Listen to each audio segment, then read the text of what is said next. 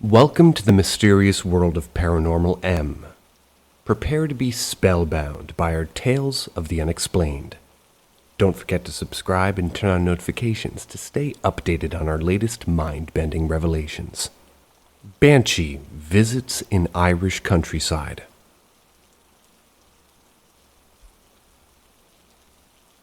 We lived in a bungalow in the Midlands. I had my own room, box room, nothing fancy, with like a bunk bed up against the wall, to the right of the door and the window on the far left side of the opposite wall. These bits are relevant. I'll explain in a bit. One night in August of 2000, I was 8. Would have been late in the night, and I woke up and looked out the window. From what I know now, it was the banshee. Some people might be dubious. They have their own options and opinions, but from what I saw, it corresponds to previous accounts. My granddad, maybe grandma or grandpa, had a similar one out by Sandy Mount. The banshee was like a fluorescent yellow, brushing its hair and floating. That's what got me. Kept coming toward the window. Had its mouth open, flesh missing in parts of the face, and it wore what looked like a dress or a nightdress. Anywho, I saw this coming toward the window and I was stuck, half in amazement and half in fear. Thinking back to it, it felt like I was being beckoned. Some innate feeling of needing to wait. Only when I realized that it was approaching the window did I bawl out for the folks. A few days later, a friend of my parents died, heart attack, on his tractor. We then moved a few years later to my mom's family home. Folks bought it. A few years ago, my dad and myself went into the house, having been out. We both heard someone run from the top of the stairs, across the landing, and toward my folks' room. It was child's footsteps. My brother was only young, but still able to climb the stairs, so we thought, crap, maybe it's him or my younger sister. Turned out they were both still in the car. When we moved into the house initially, my parents told us the story of how one night in the room below them, they heard children singing Ring-a-Ding Rosie. I call it Ring Around the Rosie. And they were laughing. There's been some crazy stuff. Pipe smoke by the old fireplace, flashes of something in the corner of your eye, and our shed. We've got a homemade gym out there, and man, there's something not right about it. I had this feeling of being watched that all of us get when we're out there. My man won't go in at times because of it. I had another encounter last year with what I reckon is the banshee. We have an old mobile home that we gave to my grandparents years back when they came to stay with us. I use it to study in, when uni exams come around. This time I was out there working away on the laptop with some music playing. I heard some whining and wailing in the background. In fairness, this mobile home isn't the greatest of shape. It's missing a second front door, and we do have cats. The only thing is, this wasn't like the cats wailing, as I've heard them before. It was mournful. As you can expect, the volume went up, and I sat until eventually it just dissipated. The following day, a local man who lives on a hill we can see from the house died. It's funny, I was talking to my sister last week and she reminded me. A few years ago, when I went to the States around July, she remembers waking up one night and looking out of her bedroom door. It's a box room that's quite, continuous with the landing. She looked out and saw this figure, pale white, mouth open, gazing at her from the window next to my bedroom door. Needless to say, she doesn't like the window. Again, a neighbor died the following day. One more and I'll leave you to it. My granddad died in 2006. A few weeks later, I was in the sitting room reading paper when I felt a pinch on my back. Checked the mirror and there were nail marks in the skin. Funny thing was, my granddad used to do it a lot to me as a kid. Plus, we were really close. My home is an 18th century Georgian farmhouse, so it's got the works.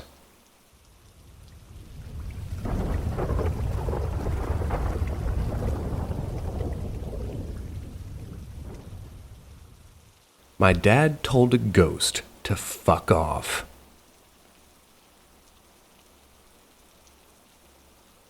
To give you some background here, I live in a 2-story Georgian farmhouse with an extensive history. The famine, War of Independence, Civil War, etc. The house belonged to a family of my mam's side. They were, from my interpretation of the stories, were middlemen for a landlord. Collect taxes from tenant farmers in the local area that held land. One relative in particular was like an active member of the IRA. Not the group recognized today, but the early group that emerged from the IRB, the Irish Republican Brotherhood. It was this person my dad saw about 2 weeks ago in the sitting room.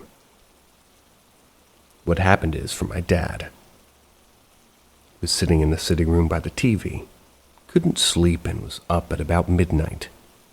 Saw flashes in the corner of his vision and ignored them. Saw said flashes again, and this time he saw someone walk into the room. And they were in a uniform, an IRB uniform. This person walked in and, as he put it, started throwing shapes. Was in some way preparing to fight. He said this person appeared grumpy and unimpressed, almost as though, like, my dad was sitting in this person's seat. So in the way only my dad could, I couldn't stop laughing at this one, even when I heard it twice over. He looked at the person and told him to fuck off. I'm not in that humor. So the person just turned around, walked out of the room. The weird thing was that he said he had this thought of a name, a family member, but wouldn't have known that the person was him, but never saw photos of him previously, and, well, the face was obscured. Only when he described the features, body shape, etc., and saw photos that corresponded to his stature and sort of habitus, did it click. So yeah, my dad told a ghost to, well, heave ho, and the entity responded.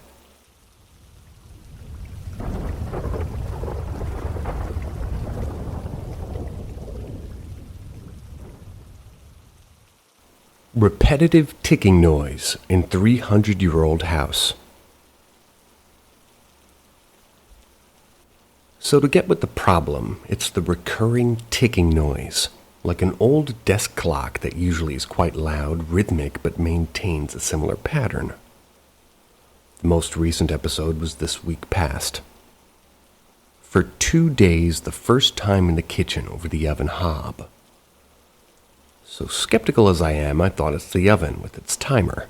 But nope, the oven's timer is an electronic beep.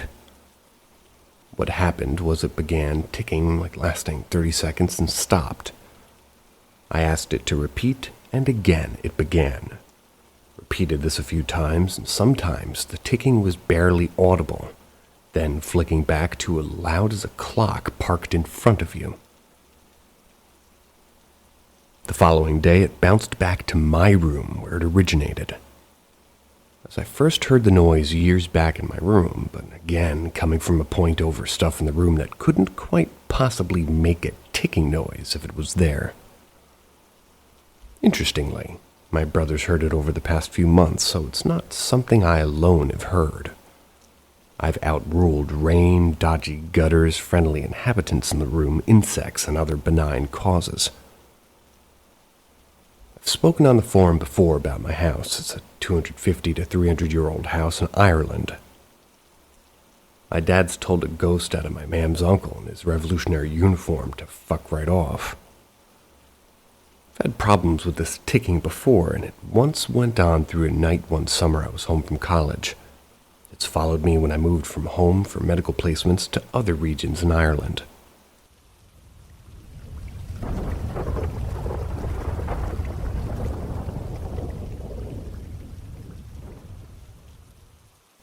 Shadows lurking with a new baby at home.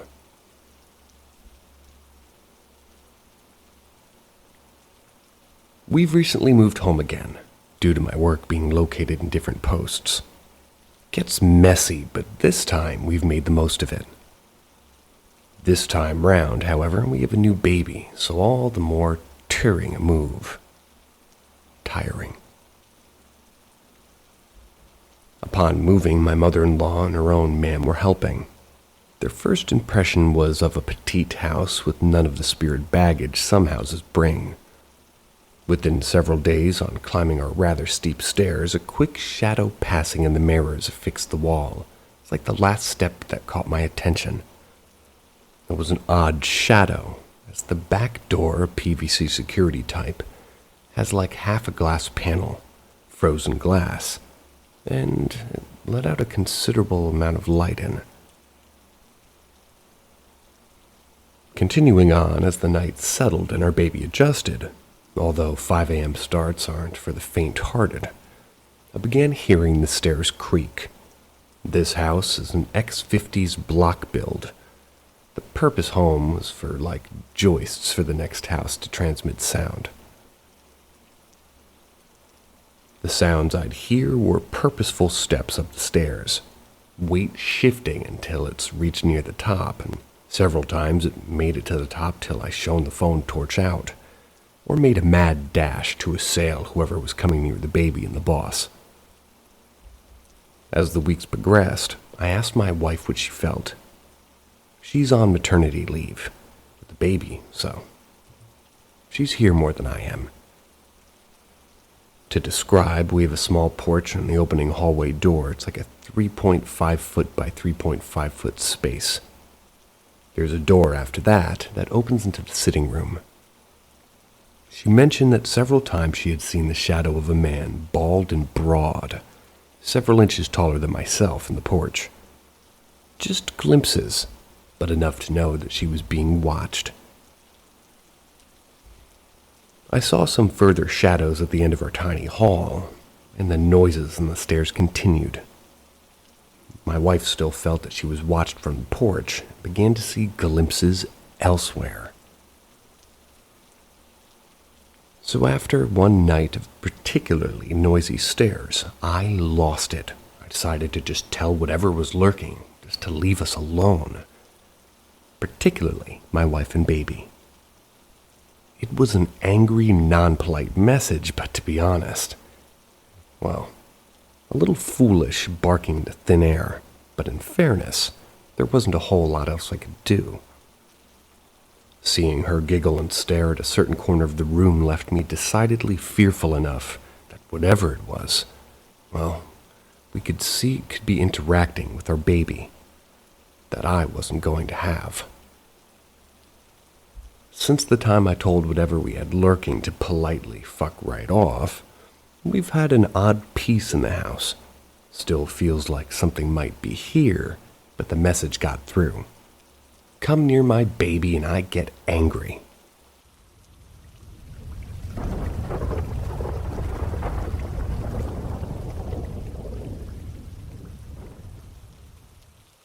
Ask Reddit. My mom and her 2 sisters, they were all in their early teens and later single-digit ages and used to sleep together in the old house that was about 100 years old, but it was small and semi-sturdy, like wood and clay and a thatched roof.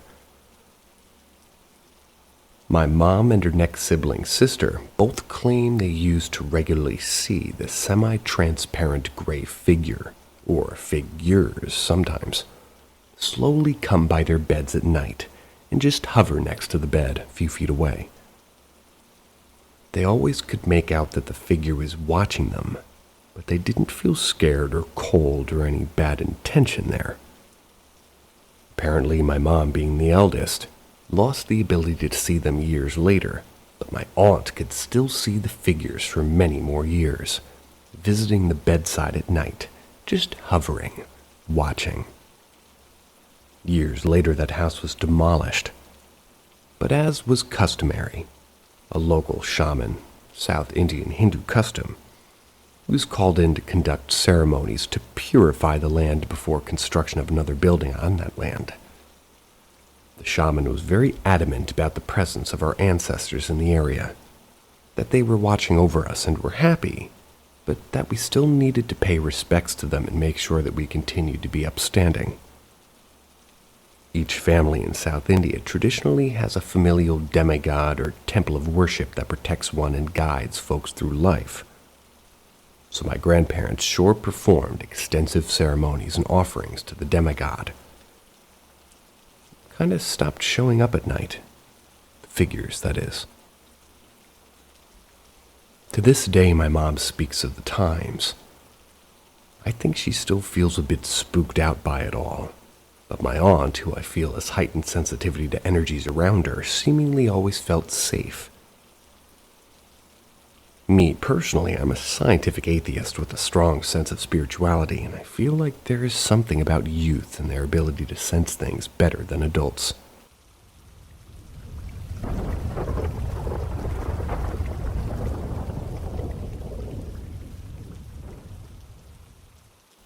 Ask Reddit.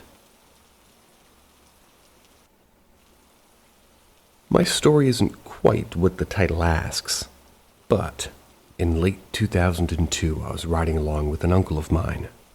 I'm from Texas, spent a few months with a truck-driving uncle of mine out in Missouri. I rode with him carrying a load to Maryland.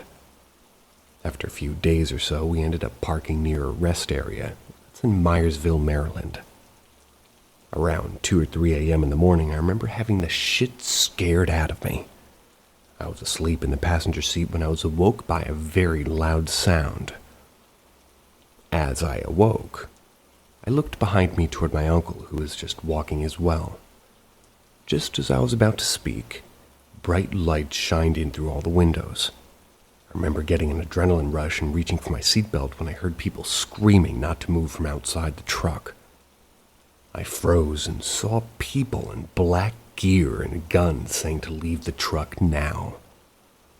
All I remember just after was the truck shaking as SWAT pulled us. The truck pulled us across the street in darkness while not saying shit. Most shocked and afraid I've ever been. Once we were near what looked like a bus bench, we heard a loud bang. Also, there was a frickin' helicopter nearby, which was sounding, well, you could hear it. Couldn't see where because it had no lights on, and long story short, we were sleeping near the Myersville, Maryland rest area where the DC snipers were sleeping. We were interviewed by a guy from the FBI when the sun came up. We were told the person that was the man shooting people on the Beltway was the suspect they arrested in the area. They didn't go into detail, but interviewed everyone there. I remember the blue car they drove being put in a trailer, and we didn't get to leave until 1 p.m. the next day. I also remember a Greyhound type of bus being there. It was full of Orthodox Jews being interviewed as well. Actually, got talked to by a news crew as well. Weird time. And doesn't seem paranormal at all, but kind of interesting.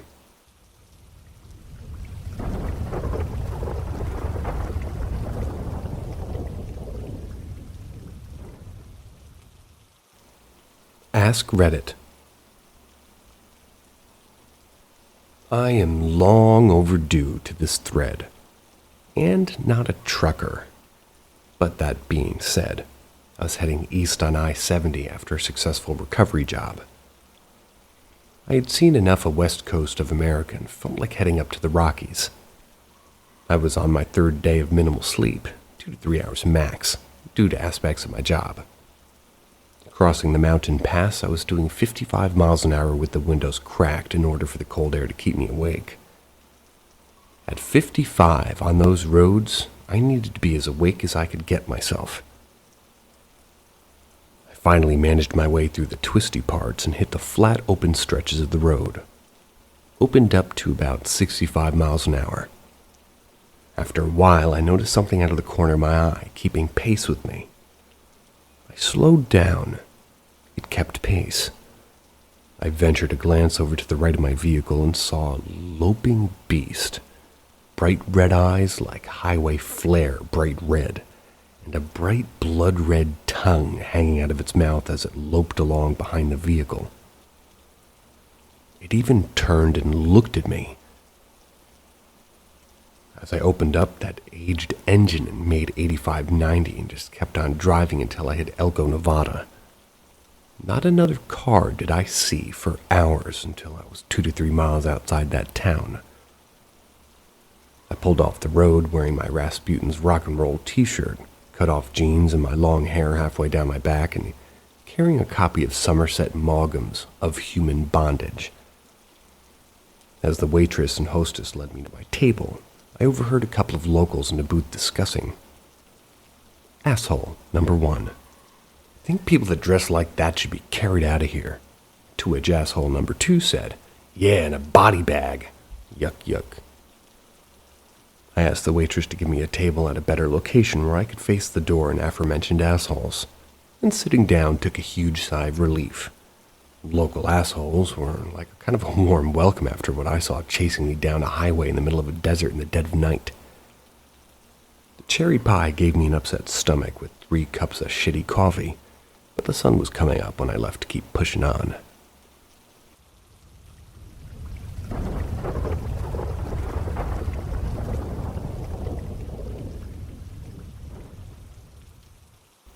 Three music box notes at night. Most nights for the past 2 weeks, I've been woken once a night at various times, but most frequently between 3:20 and 3:30 a.m. by loud, sort of tinny music box notes. Gets my heart racing each time. I don't own a music box. Turned off electronic devices, I pulled out my bed and furniture and looked for anything that could be making the sound, but I can't find any answers. I had posted on my Facebook wall when it first started happening, and we all concluded it must be some kind of auditory hallucination happening. That's when I was half asleep, but the other night I was having trouble sleeping and was wide awake for over an hour tapping away on my phone, and I heard it loud while I was completely awake and alert. And it just happened again tonight while I was awake too. I was trying to think why the 3 notes were familiar, and I think it's the go-to-sleep notes from Brahms' Lullaby, which is ironic. If it's a ghost, it has a sense of humor. The last 2 nights I've had a smart recorder app switched on my phone, the kind that only records if it picks up noise. But it didn't happen. I wasn't awoken, and nothing on the recording. Absolutely kicking myself for forgetting to turn the app on tonight. I'll keep trying.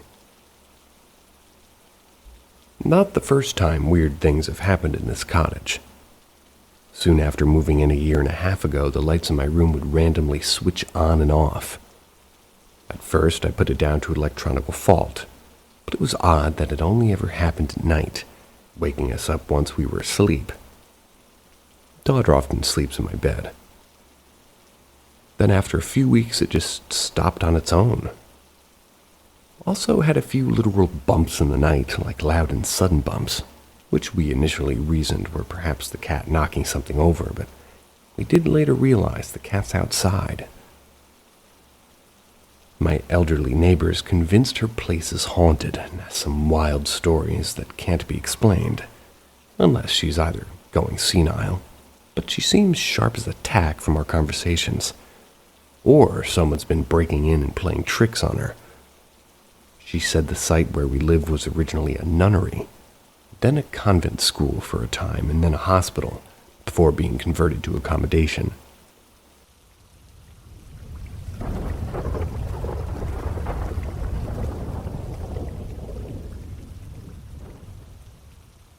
My grandfather's hitchhiker.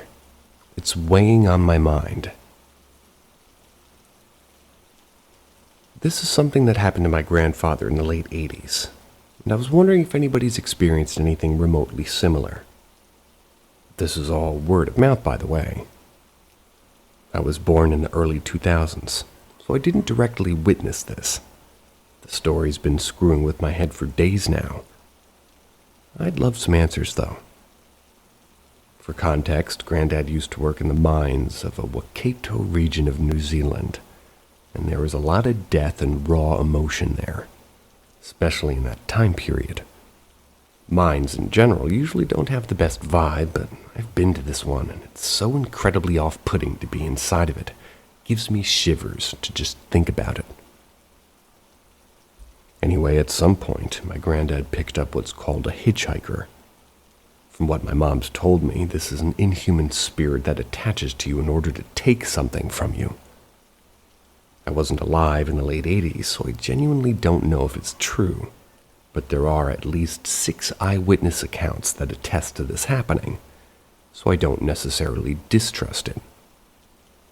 I've looked all over Google for ghost-type hitchhiker, but all I can find are urban legends and supposed car spirits. In this case, the entity wanted my grandfather's health and energy.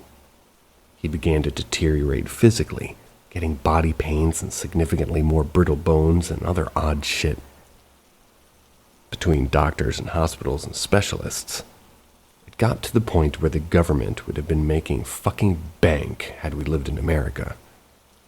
Got to the point where my nana and grandma called in the Maori priestess to help because they had tried literally everything else. For anybody who doesn't know, the indigenous Maori people of Aotearoa, New Zealand, are very spiritual folk. My grandparents believed that Granddad had picked up something from work, which was confirmed by the priest. She came to their house, and the first thing she did was ask my Nana about a necklace that had belonged to her grandmother.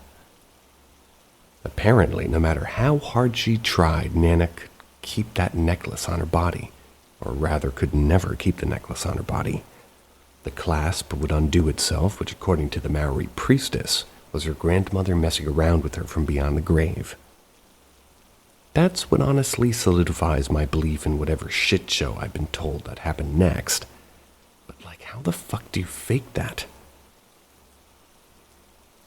She took one look at my grandfather and began to explain the concept of hitchhikers to my family. She knew that something was wrong. Now, I don't know exactly what happens here, but they started a cleansing ritual. She laid my granddad down on the couch, spoke what was assumed to be a Maori prayer, and began making scooping motions with her hands. She was taking handfuls of something from over my grandfather's body and dumping them into the air around her. She continued this for a good 10 or so minutes, and once she was finished, I shit you not, her hands were stained black, as if somebody had smeared soot on them. I know this because there's photos. I'll talk to my mom tomorrow and see if she knows where it went. It was skin-deep pigment, but even after washing her hands, there was still residue. I've mentioned this because as far as I know, my entire maternal family could be lying to me, and I have no idea. I want to know if there's anybody or anyone who would know about hitchhikers or Klingons or anything else that could be similar. Also, if anybody can feasibly justify why the woman's hands turned black would give me some peace of mind. I've known about this for at least 4 years now, but it's just been bothering me because I saw a video the other day of some ghost YouTube channel where there was an entity leaving a trail of black dust. It reminded me of this story.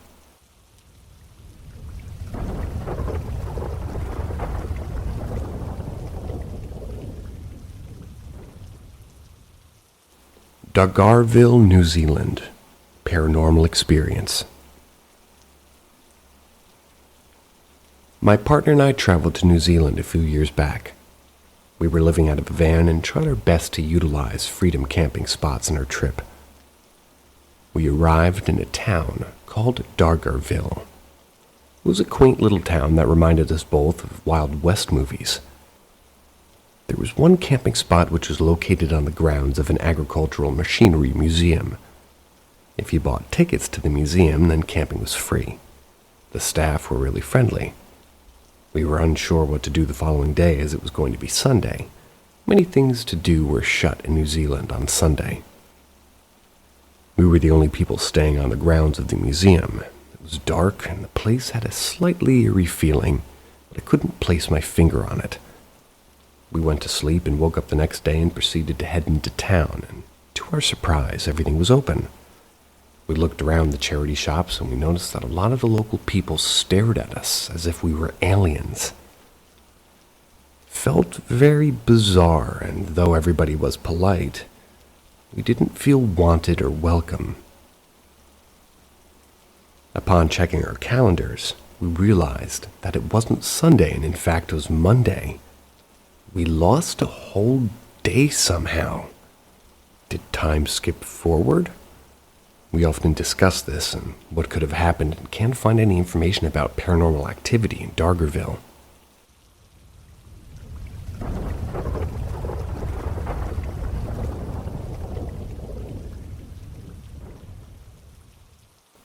Humanoid with bark-like skin. I have trouble sleeping sometimes, and when I do, I found it helps if I go for a small walk. Usually I stick to about 15 minutes just to get blood flowing and to collect myself. Today I decided to go for a walk after not being able to sleep. I decided to walk along an abandoned railroad track that's right behind my apartment complex.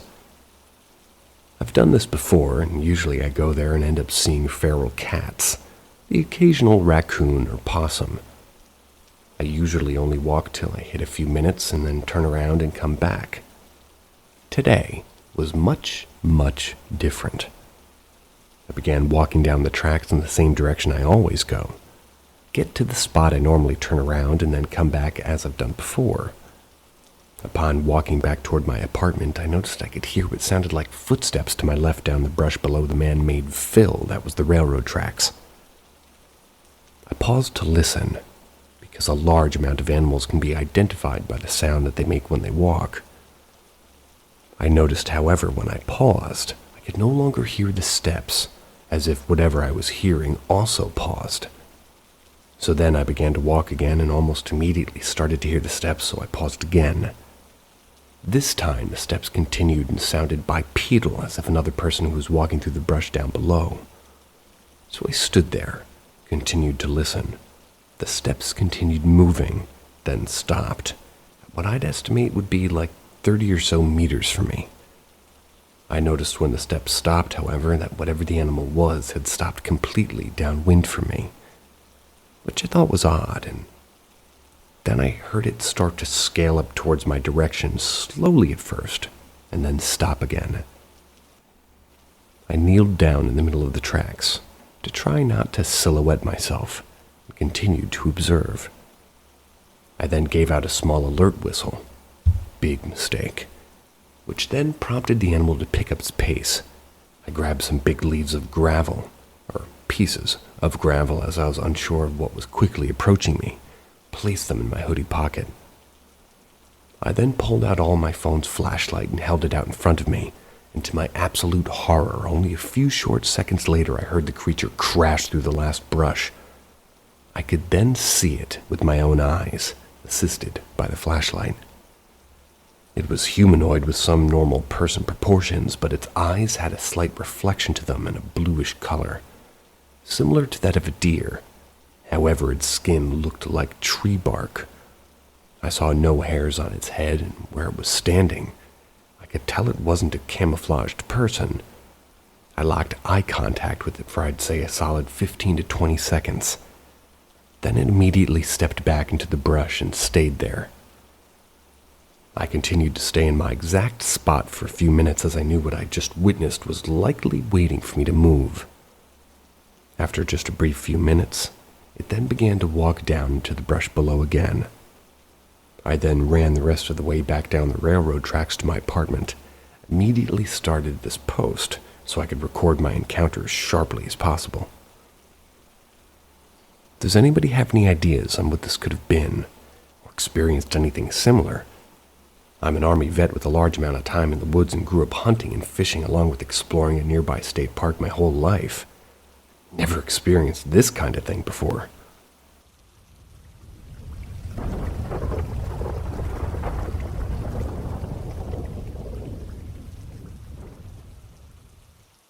Weird activities in my house.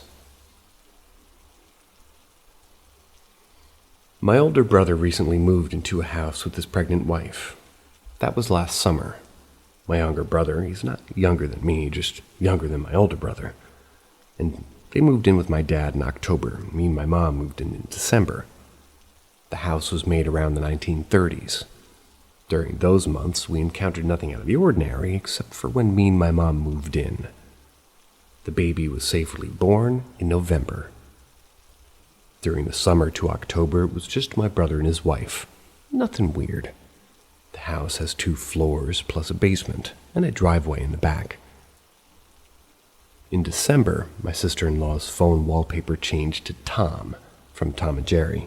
He was smoking a fat cigar, otherwise known as a stogie. She left the phone on her bed on the 2nd floor and left for 3 minutes, then came back. Nothing weird. Thought it was just a glitch. Then, in mid-January, when my older brother and his friend were in the basement, there were 3 knocks on the basement back door which leads to the driveway.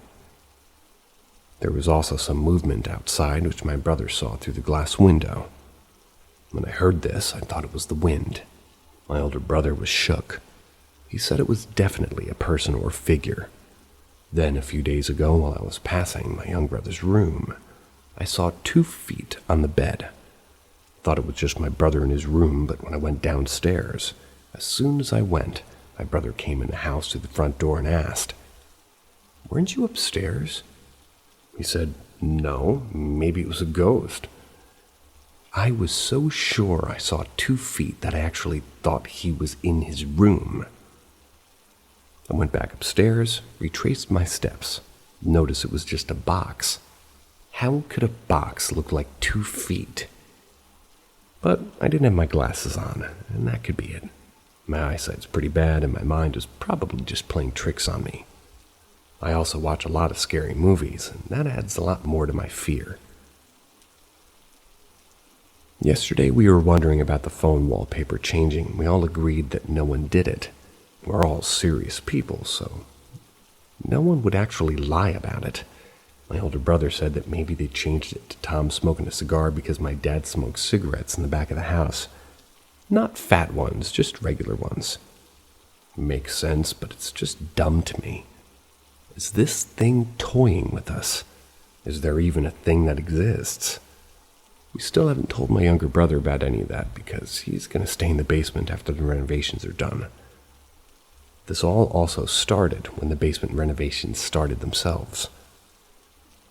My younger brother doesn't want to even go to the 1st floor if there's no one in it, because he's just that scared. Please tell me what you think, and is there something in my house?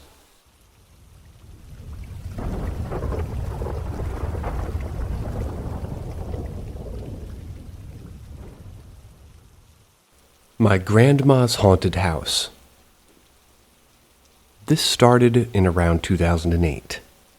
I was 8 at that time. My grandma had moved into an old house that was built around the late 1950s. It's in California.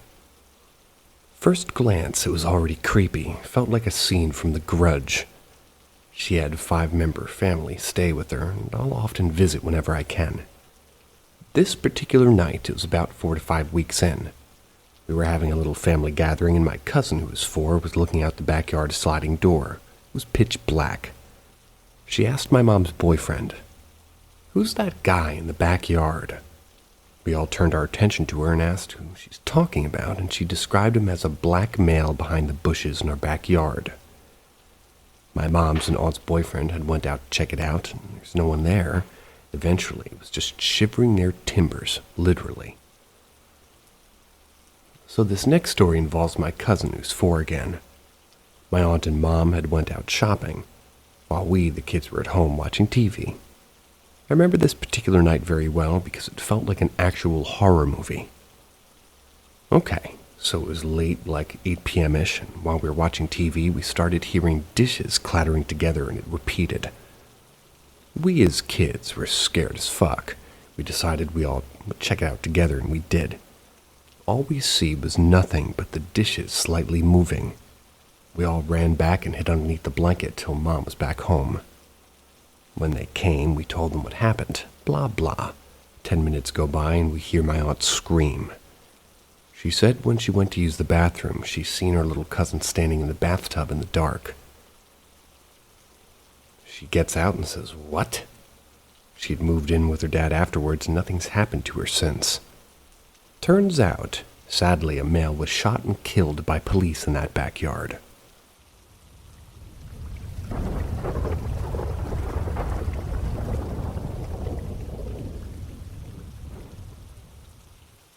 Teleporting / very fast man around rural roads. In parentheses, serious. So I was walking along a fairly rural road late at night, trying to get back to home. As I was walking along, I noticed a man walking just behind me, probably 20 meters.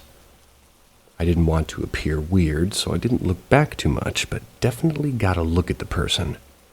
Looked to be a fairly tall, if not very well-built man. As I continued to walk, eventually I realized the man was gone. No less than about 5 minutes later, I saw a man standing on the side of the road once more, ahead of me. At this point, I was pretty chilled. I knew it was the same person for sure. Shape and the way he stood, it was him. I, who am about 6 foot tall and a Latin man who can bench 110 kilograms and have great cardio, who plays rugby every second day for reference, I'm not a pushover, but at this point I just kind of wanted out. I decided to run past him as fast as I could. I began to speed up about 15 meters from me. He ran into the foliage on the side of the road at lightning speed. Look, as I read this back, it seems like I'm bragging. I didn't mean to come off like that. I just meant to show that I don't really ever get afraid of people passing me at night. And furthermore, this is not a street. This is a back road used to get to another small town. There's no reason for anybody to be on the road, let alone at night. I'm the only person to my knowledge to ever be in this area. I'm just looking for an answer so I can go back without soiling my pants. Since what I saw, I've gone back there with a machete, but ended up leaving as twilight hit.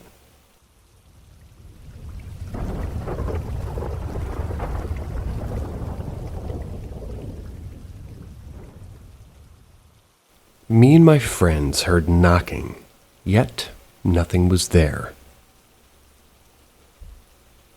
Me, a male 18, and my 3 friends, male 17, we were hanging out, and we had been in my friend's bedroom for a few hours whilst his mom was asleep. We were being quite noisy and heard 2 knocks on what seemed like his wooden bedroom door. My friend, the host, first called out and heard nothing. He then left to go to investigate. Thinking it was his mom asking him to be quiet, he found nothing. His bedroom was downstairs, so this is quite strange. He turned on all the lights in every room and saw nothing or nobody. The only thing he found his back door was unlocked. There was no sign of an entrance, though. We were all very confused, knocking all around his bedroom, yet found no true replication of the original knock. The one abnormality is my other friend heard 3 knocks, while we only heard 2, which he insinuates were quite deep and not a very wooden sound. We're all extremely concerned by this, as me and my friends the host have seen and felt things throughout his house, which is somewhat old, around the 1940s. So much so as to where the host has experienced sleep paralysis and an evil aura. If anyone knows the meaning behind the 2 random knocks or what it was, please tell me. Please inform me as to why my friend heard 3 deep knocks.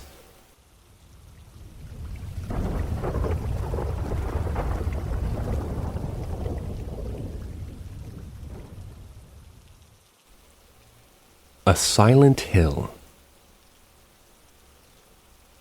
The year was 2014. It was a fine morning at my workplace somewhere in Nagaland with the beautiful scenery of mountains. We were situated at the top of hills along a new setting army camp. I was posted there as a site engineer, and a Nepali boy named Ramesh, name not revealed, was a cook cum caretaker of the site. Don't know what that means. So he received me with a welcome and began to show my room near the site, where he also had his room attached with the kitchen. Since the place was in a rural area, the houses were made of roof sheets made of tin, with plyboards fixed to the interior and plastic sheets as ceiling. Because during nighttime, water drops and they fall inside the house due to the sweating of the tins. The place was very cold with less sunlight and warmth. It's very difficult for someone like me to survive that cold, followed by precipitation every 10 minutes. You can imagine how much freezing it could be. So Ramesh would collect money from me. And every evening, for the ration and vegetables to cook during the night, during the day, we used to eat in the army canteen with free cost, which was allowed for us by our company, and they were paying for our day meals. Now Ramesh had an urge to eat fish, so he said he was good in cooking fish. So we both went outside the gate, and there was 2 crossroads, and between was the market where a fisherman sit always, but no one was buying from him. He was sitting still. I said to Ramesh, let us buy from him. So he has no customers. Ramesh argued with me, saying and showing he is the super senior than me, and he was there a month or so before I arrived. I couldn't figure it out, his rude behavior towards me, and why was he angry when I showed him the fisherman. I told him, okay, do whatever he want to do, since it was his section to look out. I escaped from there and went to buy a cigarette pack crossing that fisherman's place, and while smoking, I looked at that fisherman. He was holding a doll by his side as he was waiting to deliver it to someone special. Maybe his daughter, I guess. I walked near him with a soft tone and asked him, how much for the fish? He was in another dimension, didn't hear me, and I noticed his pupils are dilated as if he's dead from the inside. I was scared, but asked him again, are you here to sell fish? After a pause, he responded, the fish are already sold. I said, wow, I didn't see anybody near whom he sold his fish. Then Ramesh appeared from my back, and he said, what are you doing here? He had an anger in his face. Things began to escalate quickly because he insulted me once before with a heavy tone, and I replied, it's none of your business. Just do your work. He said again, you're not supposed to talk to him, stuff like that. I was like scolding him, saying, what the fuck's wrong with you? Man, it's my life. My rule. Later on, we were on the house together, and he said he just don't do things what I don't tell you to do. Again, I argued it'll be me to say what to do and what not. He said, okay, then you cook your food yourself. I'm cooking mine. That being said, I was calming myself now, and it is an unknown town, and the only person staying with me was him. So I comforted him by saying, all right, you won. I was just kidding with you and offered him a cigarette. First he denied, but later he thought he has to keep going the whole night, so he accepted. And we were friends now. Then I asked him about the matter in the market, why he behaved so awkward. He said that the fisherman was possessed by the devil. I laughed so hard I couldn't stop. He said, wait for 2 days. Here you will get to know by yourself. Okay, I said. I said that I was reading a joke on my phone and reacted to that and not to his words. That night I got to know his cooking skills, and by my surprise I got to know that he was working in a restaurant in town before joining this company. Things were going fine. We both go to work together during the day, and we used to keep records of the laborers like a site supervisor do, and also collect their ID and stuff, what a supervisor were supposed to do. He was cool with it. I was supposed to go through the blueprint of the structure and locate the orientation of the structure, like a little survey work to be done. And good to go, and so on. Things were going fine for 2 to 3 months, until one night I heard a girl crying in the woods. Since we're on top of a hill and the crossroads, one going to the top of another village and the other one going kind of down right beside the site, the house we're living, and another side of the road was a thick forest. Literally can be seen from the mountain forest all along. I then called Ramesh. It was near 11 p.m. and he was listening to some rock music with his awful sounding speaker. It was playing Highway to Hell from AC/DC. I felt like what a fucking coincidence. That guy was always drunk with the local rice beer, which he called juto. That's in his language, and I called him more than thrice. Then he responded with a bottle of juto in his hand, and I took it from him and drank, and he said, "What the hell, you took like you bought it?" I said, "I'm going to need this tonight because I'm hearing a girl crying in the woods." He said even he, too, hear it every day, but today it's too early. He always hear girls scream around 12:30 a.m. to 3 a.m. Now I knew things are going to be really creepy. Remember I said not to talk to that fisherman? I said, yes. That was his daughter dead by getting raped by the local goons, which was also some underground party. I said, really? He said, that ghost girl is out for the night hunting for males. Anyone passing from there would be killed by her because she thinks they're one of those who killed her. Then I knew, of course. I saw a doll beside the fisherman whenever I go to the market, and that fisherman would look to me as if he knows me, like from a long time ago, and wants to settle his unfinished business. Came to my room and slept, and that juto helped me to sleep, and next day passed as usual. And again, during that night around 2 a.m., I could hear the scream this time, and it was louder. And the sound was approaching as it was coming toward us the next minute. It was like screaming outside my house. I was so frightened and helpless and couldn't even call Ramesh since he always loaded at night, but beside a wall was a small hole. The sound was approaching and I could hear the footsteps too. I quickly peeked from that hole to call Ramesh. To my surprise, his door was open. He was not in the room. I didn't even hear his voice or unlocking his door bolts and hinges. I was calming myself and hiding under my blanket. Slowly, the scream was fading away. I was thinking of Ramesh, what had gone wrong with that guy. Must have gone too high with juto and baba shots. The next morning he went missing. From that day the fisherman disappeared too. Incident was reported accordingly to the army authorities and they declared red zone. Trespassers will be persecuted. I managed to get out of this mess though, but the real mess was Ramesh.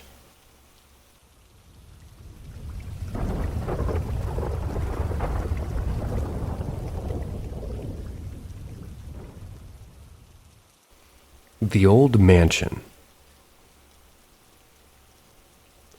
The old mansion had been abandoned for years, but it stood still proudly at the top of the hill overlooking the town. People would often talk about the strange occurrences that would happen there. Some claimed to have seen lights flickering in the windows at night, while others swore they heard the sound of someone playing the piano on still evenings.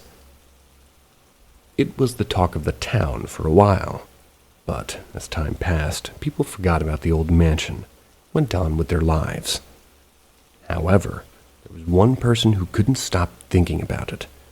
His name was Jack, and he always had been fascinated by the old mansion's history.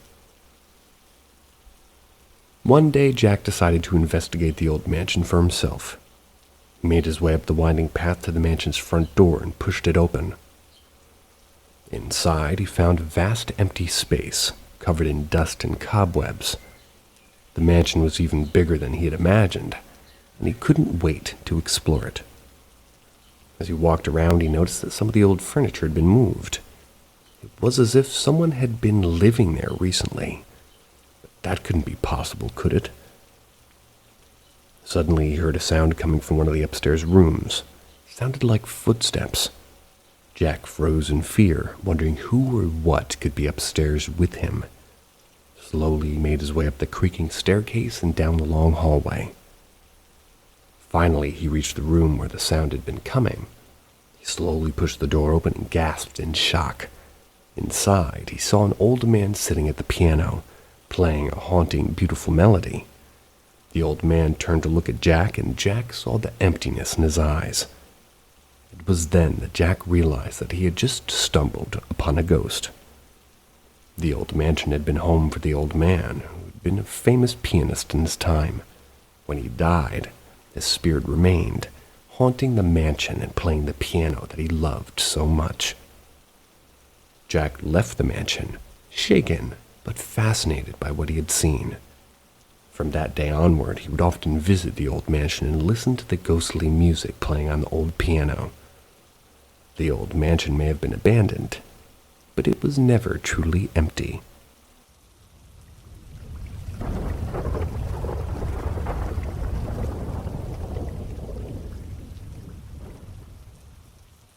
Wicked Witch. There was a village across the other side of the road where I spent my childhood. It had a small catcha road between two small huts, and it leads to the path that joins the highway to the other part of the city. It was a very long time. I never went there, really, since my childhood, but there was an incident that happened when I was a small kid. I still remember those beautiful sceneries I had across the fields. Memories of nature, quite comforting. I wish if I could go back in time and stay there for a while. So across the field was a hut of an old lady who always shouts at people unnecessarily since she was old, and people would not really do anything, but some would taunt her, so she shouts more. At night, that village reports of hearing an old lady asking for food, weeping and knocking on everybody's door. But it can't cross the road because this side of the road is not a village but a township. It has a proper boundary fence, not even a cattle can pass through it. A few days passed.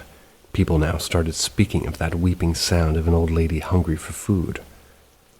They hear that sounds disturbing their sleep, and they doubt that an old lady across that field, so they were superstitious that some of the old men suggesting to bring a tantric to know about that weeping lady.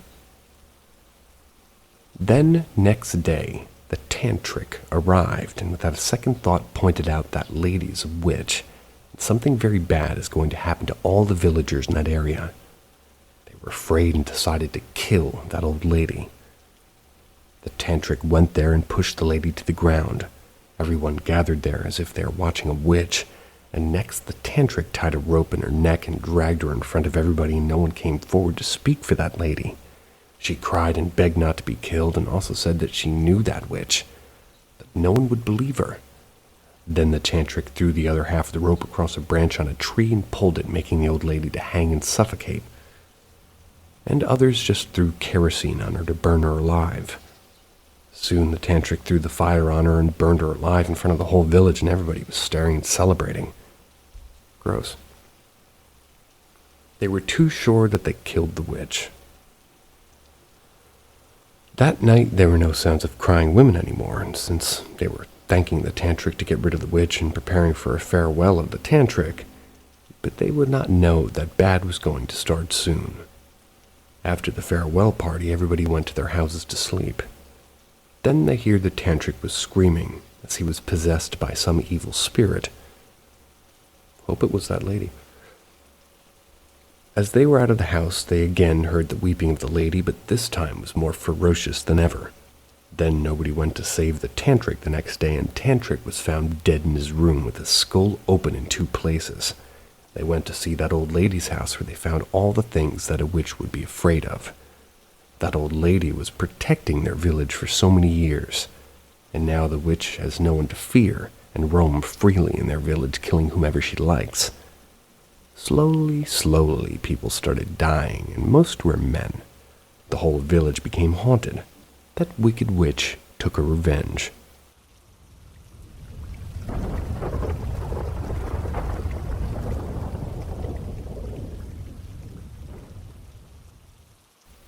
Spectral figure. As I sit here in a dimly lit living room, the only sound echoing through the empty halls is the soft ticking of the antique grandfather clock. Shadows dance along the walls, casting eerie shapes that seem to shift and morph with every passing moment. I can feel the weight of the silence pressing down on me, suffocating and heavy. I try to shake off the feeling of unease that's sort of settled deep within my bones, but it clings to me like a shroud. I tell myself that I'm being foolish, that there's nothing to fear in an empty house, but the hairs on the back of my neck stand up on end nonetheless. Suddenly, a chill sweeps through the room, causing goosebumps to erupt across my skin. I wrap my arms around myself, trying to ward off the cold, but it seems to seep into my very soul. Then I hear it, a faint whisper, barely audible above the rustling of the curtains. My heart pounds in my chest as I strain to make out the words. Sounds like a name, whispered with a mixture of longing and sorrow. Feel a shiver run down my spine as I realize I'm not alone in this house. Panic grips me as I scramble to my feet. My mind races with fear. I stumble through the darkness, the shadows seeming to reach out for me with icy fingers. Call out into the void, but my voice is swallowed by the oppressive silence. And then I see her, a spectral figure standing at the end of the hallway. Her features obscured by the darkness. She reaches out to me, beckoning with ethereal hands, and I can feel the pull of her presence drawing me closer. I want to run, to escape this nightmare, but I find myself unable to move, mesmerized by her haunting beauty. I take a hesitant step forward, drawn inexorably toward her. As I reach out to touch her, everything fades to black, and I'm consumed by the darkness.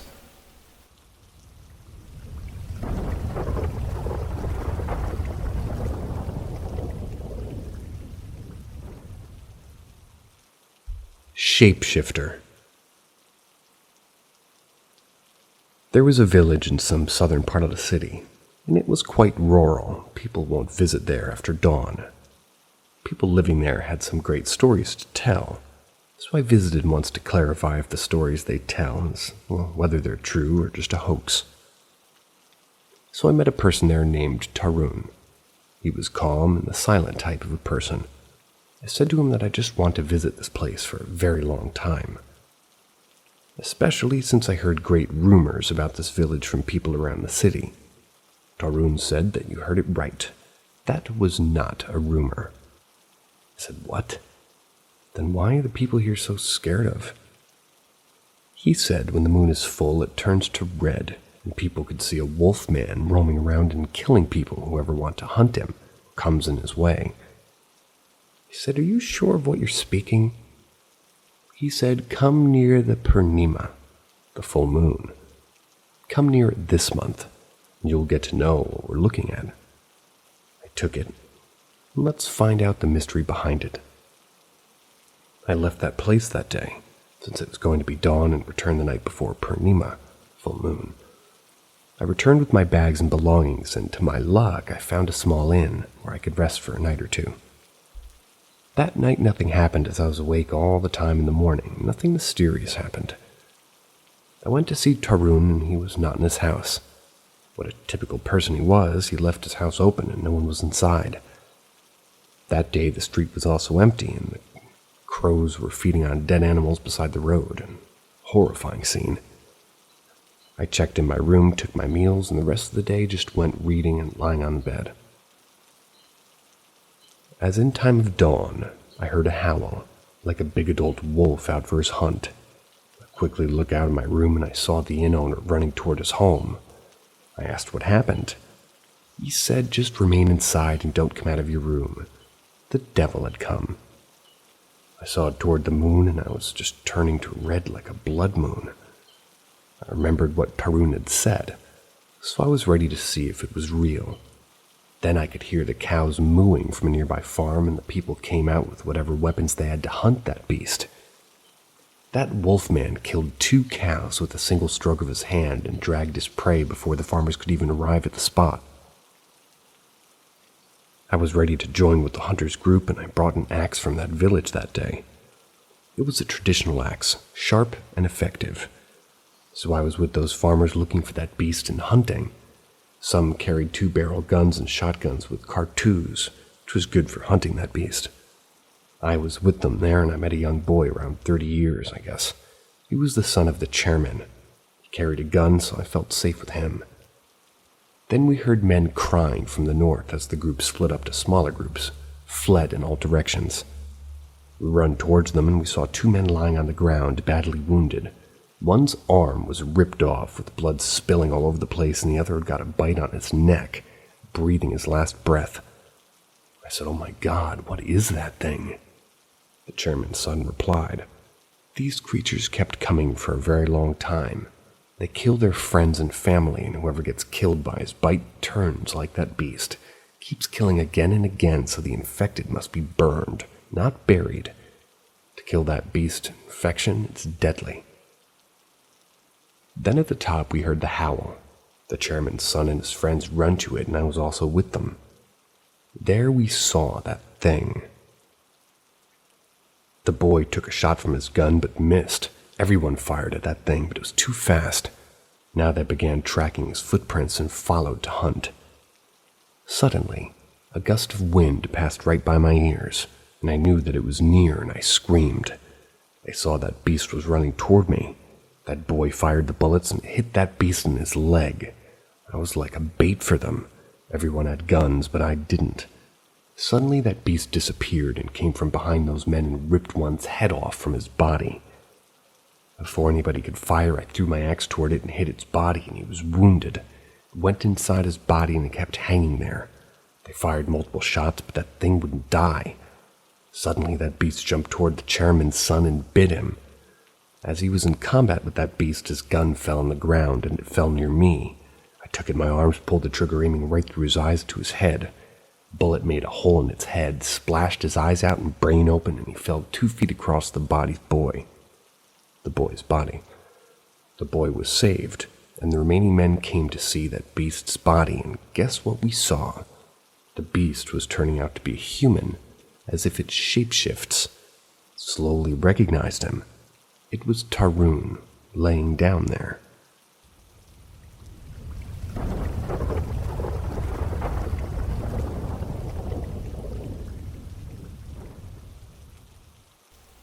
La Llorona. La Llorona, often referred to as the Weeping Woman, is a legendary figure in Latin American folklore.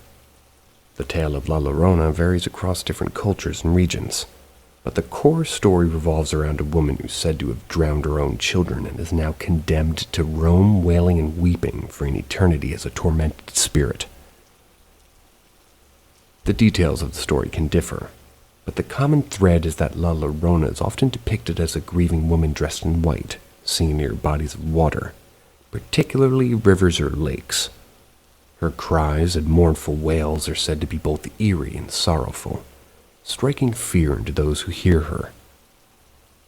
This legend has been passed down through generations, serving as a cautionary tale to children.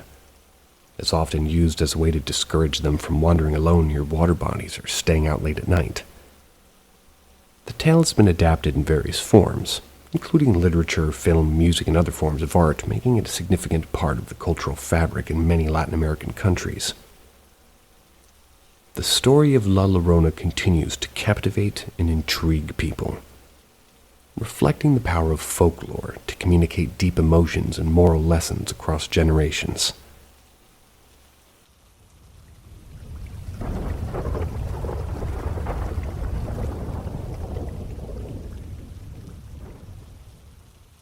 Step into the shadows with Paranormal M, your gateway to the supernatural.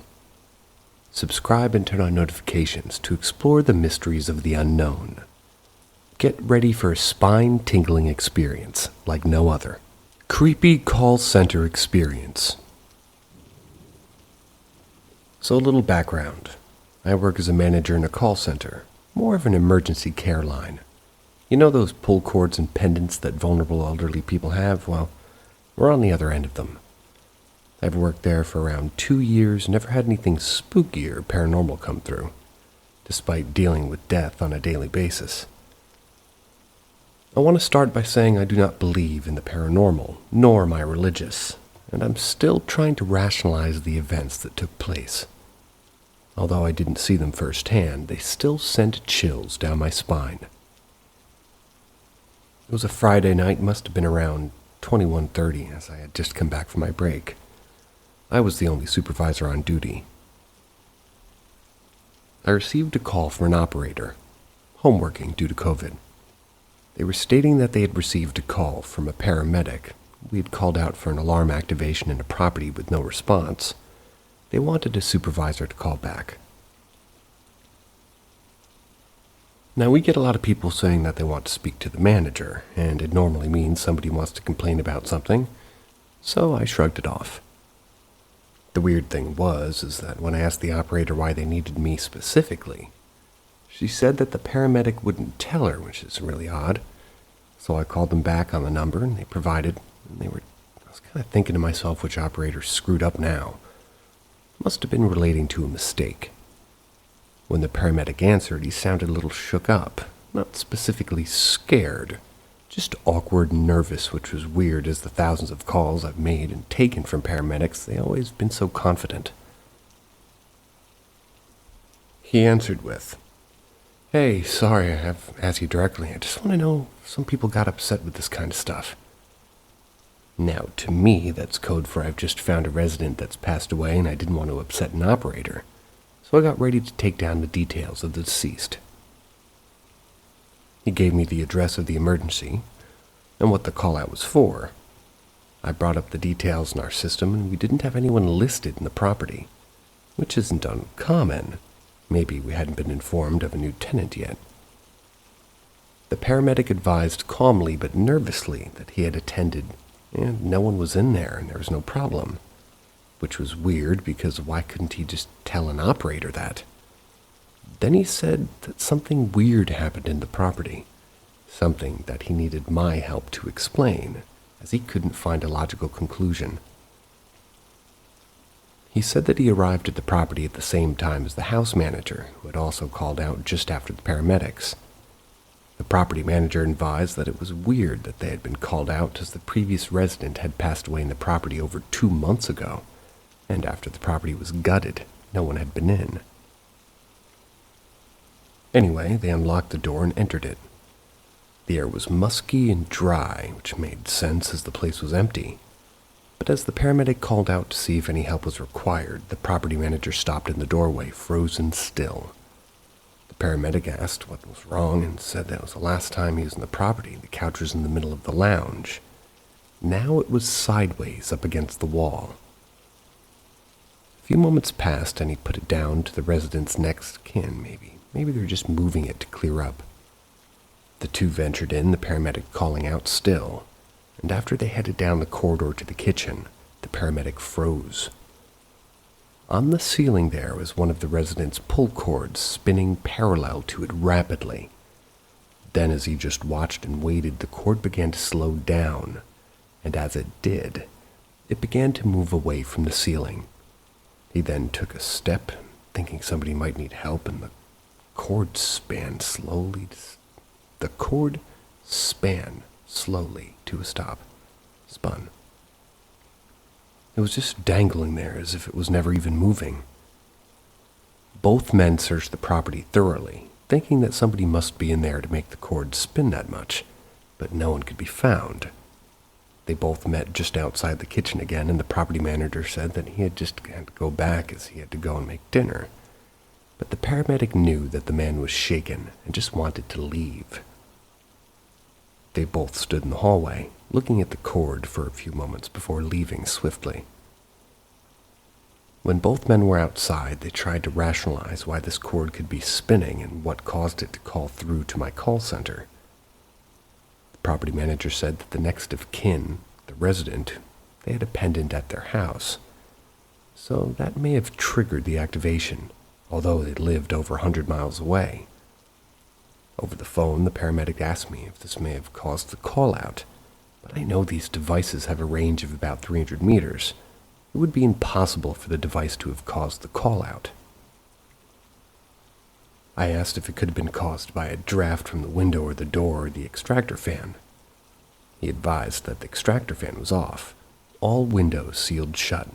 There was very little wind that night, and due to the location of the kitchen, there was no way that any breeze from the door would make it in there. Now, I just want to reiterate his tone of voice. He sounded genuinely concerned. Said that in his 11 years on the job, he had never, not once, seen anything like it. I had only been working in the call center for 2 years, and this is the first time something like this has come through to me. He said that it reminded him of watching one of those ghost hunter shows where the mystery can always be put down to special effects. But but he couldn't explain what he had seen. It was making him uncomfortable. He also let me know that he was going to call me from his responder car just outside the property, but he got a strange feeling that something was watching him. He drove a mile up the road before calling. Anyway, he said that we could update our notes as there was really no one in there, and he was going off to get himself a drink. It was the end of his shift, and he needed to forget what he had just seen. I wished him a good rest of his night, and the rest just sat there thinking of what could have caused the pull cord to spin. Don't get me wrong, I could easily put the, activation of the alarm down to maybe a simple error. Happens all the time, but nothing could explain what he saw on that property. From my perspective, if a resident or next of kin or even property manager had advised me of the happenings in the apartment that night, I would have chalked it down to them just being a little crazy. But a paramedic who sounded genuinely terrified while telling the story on the phone, that just doesn't sit right. I don't know what caused the pull cord to spin, and I never will. I just hope this is the first and last time I hear of something like this happening.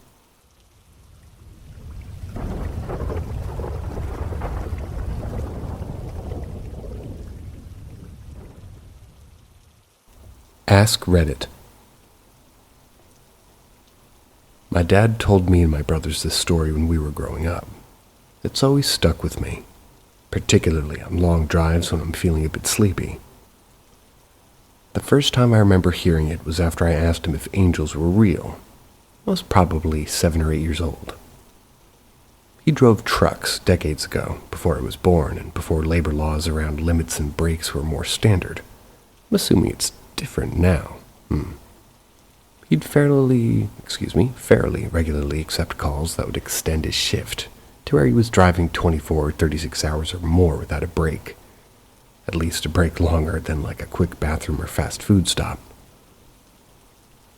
My dad has a pretty mathematical brain. He's the type to make up logic puzzles out of something totally mundane just for fun.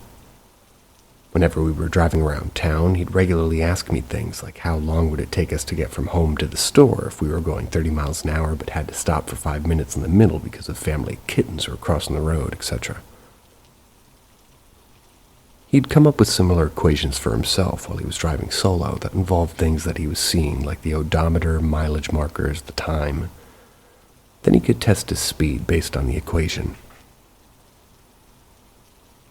One night after having already driven a particularly long day, he noticed his eyes getting droopier and the whole roll down the window and blast the music up thing didn't seem to be helping much. It was a rainy night on a pretty windy mountain road without a shoulder to pull over safely. So he started doing those logic games out loud to keep alert and keep awake. He was saying something to the effect of, I just passed mile marker 146. So what time will it be when I reach 200 if I'm going 55 miles an hour? He closed his eyes, took a deep breath, and felt his head do the nod jerk thing when he woke up with a gasp. He opened his eyes to see he was driving straight toward mile marker 158, which would have sent his whole truck tumbling down a random-ass mountain ravine. He was able to crack the course safely back, but it was a matter of seconds between that reality and certain death. He insists to this day that he slept through 12 miles of windy mountain roads going 60-plus miles an hour, only to wake up right at the last moment between life and death. The story usually ends with him tearing up saying, I don't know if there's angels, but I know there's something bigger going on in this universe than our human brains have been able to understand yet. If I wouldn't have woken up right when I did, you kids wouldn't be here today. And that's something that feels pretty close to spiritual.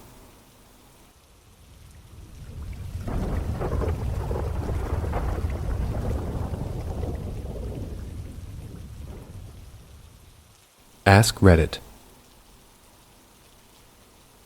I have two, both of which occurred fairly recently, not long after my grandfather's passing. The first one was when one of our kitchen lights, which we've never had a problem with before or since, went through this weird 3-week period of its like light bulbs just spontaneously burning out. And it would be only after just a few days after we had put them in. We went through several bulbs, several boxes of bulbs. The same results every time. We even called an electrician to see if there was some sort of power surge going on. Couldn't find any sort of explanation. It was only that light. None of our other appliances had any sort of problem. Then one night one of the bulbs randomly exploded out of nowhere at like 10 o'clock at night. That's when the light wasn't even on.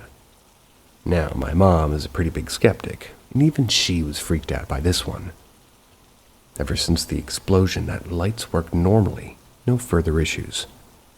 The second one was my dad's telescope randomly falling over when I was home alone. For context, my dad's telescope is big, very heavy. This fact is important. My parents, coincidentally, were visiting my grandma, my late grandpa's wife. I stayed behind because I had a test due that day, and I'd completely forgotten about it. Thanks online course for not notifying me. Anyway, so I'm home alone, kind of mentally kicking myself for my stupid mistake and not being able to go see Grandma because of it. That's when I hear the loudest crash I've ever heard in my life coming from downstairs. It sounded like the front door being slammed open. I thought someone was breaking into the house, and I'm legitimately terrified, like fight or flight response fully activated. Grab my knife, go downstairs, mentally preparing to stab a man if I have to. My dad's telescope is on the floor. That thing is way too heavy to fall over on its own. There were no open windows, so I couldn't have been the wind. Something would have had to have pushed it, but when I searched the house, no one was there. What was even creepier was that there were like drag marks on the carpet, meaning that the telescope moved at least a few inches along the floor before it tipped. Still freaks me the hell out.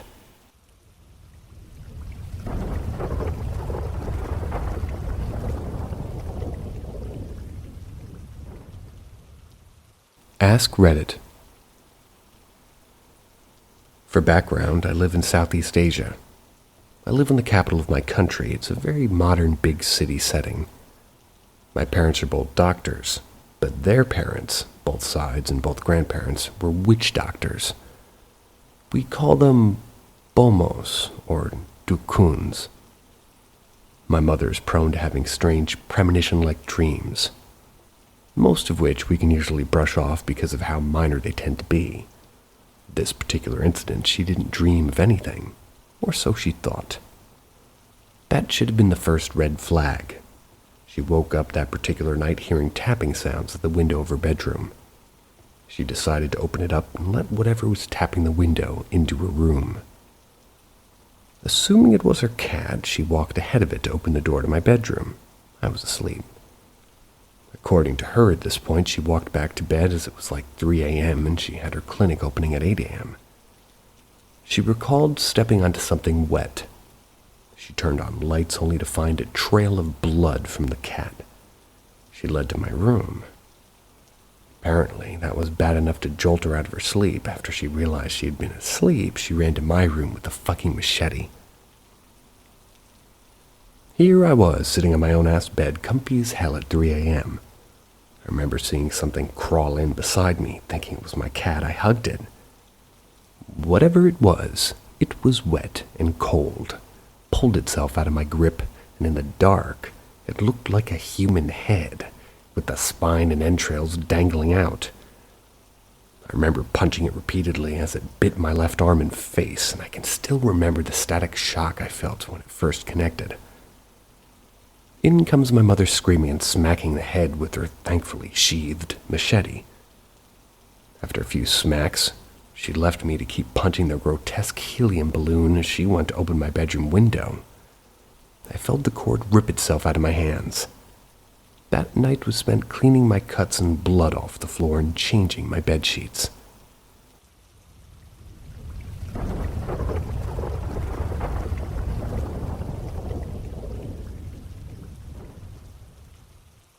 Ask Reddit. I was chilling in my mom's room, and we were both lying on her bed. She was watching The Conjuring 2 on the TV, and I was laying on my stomach while using my phone right next to her. We were head to head. I couldn't see what was on the TV, mind you.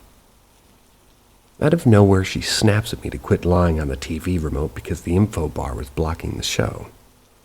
I looked up, asked her what the heck she was going on about, and the info bar that showed up when we changed channels was going crazy. The TV channels where I live are 3 digits, and it kept going 666-666-666-666 continuously. Furthermore, the remote was right in the middle of us, nowhere close to either of our body parts. We're both looking at the remote hanging out in the center, and we both look back up to the TV still going crazy. A few seconds after we realized where the remote was, it totally stops. I thought the number pad was sticky or something, but it wasn't. A lot of weird stuff has happened in this house. We had our, do I have to specify, Catholic priest from the parish that we attend from a house blessing twice.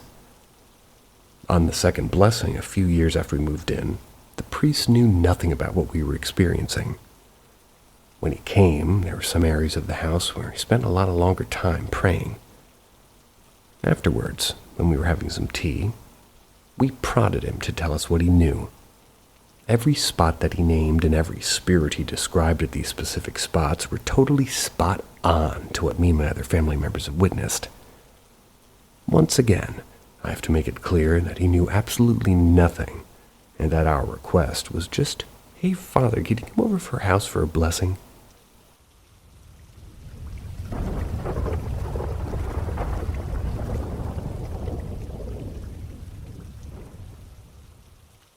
Ask Reddit.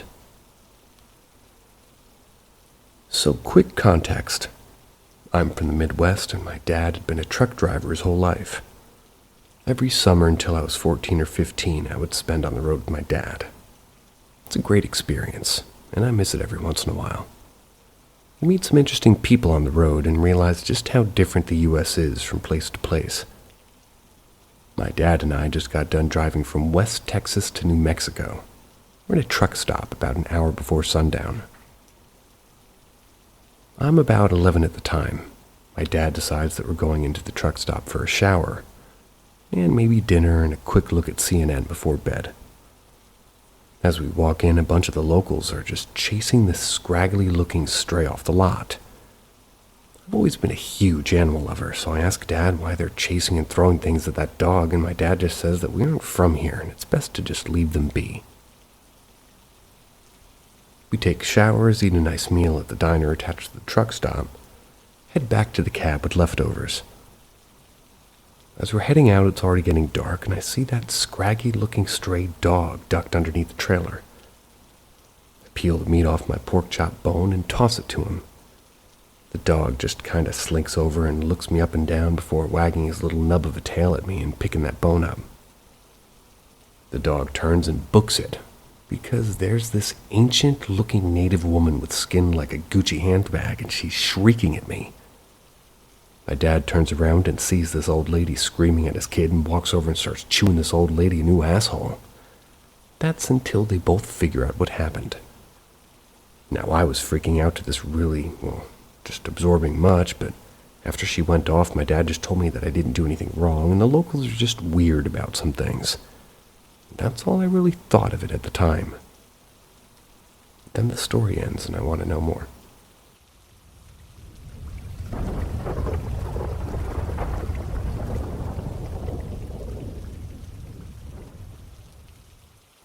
What was this thing?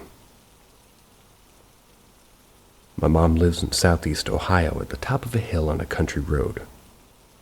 One day my son, age 8 at the time, was riding his scooter up and down the road, something he wasn't allowed to do for safety reasons. So this country road is woods on both sides, but they aren't particularly dense on either side. The fields, like a utility crossing, splits the roadside woods from a bigger section of forest. He suddenly comes running up the hill, white as a ghost, teary-eyed, says that he saw something scary in the woods. He's almost inconsolable. He finally gets calmed down, and we ask him what he saw. He says it was kind of like a stick figure, but thicker.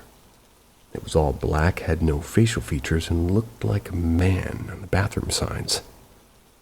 Of course, we went to check, and he took us to a specific area, pointed out exactly where it was, Even showed us how much taller it was than a dead tree in the area, roughly 7 feet tall. He was physically shaking the whole time, and he was showing us and talking about it. We told him it was probably a warning to stay off the road, but what could it have been? Anyone ever seen anything like this before?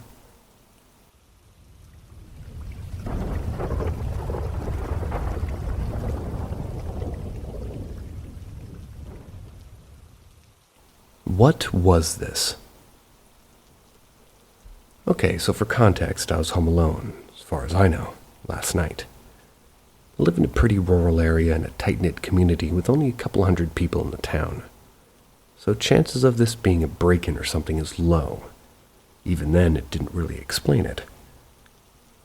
I had 3 rather creepy experiences in the middle of the night last night. I have always been a rather disrupted sleeper, waking up several times a night for no apparent reason. But nothing like this has happened in a couple of years. Prior incidents have been chalked up to overactive imagination of a young kid. I'm now old enough to be almost certain that the most recent incident was not my mind playing tricks on me. So I wake up in the middle of the night and there's this banging sound coming from my kitchen or veranda. I have cats, so I don't really suspect much, but I go to check just in case one of the cats is injured or scared. When I get into the kitchen, my cats are nowhere to be seen. I presume that the banging was the wind. That's until I turn around, look out one of my windows onto the veranda. The lights suddenly flick on into a red color. They're those Christmas-type tree lights that can change to any color and have no motion sensors on them. The switch to the lights is also outside. My cats are kept inside, so it couldn't have been them. I go back to bed a little bit creeped out, and I wake up again a couple of hours later to a weird scratching type of sound coming from the corner of my room. Except I can't see what could be causing it. It sounds like claws being dragged along the wall, but when I look, there's nothing there. I turn back around my bed, and my dog's bed. It's been moved into the middle of the room. She's nowhere to be seen. My dog is a small Jack Russell, wouldn't have the strength to move the bed. This terrifies me a little bit because my dog has separation anxiety and gets scared when I exit a room. She follows me everywhere, would never leave a room that I'm in, at least when she has a choice. Some of you may be assuming that she left to use the litter box or something. She would rather go to the toilet on the floor in a room I'm in than leave to use the litter box. Trust me, it's happened. I go back to bed once again, very creeped out. This final incident is the one that scared me the most. I once again wake up and it's still late at night. There's no noise to prompt me to leave bed, so as I mentioned earlier, I wake up a lot during the night. This isn't unusual, so I close my eyes and try to go back to sleep. It's only been a few moments when I hear a feminine voice kind of whispering in my ear. She talked for a couple of minutes in a language I couldn't understand. I didn't open my eyes to see if there was anybody there, because if I can't see them, they can't see me. I don't remember falling back asleep after this, and I woke up in the morning with perfect recollection of all the events.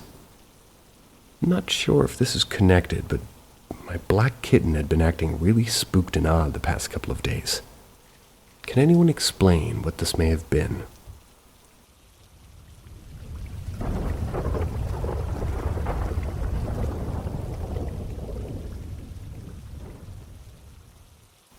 My girlfriend saw my uncle's death.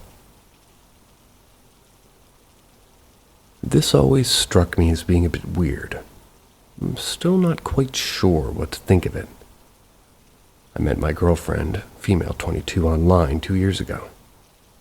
We lived 4 hours apart and hadn't met at the time. We'd been talking for a couple of weeks, and at this point, I'd mentioned my uncle to them. He'd been a huge part of my life, and he sort of stepped in as a father figure for me before I had to move far away from him at 9 years old. When I was in my teens, my uncle unfortunately passed away. His death had greatly affected me, and I'll be honest, I'm still not over it. Never told my girlfriend exactly how he died. I just let them know that he had passed away. and that I miss him and have some regrets that I didn't contact him more. My girlfriend had never met my uncle, as they've never been in the same state. I had never even shown my girlfriend a picture of him as well. Well, one really nice day I decided to walk to work. While walking, I was speaking with my girlfriend over the phone, which is when it seemed like out of nowhere my girlfriend asked me what my uncle looked like. I was a bit perplexed, but described my uncle to my girlfriend, who oddly enough was giving me details of what he'd looked like. My uncle and I didn't look alike at all, by the way. Before I could get in those details, the really odd question was asked. They asked if I'd be willing to share how my uncle died. I agreed to share the story with them as kind of a bit tragic and upsetting. I won't go over all the details here as it's very personal. I apologize, but I don't want to put his death out on the internet. He had an accident, though, and it was truly heart-wrenching. As I told my girlfriend the story, they began giving me details on everything that happened. I was shocked and a little unsettled. My girlfriend was able to practically tell me how my uncle died and details about where he was when it happened. I didn't know what to say, but my girlfriend then told me. I had a dream and had seen this all happen. I'm not sure how that happened. I do know that my uncle sometimes appears in dreams and checks up on us. My mom's told me he'd appeared in her dreams and told her that she needed to wake up so she'd be ready to take me to school in the morning before it was too late. He's appeared in my dreams as well with his iconic laugh and just would check up on me. I'm not sure what that means. I'm not sure if he shared that information with my girlfriend and why his death, if he did, or if it was beyond that. It's still something I think about 2 years later with my girlfriend.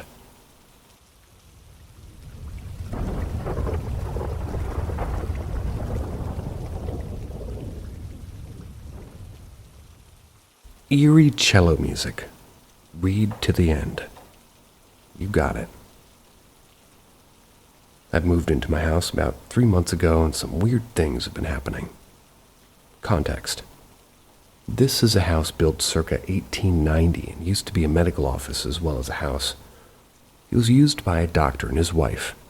Couldn't find out what specialty it was, but he just did some consulting here. The doctor died in his bed in the house. His wife also died here too. There was a murder that happened next door where a man stabbed his brother, but this wasn't in this house. It was the neighbor's. I have the biggest bedroom, and although I've been trying to find the blueprint since I moved here, I have nothing. I think my room must have been the master bedroom and potentially where they died. Some slightly weird things have been happening. Some things that, although weird or weird coincidences, they can be explained scientifically except for one. First thing is that happened. It was very commonly, it's like the wall behind my bed. By the way, there's nothing behind the wall in the house, just ends there. Makes a lot of noise. Imagine if you'd taken a sledgehammer to the wall and hit it really hard. You know that sound of the subsequent falling of materials? That's what I hear.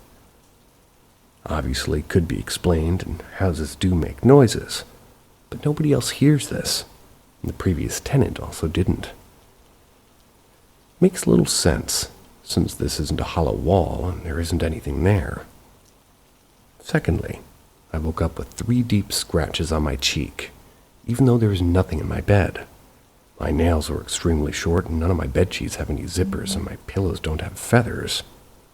Thirdly, I have a salt lamp beside my bed which has previously been pat-tested by the university and deemed safe for use. It started flickering when I was on FaceTime. I was with a friend, so I jokingly said, "Oh, hi, Dad." For context, my dad passed away a couple of years back. The second I said that, the switch of the lamp started heavily smoking and sparking. Obviously, things break, but weird that it happened right after I said that. The one that I cannot explain is the one that happened 2 nights ago. For context, I'm a cellist, but my cello is currently in a different city. I had a recording of me playing the cello and learning a song, and I stumbled across it on my camera roll, so I played it. It was one of the first times I played the song, so it wasn't very good and contained a lot of mistakes. I played it and cringed, turned it off, went to do something on the other side of my room. I started hearing the recording again, so I just assumed my phone was playing the video again, so I went back to it.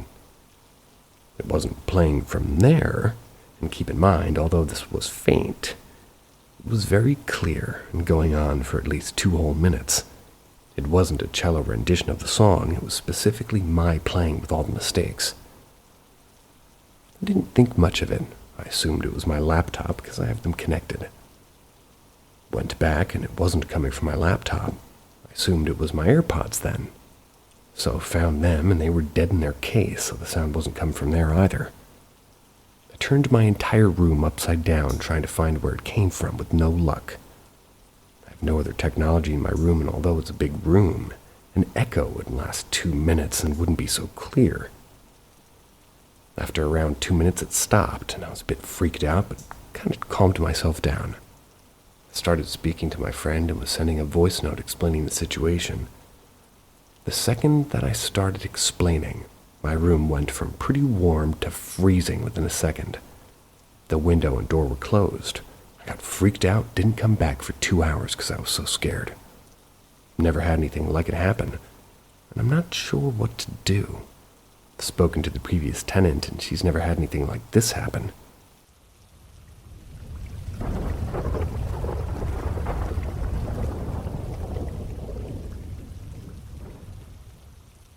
Ask Reddit. Working on ships, some are pretty old, and you hear some weird stories. 4 years ago, during a South American season, I used to hang out with the Brazilians. Fun and all cool people. One was a gift shop manager. He'd rant and rant about how his team is lazy and how they keep trying to weasel out of working because they claim to see a little girl running around the gift shop. One night we were having coffee with the head of the photography department. He's a bit extra salty, talking about how he'll have to do an extra couple of hours because of his team. In the middle of the night, I get a call from the photo manager.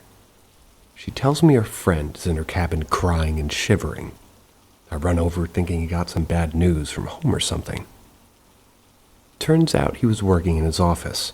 The door faces a long mirror that covers most of the wall, the closed section. And after hearing giggling, he saw the shadow of a child run through the reflection, as if she was leaning to look into the door while trying to hide, only in the reflection. He says he jumped up and ran out, and the giggling and the sounds of tiny feet running around the shop and into the casino. It's on the same deck. I'm not big into the paranormal, but the following day I mentioned this to my boss. She told me that about 20 years back, a little girl came out of the theater with her parents. She was running up ahead of them around the gift shop, but eventually she went into the casino, coming out of the atrium. A drop with glass lifts, and that goes from deck 12 to 5, so it's a good drop. She leaned over the railing to look down, lost her balance, and fell, breaking her neck on impact and dying. Apparently it was a common sighting at the shop and casino.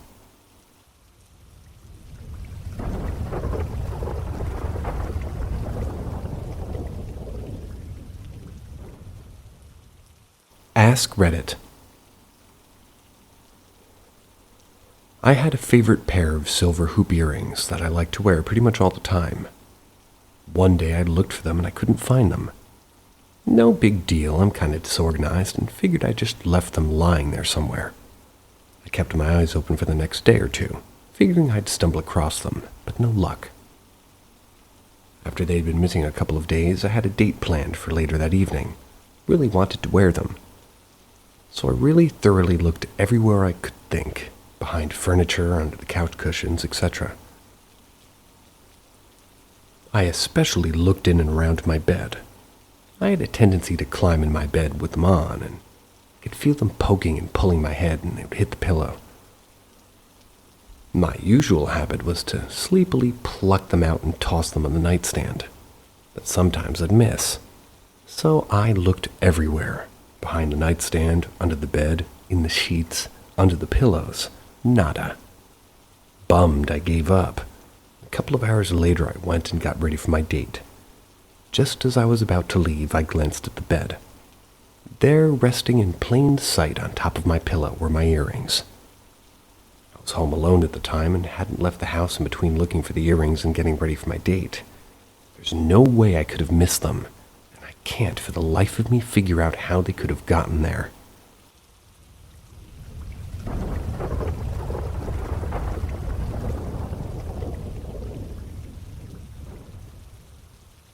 True ghost stories from the Caribbean, or Caribbean, however you want to say it.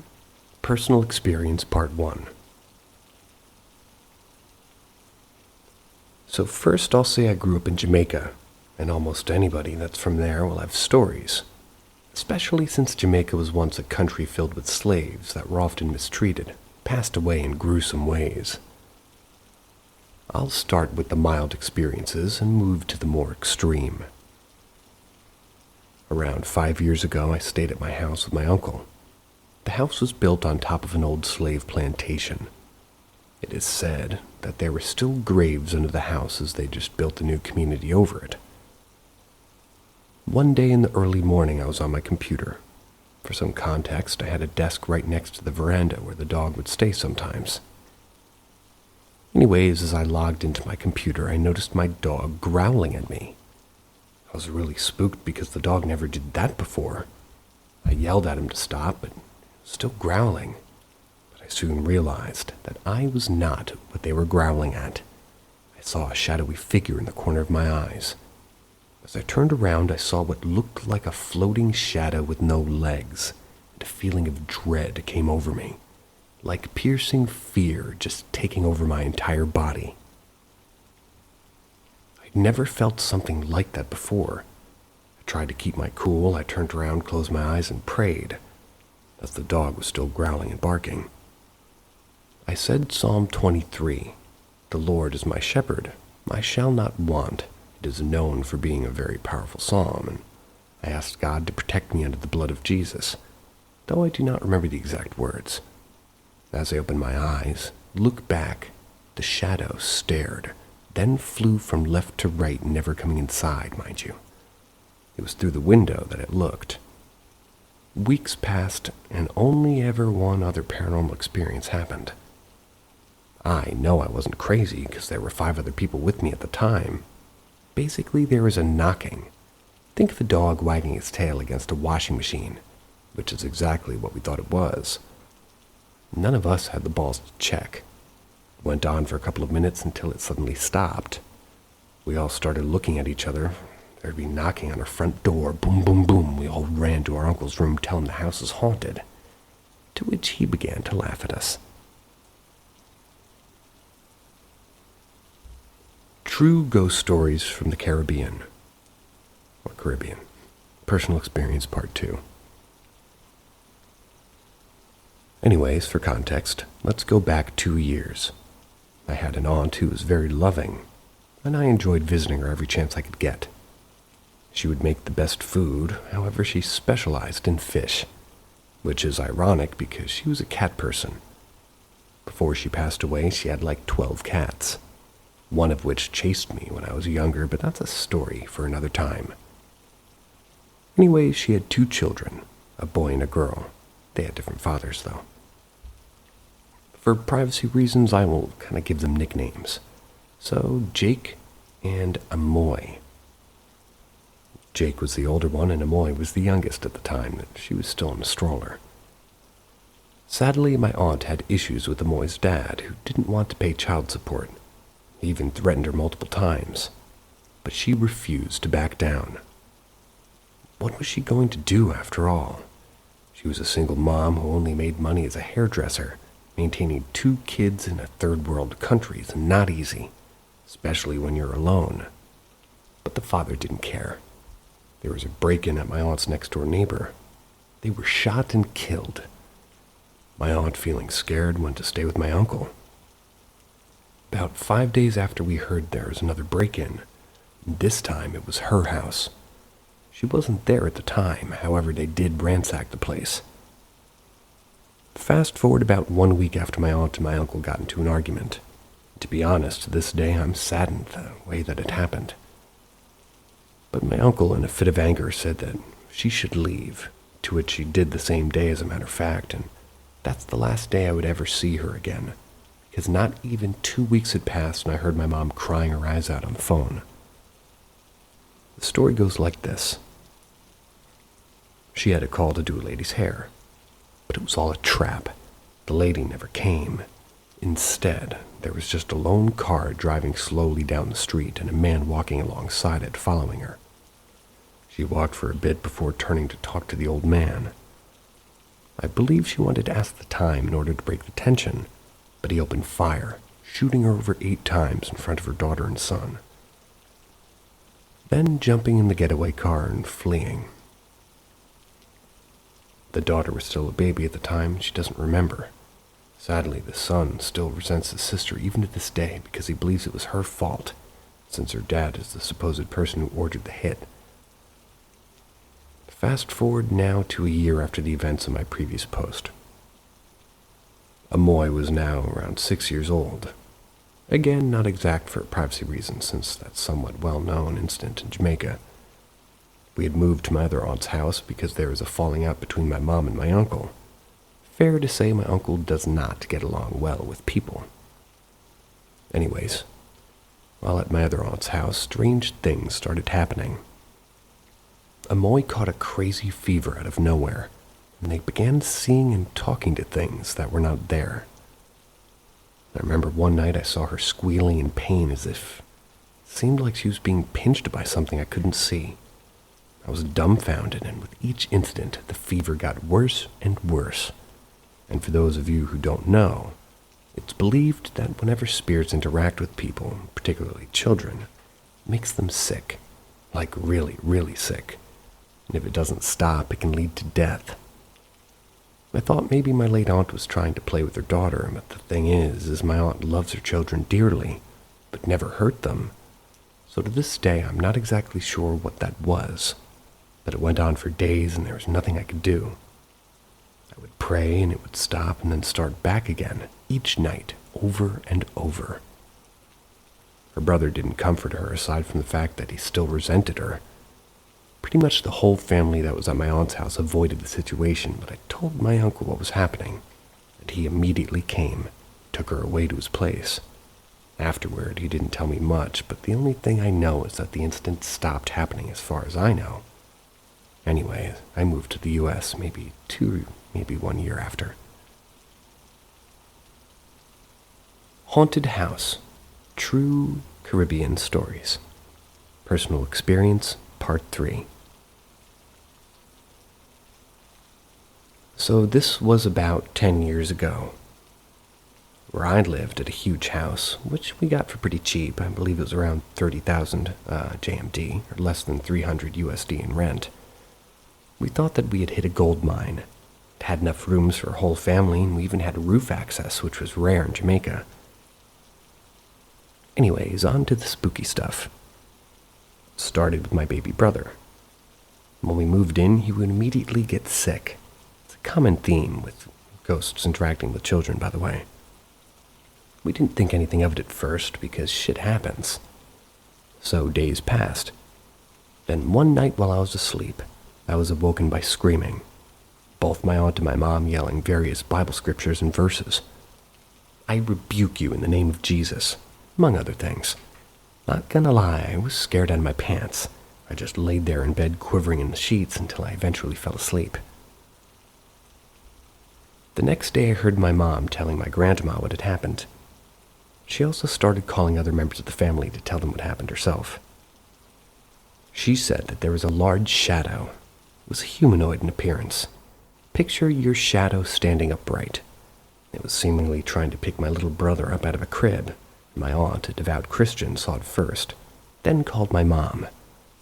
If you all remember my previous stories, Jamaica is known for paranormal experiences. The main reason being all the slavery and wars that were fought here. So most people should have at least some sort of experience, especially the elders who grew up in the most country area. They suggested that we use frankincense.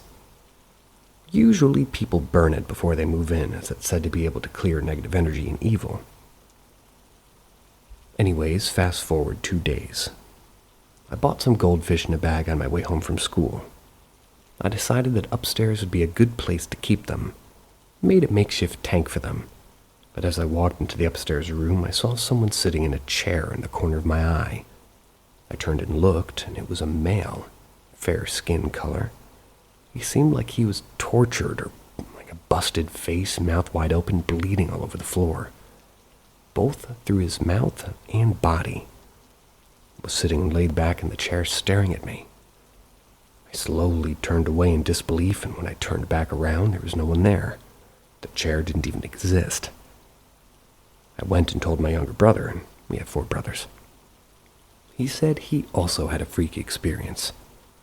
He said that on some nights when he would try to go to sleep, he feels like someone was squeezing his head together, like legit squeezing to the point that he would cry. He would not be able to move. It got so bad that he would try not to sleep at night.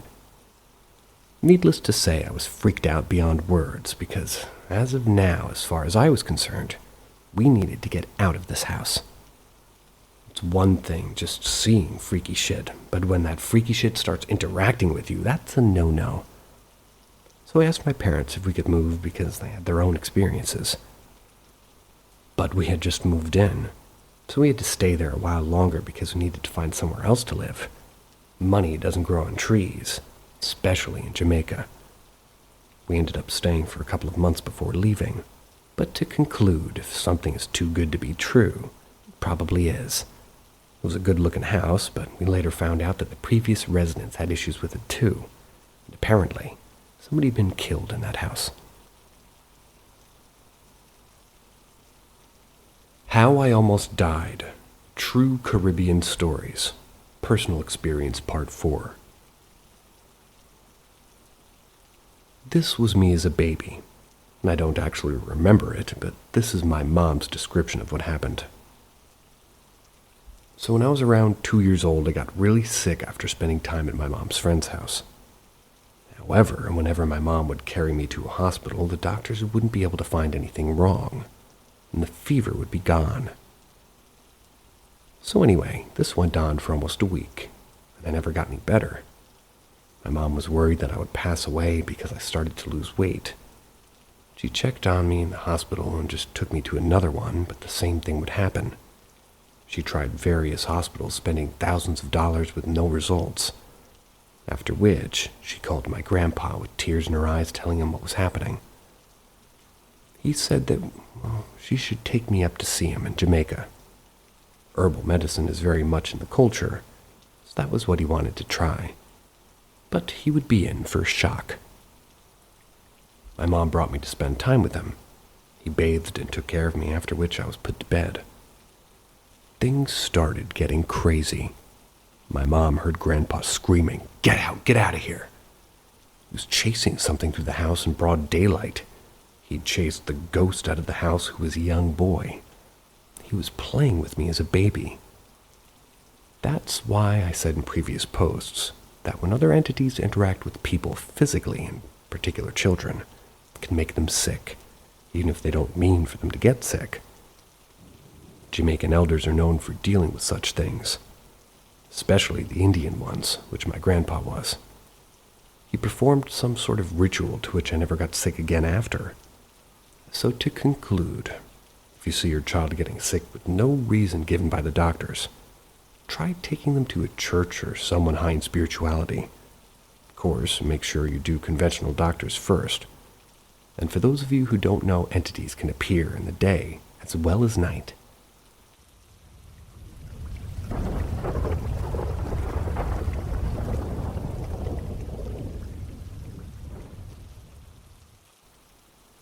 Suicide at the Barracks on 5th Armored Division Drive.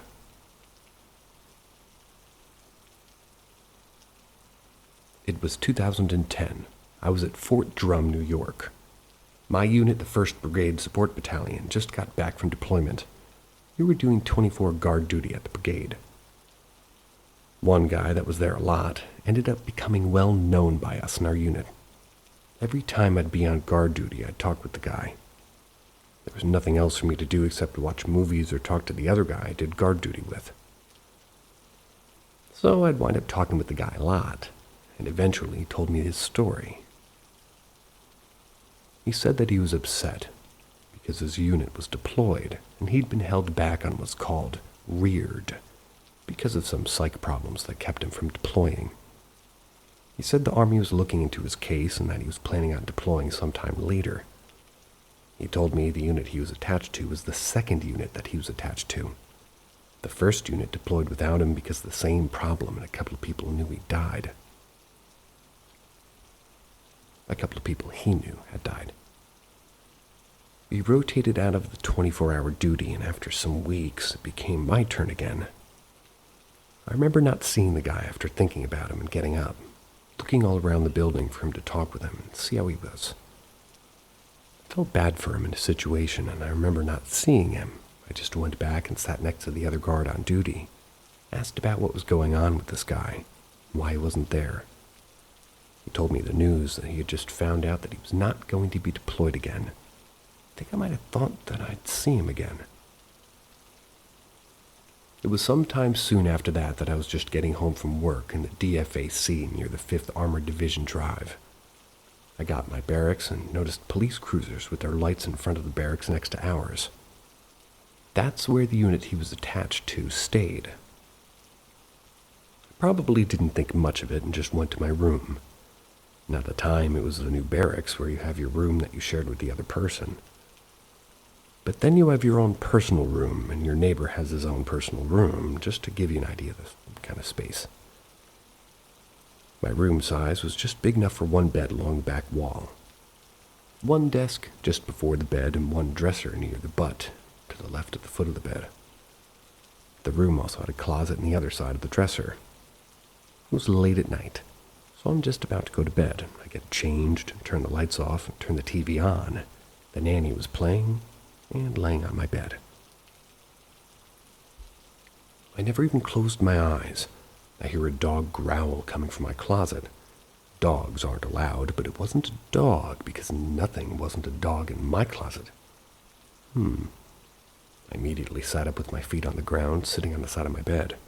That's when I seen an orange orb from near my door and shoot past my head. Went across the room in a second. Without hesitation, I got up and went to the window to see if it was a car.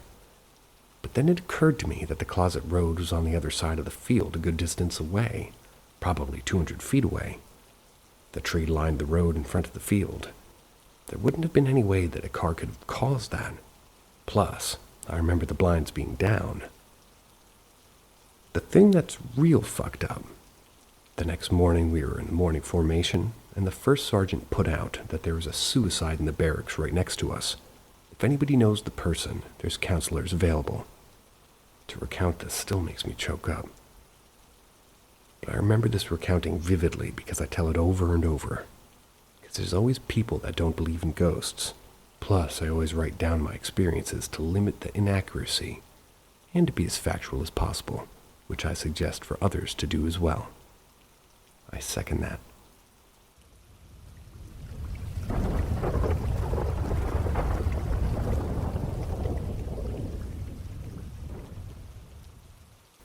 I think my departed best friend is hanging with me.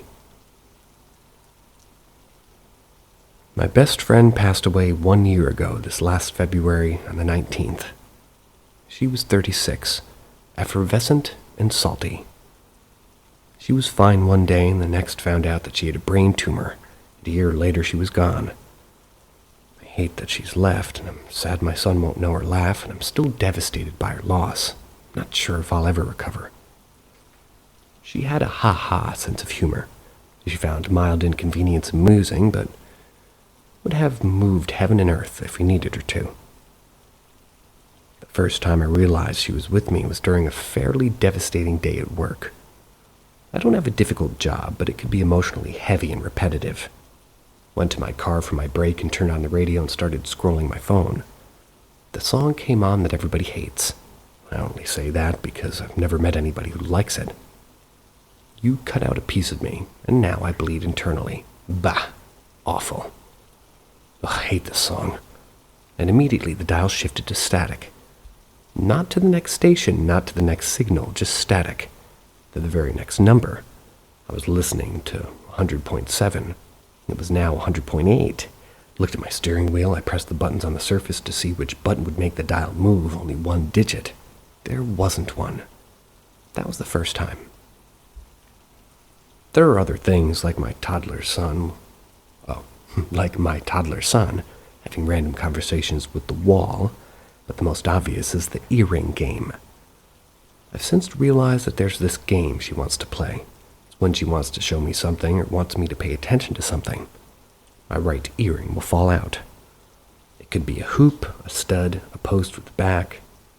It could be a chandelier and a wire, whatever. I don't designate my earrings left and right, I just put them on. But some days, and especially recently, my right earring will just fall off. If it had a back, it's either still stuck to my ear or on the ground by my foot when I go back down to get the earring. It sort of became a joke in my office because one day, on my way back from just being outside, someone noticed my earring was gone. I went back and found it and didn't really think much of it until it happened again with a different pair. They made a joke about how I must have had this ghost tugging at my ear, and it hasn't happened in a half dozen times since the 4 others. Not sure what she's showing me, but I always get some good clarity in those moments. I don't know if it means anything, and if it is anything, or if I'm just missing my friend. I'd like to think that it's her way of pulling my ear to remind me that I have better things to do, or to complain less, or just to let me know that she's not so far away.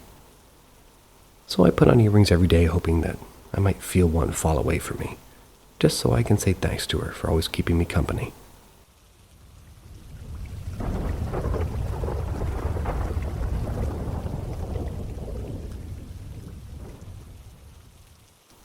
Childhood experience that I can't shake 40 years later. I've never spoken about it, but it feels like a trauma memory because it's so vivid. I've never experienced anything else in my life, but I feel this was enough to shape my interpretation of the world from a young age. I was visiting a great aunt with my family, as we did twice a year. Set off at 7 a.m., drive 2 hours, then leave at 4. We never stayed over, even though she had extra bedrooms and was lovely, so I always thought it was weird. We also were never allowed upstairs. That's in about 15 visits. I only went once more after the first time. My memories of me at 6 playing with my younger brother in the lounge. Then I was upstairs in the doorway of my auntie's bedroom. She was in the room, stood next to her dresser. She was acting strange. The vibe was off. She asked if I'd like to come over to find her jewelry box and choose a piece. My spider sense was going bananas. I was a very smart kid. I pretended to walk toward her and then turned and ran to my parents in the room below, which is the kitchen with the table and chairs up against the wall. When I got there, I was shocked to see my auntie chopping vegetables. I looked toward the outside door, wondering if there was some stairs or a fireman's pole. Like, how the hell did she get down so fast? I asked her, and she virally blanked me. My parents laughed and said, "Don't be silly, go play with your brother." I was fuming and confused, so I just went and played. My mom went upstairs with my aunt a few years later to get something. She was getting something that she'd been given. I followed them up and started staring at every room looking for this woman. I was told sharply by my mom to go back downstairs as she could see my aunt getting anxious. Then another year later, it was still playing on my mind. It would have been maybe 10. I asked my grandmother, my auntie's non-identical twin, whether she had another twin that's identical to auntie. I assumed there was some reason why they hid this other aunt, or it was a ghost. I couldn't recall her response, but I have a feeling that she said it was a twin that died. But then again, I can't recall that either. I really want to ask my mom, but don't want to be seen as weird. I have since learned of doppelganger ghosts, and they assume identities.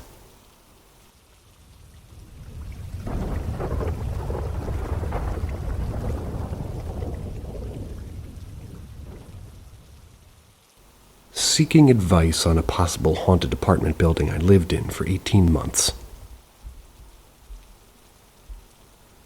I want to say that I always keep an open but skeptical mind. It took many occurrences to get to this point, and I, my wife, and my cat moved into this apartment about 18 months ago. In that time frame, little things kept happening. I would just brush them off as being, me being tired. Now the activity doesn't happen all the time. Sometimes nothing happens for weeks. Other times things happen for days at a time. Just to give you some memorable things that have happened. Also, for some reason, these occurrences are happening more frequently. More things seem to happen to me, and they only happen to my wife very seldom. My 2 kittens also react to it as well. When it's around at times, I get this intense feeling. It's like a chill that runs up through my body, but different. I can only imagine it feels like energy. 1. Sitting at my computer and feeling a strong rub against my leg. I was sure it was my cat at the time, but when I reached down, there was nothing there. My only cat at the time was sound asleep on the other side of the room, and there's nobody else in the apartment. I also get the sensation of my hair being lightly touched at times. 2. My wife woke up freaking out, swearing that something was touching her. Normally, that would be me, but I was in the living room with our only cat. It only happened once, but freaked her out. 3.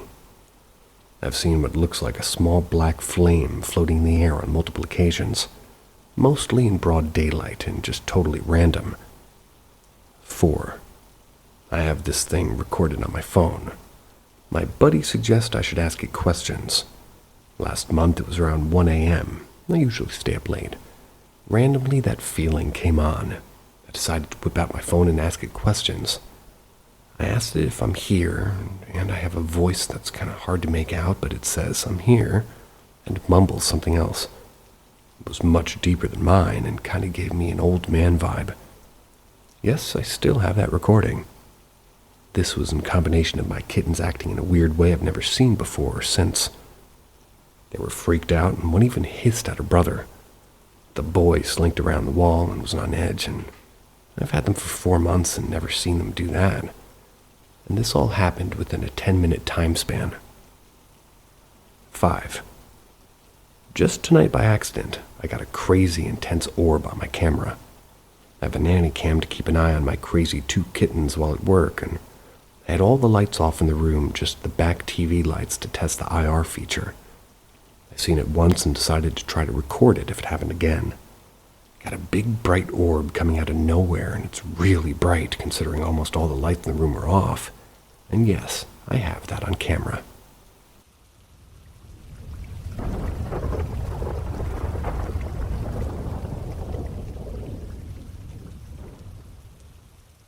Greetings from the beyond.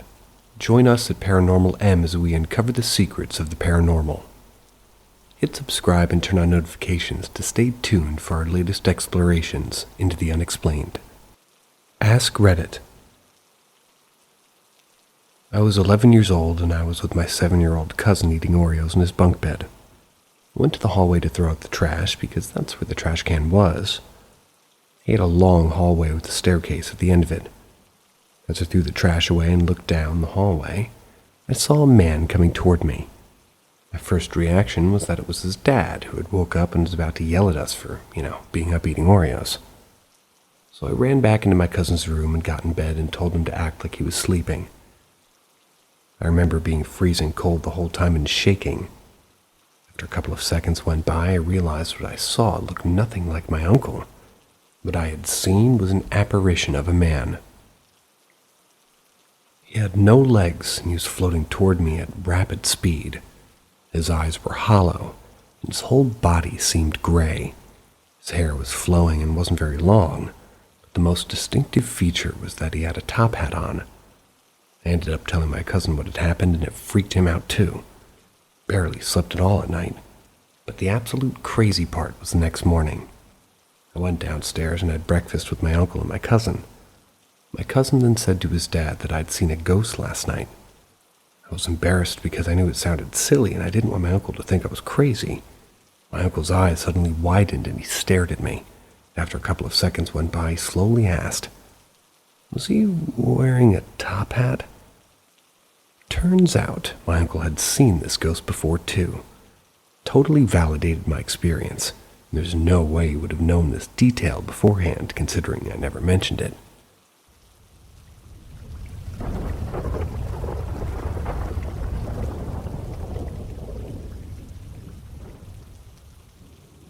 Ask Reddit. We lived in an old farm that then turned into an old folks' home, with one half being a nursing station, and then a priest from a church lived in it. Or lived, and there was multiple different family that live in the house. The house was combined with the apartment, in quotes, which was a unit smaller than a bungalow. Which was the nursing station. We lived in the house part, and the apartment was separated with a wall and a room that had 2 doors. One half-size door and one full-size door. In the apartment, there was always a spooky feeling going over there once you went over. You always felt like something is watching you. An uneasing feeling. And as soon as you went to leave or exit, it would feel like something wants you back there. One day, my father decided to open the apartment up with the rest of the house. Open up the wall separating the apartment and the house. While he was cutting the wall down, there was a very old white door boarded in between that wall. For some reason, my father replaced that door with one of those shaded glass doors. It had like a turn knob handle and very still and specific way to open a door. We had 3 dogs growing up. One day we were out visiting my grandparents, so the dogs got left home. When we arrived back at home, one of our 3 dogs went missing, looking everywhere for her and couldn't find her, until I opened the apartment door, which there she was, sitting on the other side of the door, silent as can be, staring back at it. Over all the years, this dog would always greet you when you got home, and this dog would always scratch or bark at a door if she got locked into it, but she didn't.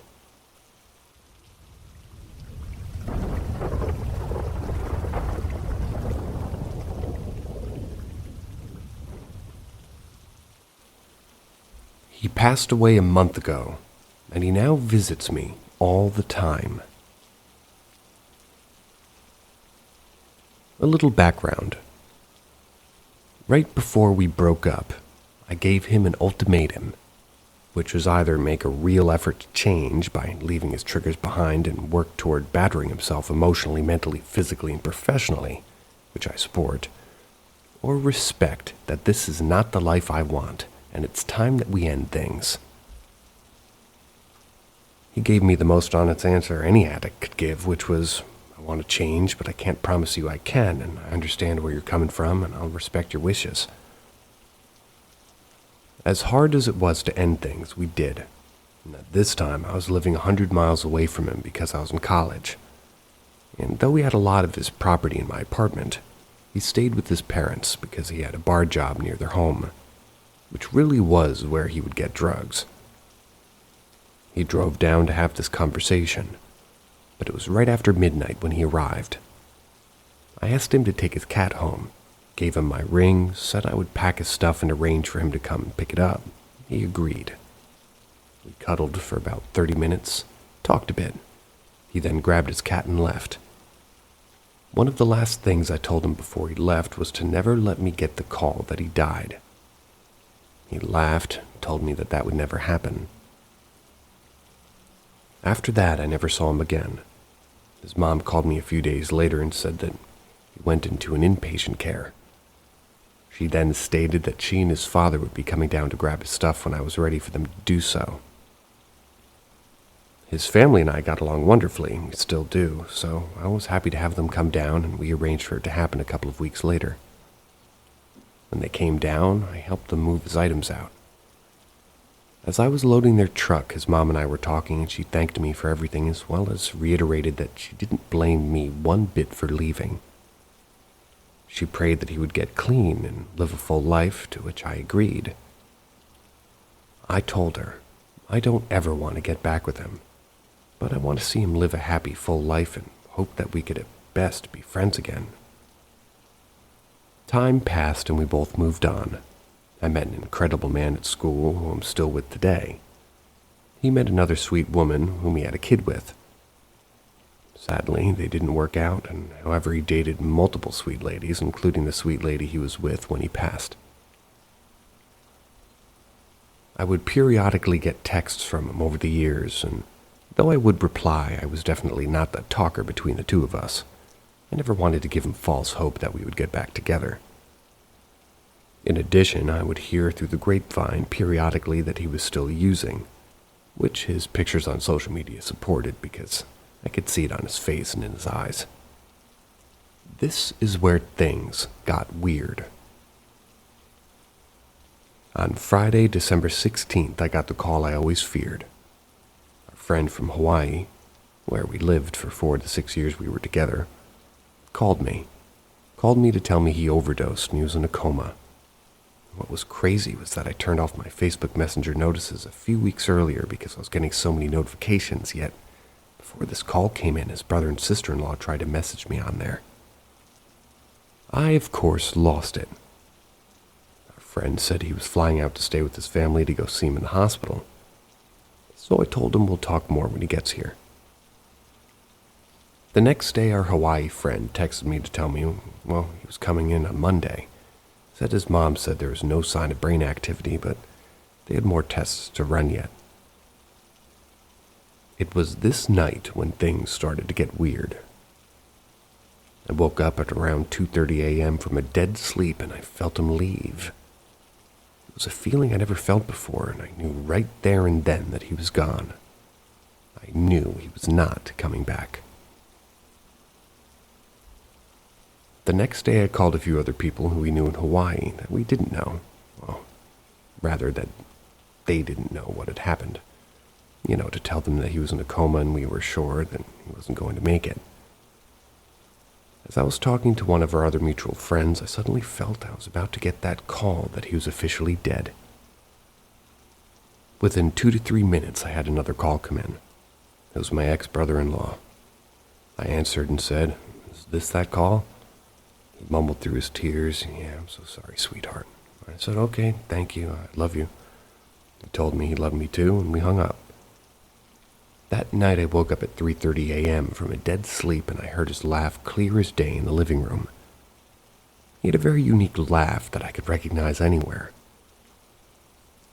I couldn't go back to sleep. I was in tears. I knew he was there. Later that day, my boyfriend and I started to pack for a trip we were getting ready to go on. It was the following week for Christmas. My boyfriend had his Spotify on, and eventually, it started to play random songs that were similar to his playlist. 3 of my favorite songs that my ex would play, and he was a musician. They came on in a row. It tripped me out so much that I went and restarted the playlist midway through the 3rd song. The next day, I went to the store to grab a couple of last-minute gifts and toiletries for a trip. As I was in the store, the same 3 songs that were played the day before, in the same order, mind you, started to play. When the 3rd song came on, I dropped my items and left. That night I woke up from a dead sleep at 3:30 a.m., but this time it was because I felt someone sitting on the end of the bed. I knew he was there, and I didn't go back to sleep. The next day, my boyfriend and I flew out of our holiday trip. Landed in Vegas because it was the closest airport to our destination.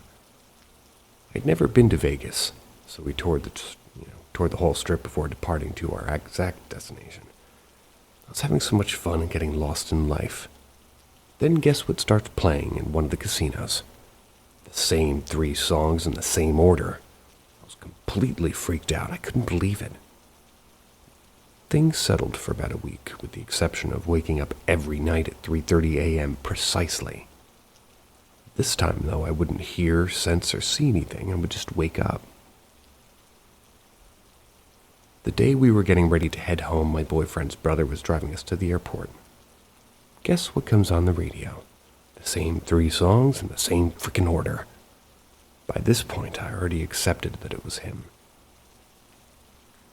His funeral was the day after we got home, which I went to. His family was happy to see me, our friend from Hawaii was happy I was there, and many of our mutual friends were there. They were very happy to see me too. All in all, I was glad I went, but it was hard. A couple of nights where I slept through the night, and then he started to appear in my dreams. The first couple I shrugged off as my grief. The third time he appeared in my dream, I couldn't dismiss it as grief. He kept telling me that I need to try hard cider with whiskey as we sat in a recording studio with two of our other friends who passed years prior. I kept trying to tell a group outside of the room something through a loudspeaker, but kept getting interrupted by my ex and our other deceased friends. When I woke up, I couldn't stop thinking about the drink. I reached out to my friend from Hawaii who was staying on my ex's family's farm later in the day. I asked him without any context, "Do you all have a thing with hard cider with whiskey?" He laughed and was like, "Yeah, why?" This wasn't a thing I knew about, and it was definitely not a thing when my ex and I were together, so I was mind-fucked, but I was like, okay. After this, I started to wake up every night at 3:30 a.m. until last night. Last night I had the craziest dream of them all. My ex and I were in this random hotel room in Vegas talking. He then started to ask about my current boyfriend, but not in a way that was uncomfortable, more like he wanted to know more. I told him how happy he and I were, and that I think that we're the best thing that ever happened to each other. He smiled and told me he was happy for me, and that all he wanted was for me to be happy. I asked him if, I would lay down and cuddle with him, though. I said I would, but nothing sexual because it's not fair to my boyfriend. He said okay, and we did. He whispered in my ear and told me that he'll always love me, always be happy, never give up, and change the world, and then I woke up. Today has been rather crazy. I've been presented with 3 incredible opportunities out of the blue, 1 academic and 2 professional, all of which I'm considering and taking the next steps to apply for, all of which would allow me to build my life-saving research project. In addition, I got a random message on LinkedIn from someone asking me if my current employer is hiring, which I verified they are. I didn't want to leave my current employer stranded when I moved on to bigger and better things.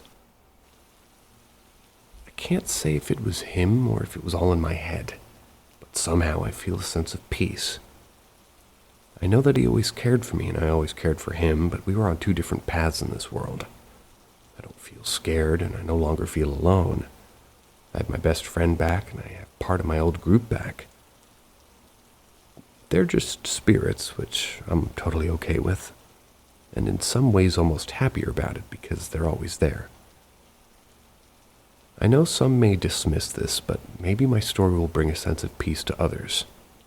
Death is not the end. It is just another form of life. I don't truly understand it, but I do not fear it. All I know is that having my spirit homies is badass, and though it sucks that they died, I'm glad that they're around me.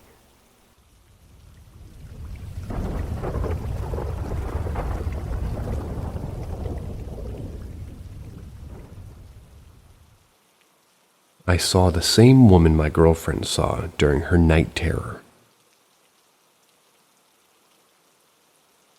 My girlfriend from now 6 months have recurring weird sleep episodes. Sleepwalking, talking in her sleep, and night terrors where she tells me that she saw things. When these kind of episodes happen, I reassured her every time, saying there's nothing, that I'm here for her. It would calm her down every time. Starting to be used to these episodes. 2 weeks ago, she told me that she saw a scary woman near her face when she woke up. She was saying it was a night terror episode and we both believed it, but last night I slept at her place. I woke up in the middle of the night and saw a woman's silhouette standing near my girlfriend. At first I was sure it was my girlfriend, but fast enough I realized she was still in bed next to me. I then looked at this silhouette. It was a woman, her back to me, but her head was turned toward me and she had a creepy smile. She had long black kinky hair, and at first I was sure that it was just a hallucination, since I was just sleeping a minute ago. Perhaps this vision was going to fade away. But no, she didn't move an inch. I was still seeing her. She was stuck in a loop back to me, turning toward me with a creepy smile. I analyzed the situation, still thinking it was a hallucination, and I just close my eyes and fall back asleep. In the morning, I talked to my girlfriend about that. When I described the woman, she told me to stop laughing at her. I told her I lied just to reassure her, but I'm pretty sure we saw the same thing. She's going to move at the end of the month, but in the meantime, what should I do? I don't feel she's in danger, but oh man, that's scary.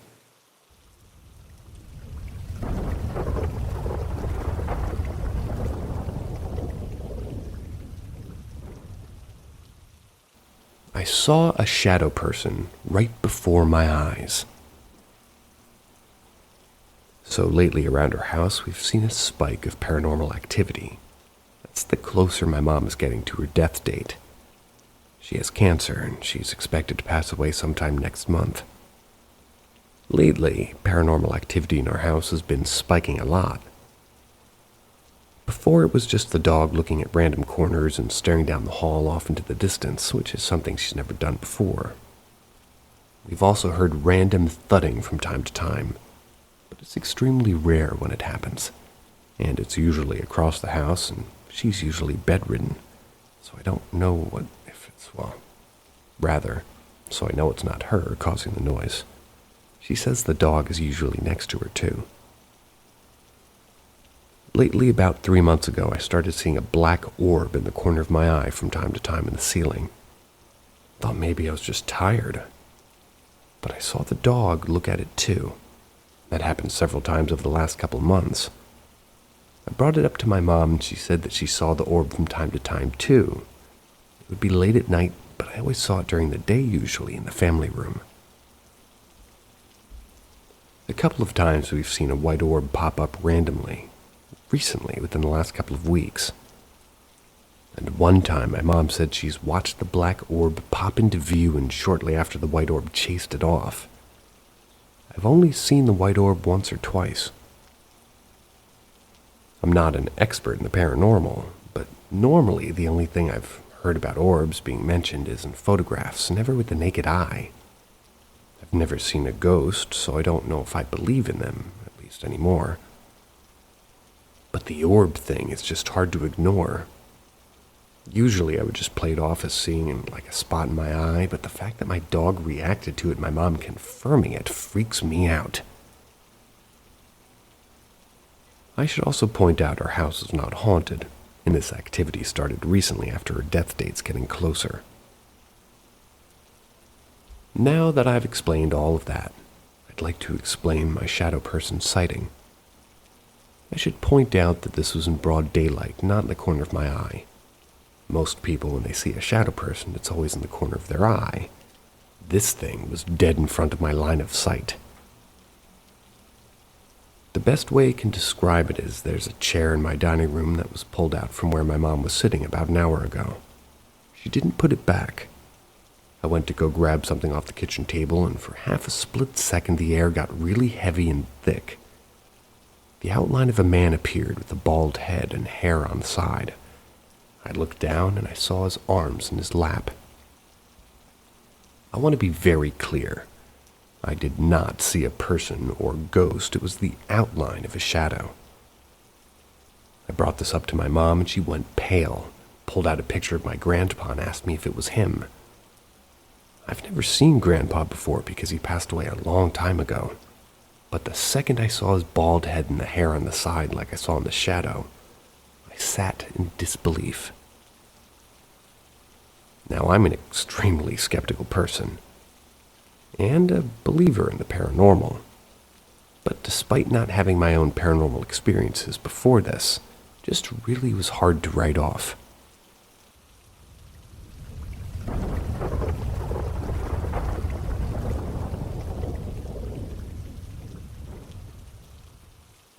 I suck at telling stories. That's the title. I'm excited for this one for some reason.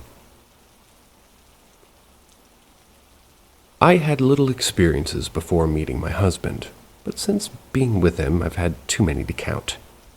For my first time sharing, I figured I'd tell the most intense one so far. It's kind of long, so bear with me.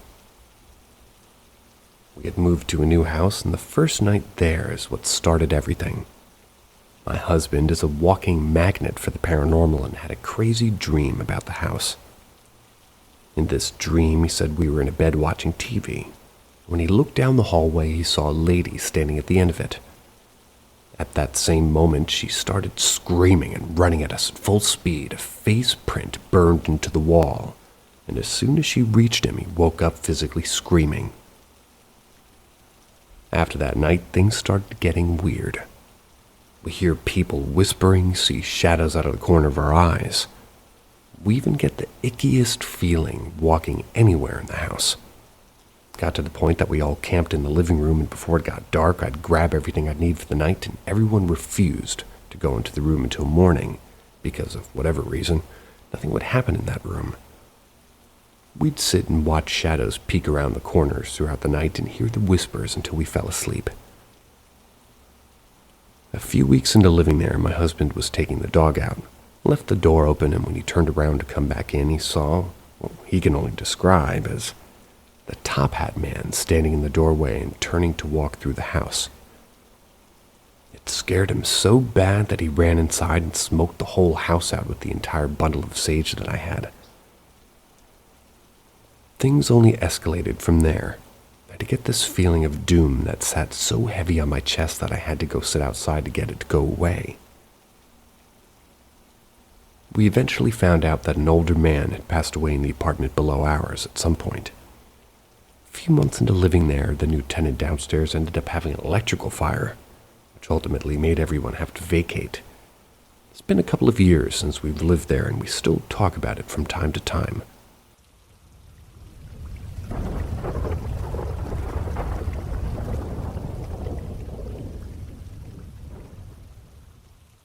My husband's story.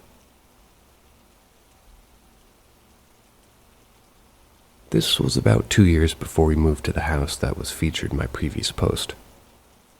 As I mentioned in that previous post, my husband is a magnet for the paranormal. He's seen things for as long as he can remember, still freaked out when things happen. Anyways, he had went to an abandoned hospital with a friend. When they went, it was broad daylight. Once they were inside the building, my husband kept track of any turns that they made, so they could make sure that they went back the same way. As they were going through, he noticed bullet holes in the walls and blood stains that looked like people had been drugged down the hallways. They saw things running around the peripheral vision and had chairs rolling across the floors right in front of them. They even heard things running around. He said it could have been animals, but they never saw a single animal, so who knows? After that, he said things started to feel weird, and then he noticed that it had gotten darker outside. But it didn't make sense to him because it felt like they were only there for maybe an hour. So they were ready to leave at this point. He started following his notes to backtrack to get out, and once they reached what should have been the stairwell to get them out, it ended up being nothing but a solid wall. He said he knew that they were in the right spot because the graffiti on the wall around it was the exact same as when he saw it when they first got in. It caused them to panic. They started trying to get out of any door they could find. Came across a door that had a sign on it that says, "Do not enter, dead inside." It ended up being the morgue, and they had to go through it to find the way out. The only door he could force his way through was a door leading to the roof. Once they got outside, they had to go across the roof and down into a stairwell of another part of the hospital just to get out. He said it almost felt as if whatever was in there didn't want them to leave. This last part sounds a little crazy, but he swears by it. He said when they got back to the car, he noticed he had dropped something, went back to go look around the window for it. When he got back to the window, there was a little girl standing just inside and threw what he was looking for on the ground in front of him as she was telling him not to come back in.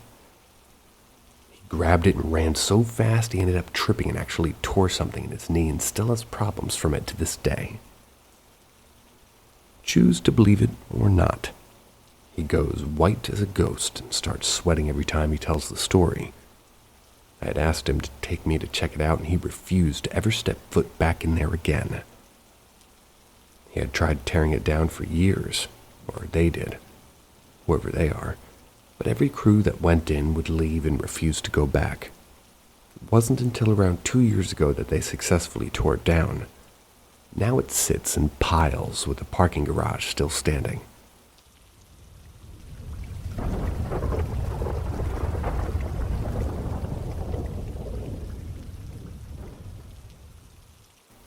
The Girl in the Blue Dress. This is my favorite paranormal experience to retell. Happened to me when I was very young, around 9, maybe 10 years old. I used to live in these old townhomes. I wanted to do some research on them because all the family paranormal stories happened there. The layout of our house was pretty small. We had the living room as soon as you entered the door, and then a nice little kind of bar area which overlooked the kitchen. It was facing the kitchen and on the left were the stairs. Anyways, I was sitting in the living room while my grandmother and mom were talking in the kitchen. To be honest, I don't remember what I was doing, but I was sitting on the couch that faced the kitchen. Our bar area had bar stools that could obviously be sat on, and as children, we'd like to spin as fast as we could on them. We'd loosen them up to a certain point where they could no longer face straight. They would be facing the stairs. I turned to face the stools, and there was a little girl sitting on one of them. She was looking down with her long hair in front of her face. I remember her vividly. She was wearing a long blue dress that was a tad bit dirty. There's no negative energy coming off of her from what I remember, but seeing that as a child, I still am scared by it.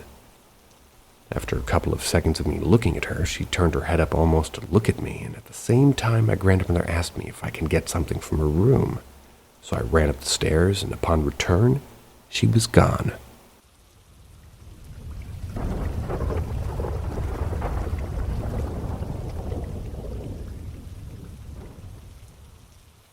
Unusual activity. I'm a 15-year-old male. Last summer I had a weird excuse with the supernatural. Interesting word choice. It all started when we were doing an all-nighter outside when we eventually got too cold. Decided to go back to our friend's house. We were all having a good time until I got a very weird feeling that something was off and there was something with us. Especially the door in his room was putting me off. Eventually we had enough, and 3/4 of us decided to go to our other friend's house. As we were packing up, we began to hear crying from our friend's little brothers. Presumably from the room, despite them being fast asleep. As we were leaving, we noticed a door that, according to our friend, doesn't exist. We go into the kitchen to leave out the back, and one of our friends claims to have seen something dark and tall running across the garden. He's usually quite calm, but he was freaked out and grabbed a knife and tried running up the stairs to check on our friend whose house we were in. Eventually, our friend's dad comes to pick us up, and as we're getting in, I feel the intuition to put my seatbelt on, which I never do. The dad begins to speed down the road, almost crashing into curbs down the road. As it turned out, he was drunk. The following morning, we go to check our friend who was at the house it all happened in. He says that he heard his mom crying from the room that doesn't exist, despite the fact that she was in the other room asleep. Me and my friend whose dad drove us home would spend the night at his house to take our mind off things when I randomly have insomnia really badly. I never have had any sleep problems, though. Out of desperation and answers, we pray to God hoping for his protection, and despite a few small events afterwards, nothing.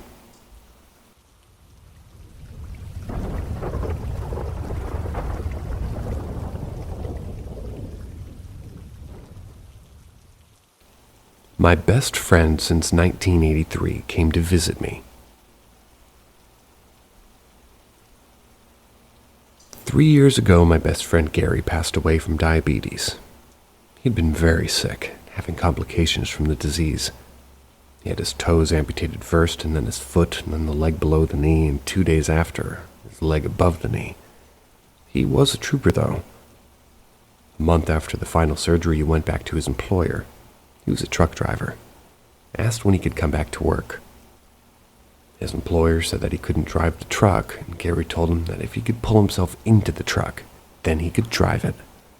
His boss said, "Prove it." Gary rolled his wheelchair over to the driver's side of the truck, pulled himself into the steps, and opened the door. Then he grabbed the rail and reached for the steering wheel and pulled himself into the cab of the truck, and he started it up and drove away. His boss was amazed.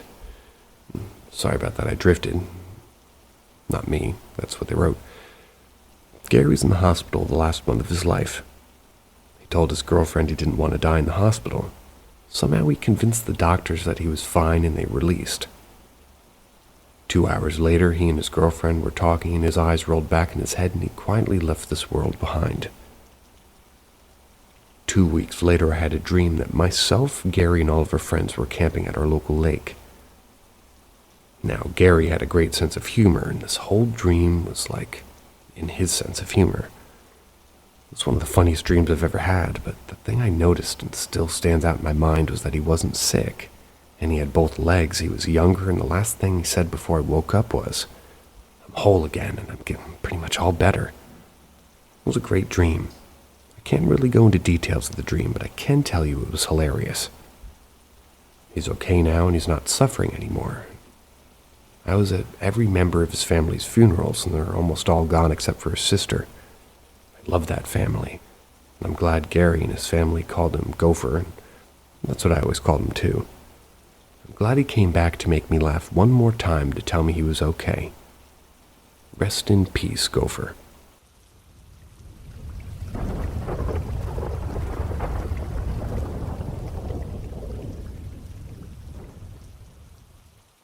Carlton. Friend, colleague, a man who is my friend.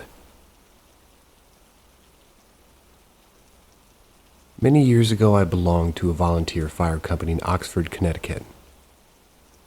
One of the elder statesmen in the firehouse, Carlton, grew up in the same town I did, about 30 miles away. We became quite close because of this. A few years into my membership, Carl had gotten sick and passed away. I was one of the ones the FD chose to be a pallbearer. Carl always wore tan trousers and a different colored polo shirt every day. He was buried in tan trousers and a navy blue polo with our FD logo on it.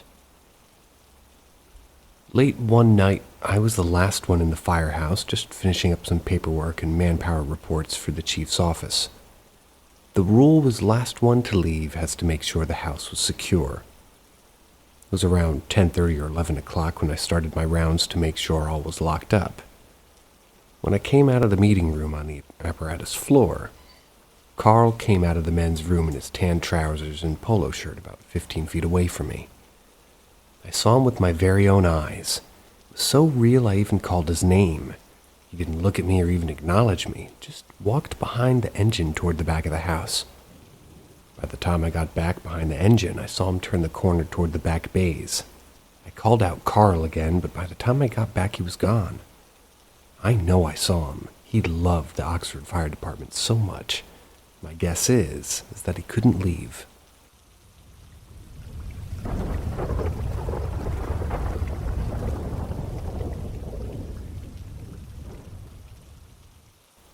Haunted house living with 4 others. Knee tapping in figures and a moved painting. I've had quite a few strange occurrences, but this one house I lived in was a lot. I lived with 3 friends, all in our early 30s. The house would have been built in the maybe 1900s or maybe even earlier. My room. I would sleep terribly. I'm a great sleeper. And as soon as my lights were off, I would feel a suffocating feeling of darkness. It's hard to explain, but the air would feel thick. One night I fell asleep on my back with my knees up as I had a sore back. I woke up to the feeling of someone rhythmically tapping hard and thudding on my kneecaps. I was frozen in fear as it was dark, and it was like a forced feeling. Bolted out of the room and ran to my friend's room. When I would shower, I would hear a roommate arrive home, stomping in the wooden hallway, typical loud roommate movements. And then, you'd open the door and start chatting after a shower and the house would be empty. I would text everyone and not a single person had been at home. At this time, I was worried also about an intruder, of course, but had a feeling of dread every time. We had a new male roommate. They moved in. A really sweet guy. He was decorating his room when moving in and hung a cross decoration on an existing hook. It was kind of goth. A while later it caught his eye and it was swinging side to side against the wall. He had just moved in, so didn't want to seem weird and tell us this, but this guy was spooked. We found out when things got worse and we all discussed it. Another roommate had a wall in her room with a walk-in wardrobe area behind it. One night she woke up to what she thinks was a person peeking around staring at her, like the exact silhouette, and screamed for us to help, and there was nothing there. Well, no real person anyway. Last thing, we had lights which kept blowing. We asked our electrician friend to come check out the attic space, as it was an old house and could have been anything, but went up there while we were all at work. Apparently he had his torch up there as it was kind of dark, and he shone it on a big framed painting. Got a fright. Went to look closer and it disappeared. Searched the whole perimeter of the space and this giant painting was gone. He got such a bad feeling over him that he almost fell out of the manhole trying to scramble out. Anyway, that's all.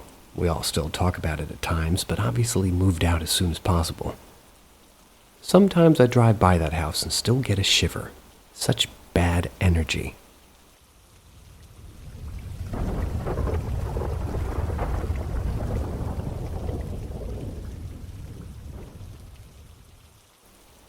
Please help.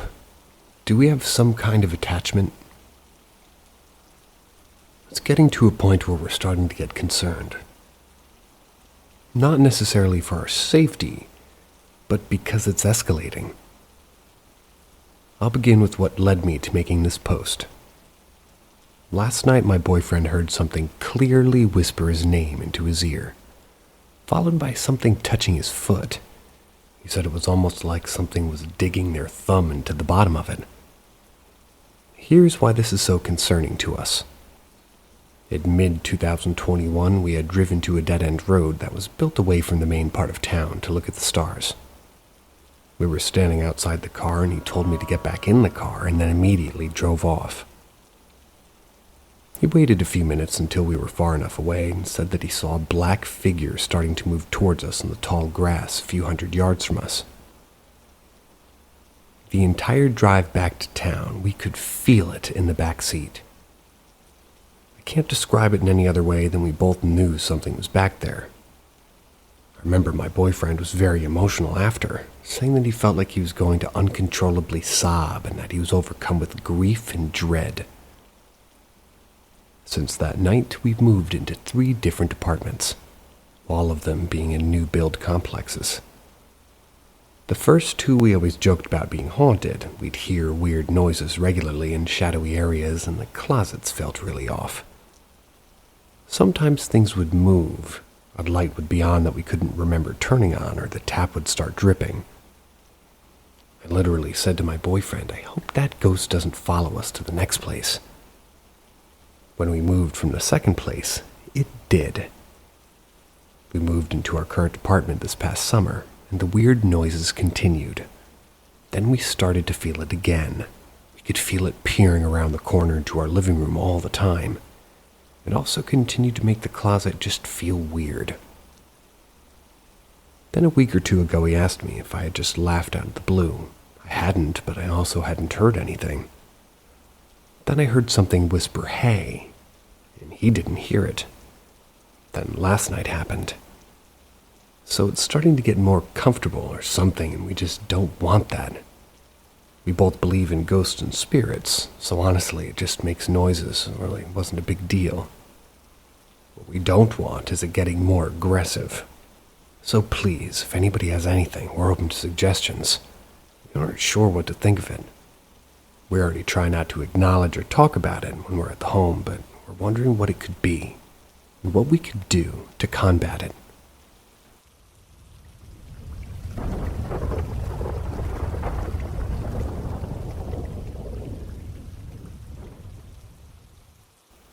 Ask Reddit. I lived with and took care of my dad when he was terminally ill with esophagus cancer. He fought bravely for 4 years. We had both been through a traumatic experience of losing my mom, his wife of 30-plus years. It was very suddenly to pancreatic cancer. He didn't know how to live without her, and neither did I, but we got through it somehow. So when he said he was going to fight the cancer with chemo, radiation, and then a very extensive surgery, I was so happy, but I know he really wanted to just be reunited with my mom. After 4 years of fighting it, his journey was coming to an end. He had been on hospice, and his time was running out. I was exhausted with being his main caregiver, and the last weeks of life was just administering meds to him every 2 hours.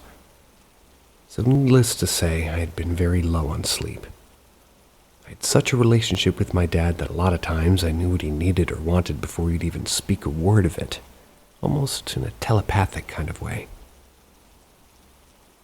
I had just administered his meds. I went to lay back down in his bed because he was in a hospital bed now, and we were in the same room. He had blackout curtains because he was a night owl his entire life, worked night shift also. So he still slept during the day and never got out of that habit. I must have been asleep for maybe 30 minutes or so, but something woke me up. I didn't open my eyes, I just listened to see if Dad was talking to me. I hoped I could go back to sleep until my alarm just went off to give him his meds. What happened next only lasted seconds, but I can look back at the memory and see it in slow motion. So as I'm listening with my eyes still closed, wondering what woke me, I get the brightest light shining in my face. It was warm and just blinding, as if the sun was right in front of me. The light dimmed, and I see 3 orbs. 1 in front, 2 in the back, like a triangle, each orb the size of a cantaloupe. Then I hear a voice say, "Thank you for taking such wonderful care of your father, but we'll take over from here." The orbs travel down to my feet and over to where my dad was in his bed. They circle his head, and then they enter my dad's head. I sat up instantly and looked around the room wondering what the hell just happened. Then the orbs said, 6 days. He had 6 more days left on Earth in his body. I looked around the room to make sure none of the blackout curtains had lifted, to explain the light. Checked the home to make sure no family members had stopped by or anybody else shown a flashlight in the room, but everything was how it was supposed to be. I had texted my friend and a few family members about the experience. I told them that I was either so sleep-deprived that I'm having hallucinations or that this really happened. And that in 6 days, Dad'll pass. And that's exactly what happened. Passed away 6 days after. I don't know why it happened to me, and I don't consider myself religious. I guess I'm spiritual, but part of me thinks that I needed to be reminded that we're all souls having a human experience, not the other way around. Because I went into such a dark place after losing my mom to cancer, I honestly can't say where I would be after losing my dad too. But that experience brought some sort of peace to me. It helped me come to terms with losing both my parents to cancer at a relatively young age. And it reminded my soul that there's more than just this material world.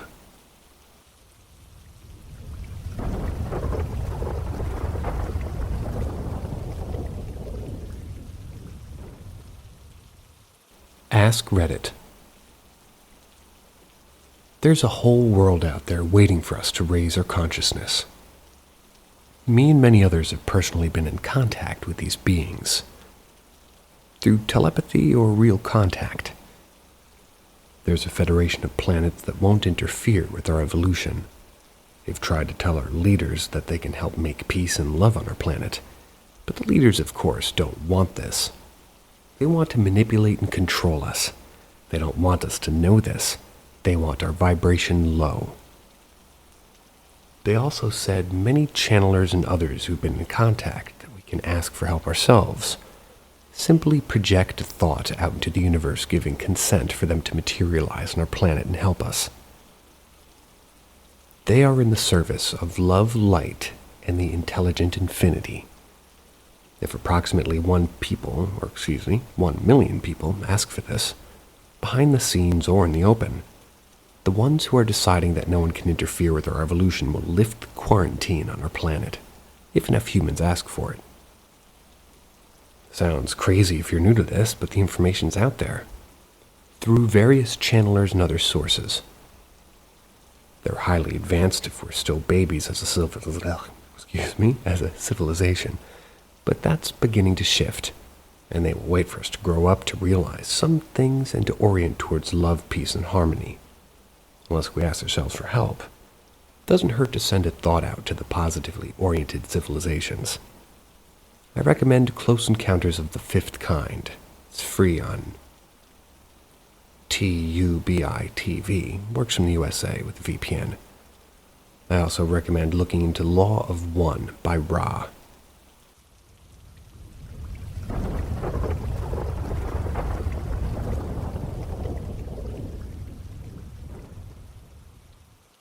Ask Reddit. I worked for my local news station as a low entry-level position, running sound for live shows, operating cameras, master control in between live shows. About 2 years prior to this, I had a run-in with what I've come to know as the Illuminati. Simplest way I can think of describing this thing is that it must be some sort of interdimensional criminal syndicate. Maybe their specialty is civilization seizure and control. Control is gained once you dominate a percentage of the mass consciousness. Anyway, I encountered the Illuminati when I worked briefly in LA doing film stuff, which was the experience that essentially allowed me to simply walk into news media jobs without having the school credentials. So, things are semi-getting back to normal after I was put through some trials and consequences of declining an offer or contract while I was in Hollywood. Ditto. Some pretty dire consequences that I believe I only lived through because I had earned God's favor somehow and earned some divine protection. Don't ask me how I earned that protection, but the only thing I can think of is that I was essentially the purest soul among those people I worked with. And the people I previously worked with must have been deep into some pretty dark stuff. I already had a rough idea from the conversations and the locker room talk that they had together, but I was always an outsider. I must not have broken any big laws or committed much sin, but at the time I had no earthly idea what sin even was. But somehow God had intervened and delivered me from Los Angeles. 3 years later, estimated, haven't sat down to really iron out my timeline, I'm 1 year into my job at a news station, which was essentially, I guess a dead end. At least morally for me, because the longer I was there, the less and less I found purpose. I didn't believe in anything I was doing, and this only became more apparent when I started learning more about the values and morals of everyone I worked with. I feel ya. Meaning everybody I worked with was more or less dead, spiritually. There were perhaps 1 or 2 people that I felt had a strong sense of soul, but otherwise they were all dead. This began to have quite the effect on me, and somehow I became dead again and have forgotten everything that God had done for me. What I was delivered from in Los Angeles. I ended up reaching out to a former friend who was still closely associated with the undesirables I'd worked with in LA, unaware at the time that they sort of had this hold over him, unknowing that they very well could have attempted to corrupt me again through my friend. I took a road trip to see this old friend, and we went to a concert together. Gave me some drugs to enjoy the concert with, made weird comments about his drug source being the FBI, saying things like, "What do you mean to tell me you don't have an FBI guy?" Lame jokes, most likely, but that evening at the concert was just bizarre. In the heightened state, I sensed I was being monitored. Most notably, there was one very odd fellow sitting right next to my friend and me. They seemed to have quite the interest in us. The guy was completely alone and didn't even seem to be interested in the music whatsoever, but his attention seemed to be fixed on my friend and I. My friend sensed my suspicions, although I never spoke them out loud. Then things just began to get very strange, and I felt as though I was under some sort of psychic attack. This is probably the hardest part to explain, but bizarre things just seemed to start happening from that point forward. I began to sense a number of people in the audience that just didn't belong. Loners spread out among the stadium with no real purpose in enjoying music, but were clearly up to something else. I theorize I was given some sort of experimental drug and was observed along with who knows how many others that night into our reaction to various stimuli responses. A study of sorts with implications and whose ends I wish not to know, although I'm pretty sure we all know. Fast forward about a month after this. I think I experienced some sort of flashback or suffered a delayed response to the chemical agent I was given.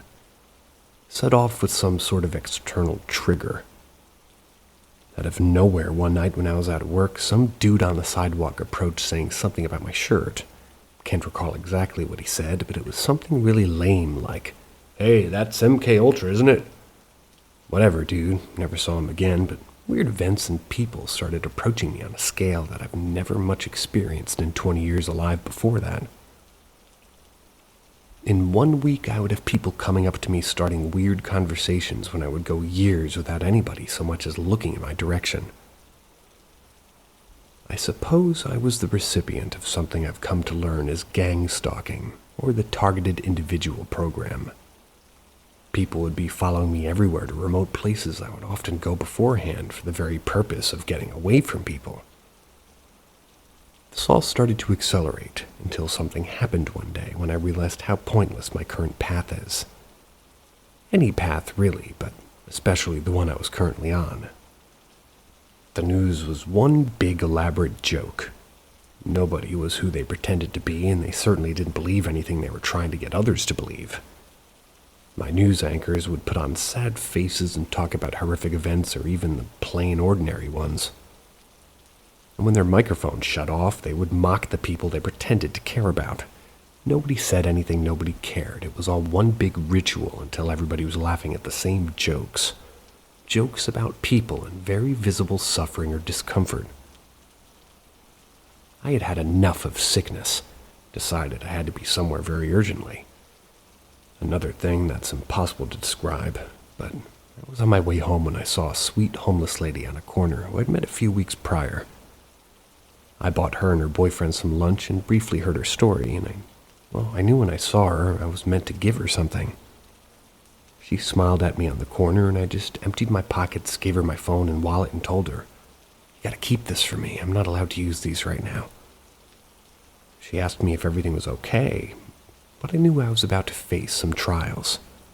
Her eyes looked saddened, but at the same time as though they knew what I was about to do.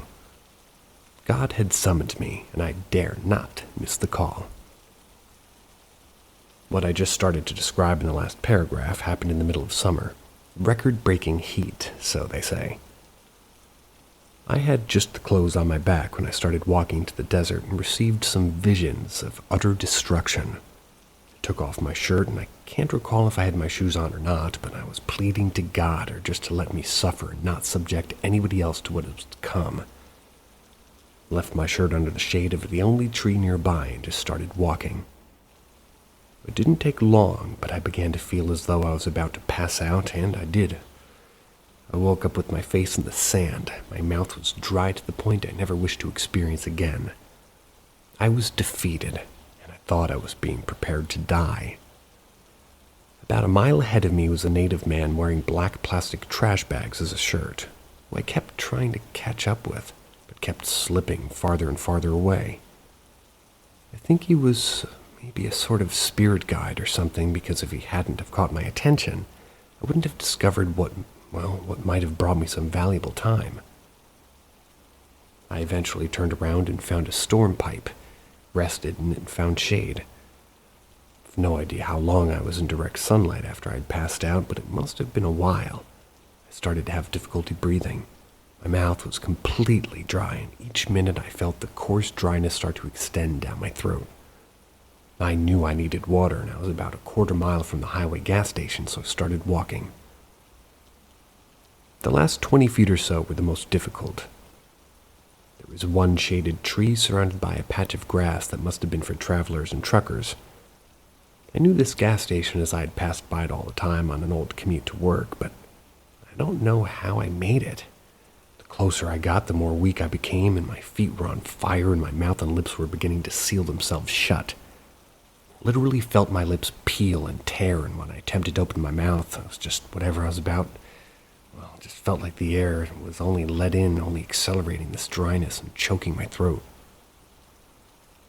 Somebody was waiting for me at the tree with a single gallon of water, and it was ice cold. He asked me some questions, and I felt as though he was telepathically extracting information from me. He wanted me to answer some questions first before he would give me the water, and then he said I could have it. I think he was trying to extract some sort of blueprint or design that I had just seen before this all started, maybe even a day or two before it. But the last thing I remember about this man was that he called me by my last name, told me I should go back to that tree to get my shirt. Pretty sure it was verbatim. If I were you, mister, I would go find that shirt. I was convinced at the time that the only way that person could have known I would have, that I could make it to that tree is if they would teleport or time travel. Must have had some sort of implant or tracking device on me as well.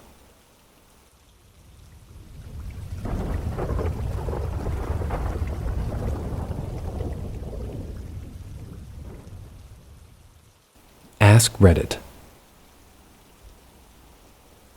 So this'll get buried, but whatever. I found it. So when I was in 4th grade, I would often stay at my friend Greg's house. His family was cool and didn't mind me hanging out all the time, and Greg always mentioned that his house was haunted, like footsteps in the hallway, shadowy figures, etc. But I never took him seriously. Shut up, Greg, you're not scaring me. One night, we decided to sneak out and wrap toilet paper on our friend's house down the street. We thought we were badasses. We waited till about 3 a.m., stole a roll of TP from the bathroom, and silently left out the front door. We were gone for maybe 15 minutes. But we were worn out. So we went to the TV room and took our spots. He was on the pull-out couch and I was on the floor. I was a weird kid, I preferred it. After watching TV for a bit, we decided to pass out. As soon as we turned off the TV light, the light in his kitchen became very bright and loud, almost as if it was going to explode. Then footsteps ran from the kitchen to where we were, and I promise I'm not making this up. The couch cushion next to me depressed as if someone was sitting on it. I whispered to Greg, "What was that?" He promptly told me to shut up, just as the entire sequence repeated itself. Bright light, footsteps, couch. I threw the covers over my head and somehow went to sleep. The next morning I awoke underneath the covers to the sound of Greg getting in trouble. His mom noticed that the last roll of TP was gone. Rookie mistake on our part.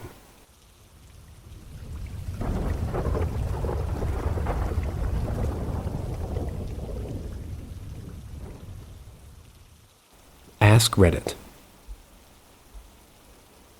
My whole family is convinced that our cottage is haunted. About 3 years ago, my uncle's wife and her friends were up there on their own. 3 or 4 of them. They were sitting out on the deck right by the back door at about 1 a.m. shooting the shit. One of them says that they can see something on the rocks by the lake, so they all turned. They all saw the same thing. Looked like a little boy climbing around on the rocks, playing and suddenly vanishing. Well, a couple of days after that, they're all talking to my grandma and grandpa about all this, the owners of the cottage. My grandma brought up that she had a very scary paranormal experience in one of the rooms. She was sleeping and was woken up by something pressing down on her chest really hard. She saw a little boy sitting on her chest and she tried to yell for help, but she couldn't. So she just closed her eyes and prayed for it to go away. When she woke up, she thought she had just had the worst nightmare of her life until she saw that she had 2 bruises on her chest right where the pressure was. She didn't bring this up until a couple of years ago. She didn't want to scare anyone from coming up.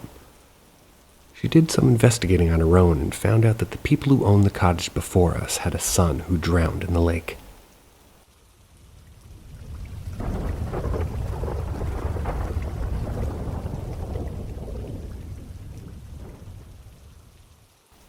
Ask Reddit. I lived in a pretty spooky New York City apartment for 3 years. The place was on 29th and 3rd, on the first floor in the back of the very old building. All of the windows looked out into a narrow brick alleyway, so naturally the place was very dark all the time. When my roommate and I first moved in, we smelled something awful coming from the apartment next door. It was akin to rotting garbage and cooked cabbage. I figured perhaps it was actually just garbage because we all get lazy from time to time and don't want to put pants on to take out the trash.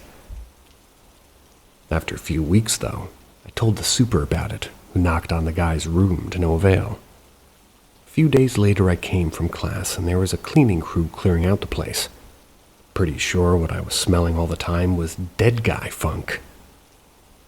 And that's when weird things began to happen. My roommate Audrey swore she heard something moving around in the closet on more than one occasion. New York City apartments are notoriously small, and this place was no exception. The closets in that place were tiny, scarcely large enough for a person to stand in, wedged into the corner of the room like an architectural afterthought. I chalked it up to mice or something.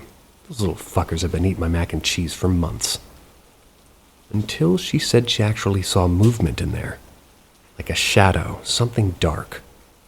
Nothing else happened for a while until one night when Audrey was home alone taking her makeup off. It was always a long nightly ritual for her. She was standing in the front mirror when something walked straight past the open door. There was a wall right next to the bathroom. There's no logical place somebody could have disappeared to. Oftentimes, I would stay up late painting in my room because I would always kind of save my assignments for the last minute. Perhaps it was sleep deprivation or delirium, but I swear I'd seen a figure standing in my doorway in the early morning hours. As soon as I'd turn my head, my heart's racing. I'd seen nothing, but here's the worst part. It was just a few months until we were about to move out. I was in my room working a good 20 feet across from the bathroom with my door opened. That was while Audrey was doing her makeup thing. All of a sudden, she yells at me, telling me to get off. I lean back in my chair to look at her across the living room, and she realizes I'm way too far away to have touched her. Something had grabbed her shoulder from behind and pulled her around. Something she didn't see in the mirror. She was shoved quickly, but not necessarily violently, by a hand that wasn't there. That place still gives me the creeps. See ya.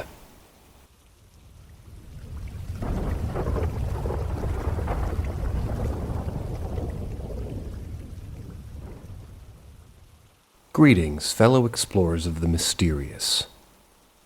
Join me at Paranormal M as we uncover tales that defy explanation.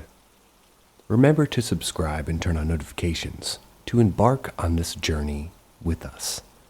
We promise it'll be an adventure like no other. Something is crying in my house at night.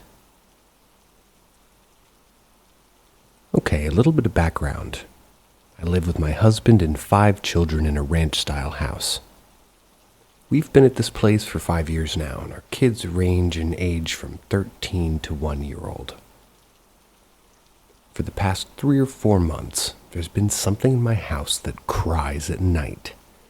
It's not my kids or my cats, it's something else. These disturbances typically happen between 10 p.m. to 2 a.m. Usually what happens is my husband and I are in our living room at night, watching TV and unwinding from the day. All of the children are asleep because they have a 9 p.m. bedtime. Suddenly we will hear the sound of a child crying, and the cone on my dog's head being scraped against something. And I mean loudly crying, not just whimpers, but big sobbing cries. One of us will immediately jump up to go check the kids. All of us and my children have had night terrors and typical childhood nightmares at some point. But none of them are ever awake. They're all fully asleep, completely peaceful. This will repeat a few more times until we go to bed. It doesn't happen every single night, maybe only once or twice a week, but it's very disturbing when it does. My 13-year-old has also heard the phantom crying. She was up late with my husband one night on a weekend. Also, my children don't have TVs in their rooms, and their tablets/switches are always off. So it's not a sound coming from anything like that. They're not crying in their sleep either. They're always peaceful and undisturbed. Not even moving around when me and my husband go to check on them. We don't have a baby monitor, so there's no chance of interference coming from one. I do have 2 Siamese cats who make noises, well, that sound exactly like human voices, but they're always in the living room with us at night or sleeping in front of the heater in our kitchen. So I've been able to confirm that it's not them. As well as the crying at night, we often hear the sound of doors opening and closing. Most often the door to my daughter's bedroom. It makes a specific sound because the door sticks a little and you have to put some force into opening or closing it. We always go to check on the children after we hear this. All of them are always asleep. These things are not just heard by me, but my husband too. So I know I'm not just going crazy. The only thing even remotely like this that's ever happened to me was when my current 5-year-old was around 2, about 3 years ago and in the same house. We both heard the sudden and extremely loud sound of what I can only describe as something or someone pretending to cry like a baby. I know that sounds weird, but it's the only way I can describe it. Imagine a grown adult almost mockingly pretending to cry like a newborn. That's what it sounded like. It was so loud and frightening that my daughter instantly started screaming in fear, packed us into the car, and left the house. Too sweet. We spent the rest of the day at my sister's, and I refused to be alone in the house without my husband for the next couple of days. So, what could this be? A demon? A ghost? I don't really believe in the idea of dead people just hanging around your house for eternity. A mimic? What could this thing want, and how do I get rid of it?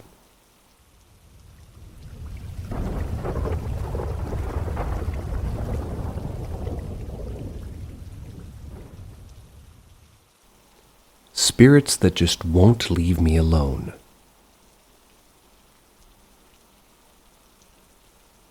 When I was growing up, especially when I started school at 6 years, I used to hear voices in my head. Everyone hears voices in their head, but these ones are different. It felt like they were deeply connected to me or reality. They would tell me things, often telling me what would happen in the future. Things like which guests I'll find when I get home after school, which person I know that has recently passed away, how certain events would change if I did some things. I can't remember others because there's a lot, but I'm hoping to remember them as I type. I used to refer to these voices as angels, or God himself, because the things they did to me were only good things, and they seemed to want to protect me from everything. I remember this one time after school, a group of friends decided to grab some snacks at a nearby shop, but I declined to go with them, because this voice told me to go straight home after school. And the same friends got robbed at that shop, and one of them got stabbed in the chest. But everyone survived, thank God. Another time after school, a street vendor was selling some flavored ice, so I decided to buy one because it was very hot that day. However, the problem is, another voice warned me not to buy from him as something bad would happen. And it did. After I bought that ice, I forgot to give him the cash and I left. Not necessarily running or anything, but it completely slipped my mind and he came after me. I was surprised why he was yelling at me because I thought everything had went well between us. And this guy pulled out a knife on me. But he didn't hurt me because I apologized profusely. I was super scared and disturbed because I was only 16 at the time and I'm relatively very small compared to my peers. I'm 22 now. The voices kept telling me since I started hearing them when I was 6, that they stopped talking to me once I told everyone, even my parents, that I was hearing them. And they also had enough energy to affect reality around me. So when I was 16, after that street vendor scene, I got worried that I might be faced with something very dangerous that's trying to lure my soul into hell. So I told my parents what had been happening to me all those years.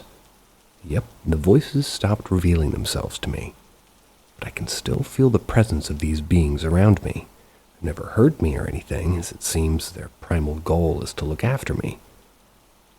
By the way, my family's never been religious. Even to this day, I don't know what these things are. Before 16, every time I'd ask them for identity, they never really gave me a clear answer.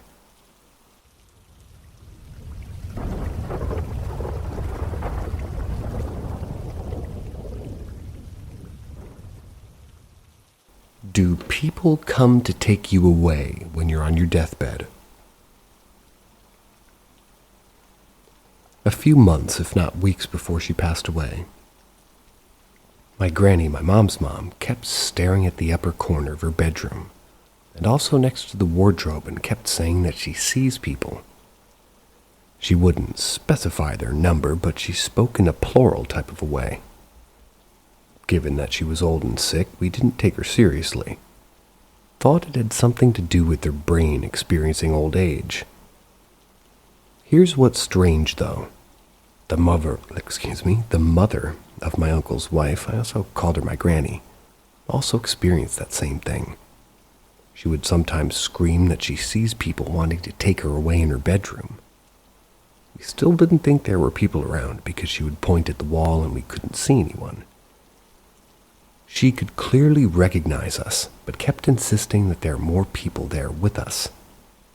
So my question is, are there actually people who come to take you away when you're on your deathbed, or is it just old age sickness which results in hallucinations?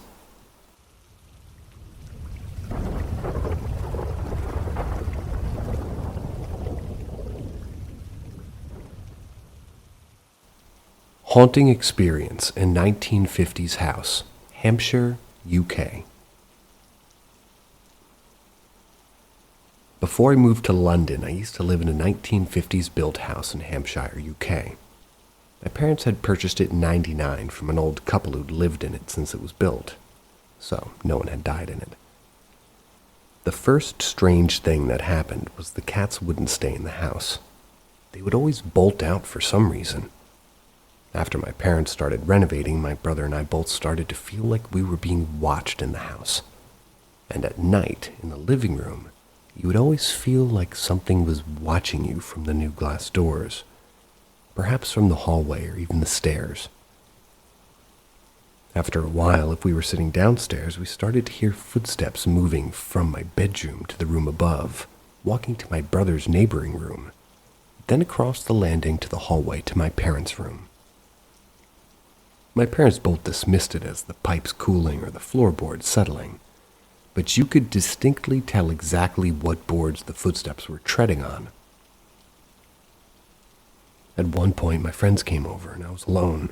Excuse me. And as you walked down the street, you could see into the living room. They asked if I had relatives, saying that they had seen people sitting on the sofa. Things started to move. You'd place shoes by the door, and then they'd be under the stairs, or things like keys would be moved somewhere else. Then it gets really creepy. One day I had run a bath, and I was listening to music on the computer in the study in the next room. It had been a while, and the music had stopped as the PC had gone into standby mode. I had been in the bath about an hour and fell asleep, and as the water had just gone past my nose, the music on the PC shot back on louder and woke me up. Bearing in mind, in those days you had to mash the keyboard or really jiggle the mouse to wake up the computer. And it saved me from potentially drowning. I took this to be whatever was in the house wasn't bad. However, a few weeks later I woke up bolt upright like something had woken me up. Must have been around 2 a.m. My door was open to the landing, and it was a bright full moon night. It was shining through the hallway onto the brick landing. I looked, and in my terror I saw an old man, but he wasn't standing up. It was like he was laying down on the stairs, and his head was at foot height, staring around the landing wall directly at me. The moonlight was on his face.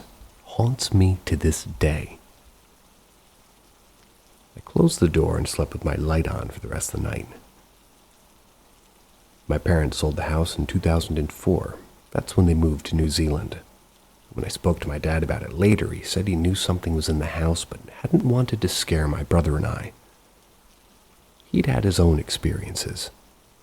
He'd heard the same footsteps on the floorboards, and in the mornings when he'd get up to make tea for Mom, he'd hear footsteps behind him in the kitchen walking toward him. Something brushing past him and taps would turn on by themselves. Years later, when I told him about the old man I'd seen, he said on a few occasions he'd been in the lounge at night, and in the reflection of his reading glasses, he could see the exact same man sitting in the armchair behind him. My dad's a massive skeptic, a policeman back in the day and no-nonsense project director.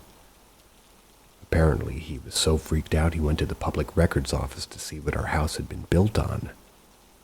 The area had been made up of old mansion estates back in the Victorian times, and it looked like our kitchen had been built over a pathway leading from the old big house to an ice house outbuilding. He thinks maybe it was the servants or whoever walked that path. Very spooky.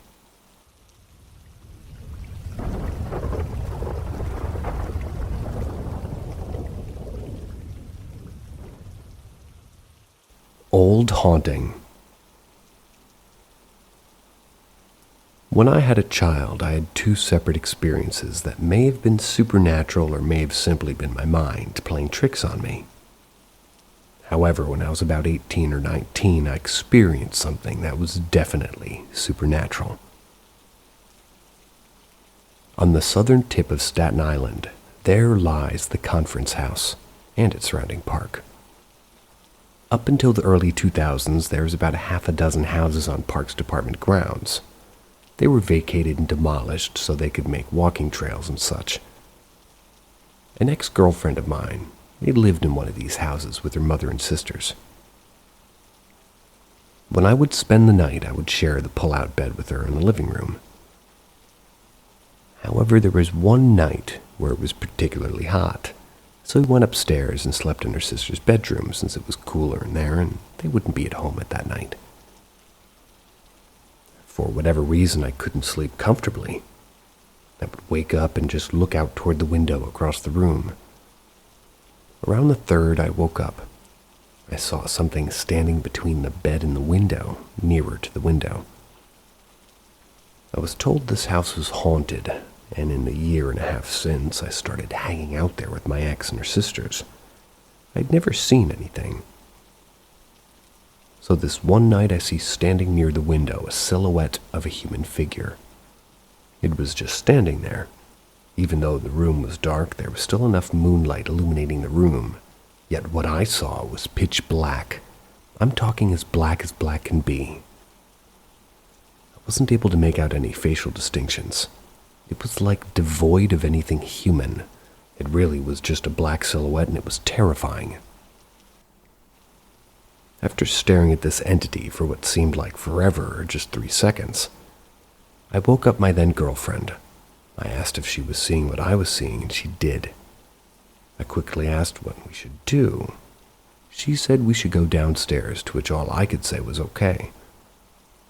Luckily, the door to the hallway was about 2 feet away from the bed on her side. After she got up, I quickly followed. Instead of getting up on my side, which would have been placing me between the foot of the bed and the entity, I rolled across the bed and hurried on my way out, never looking back.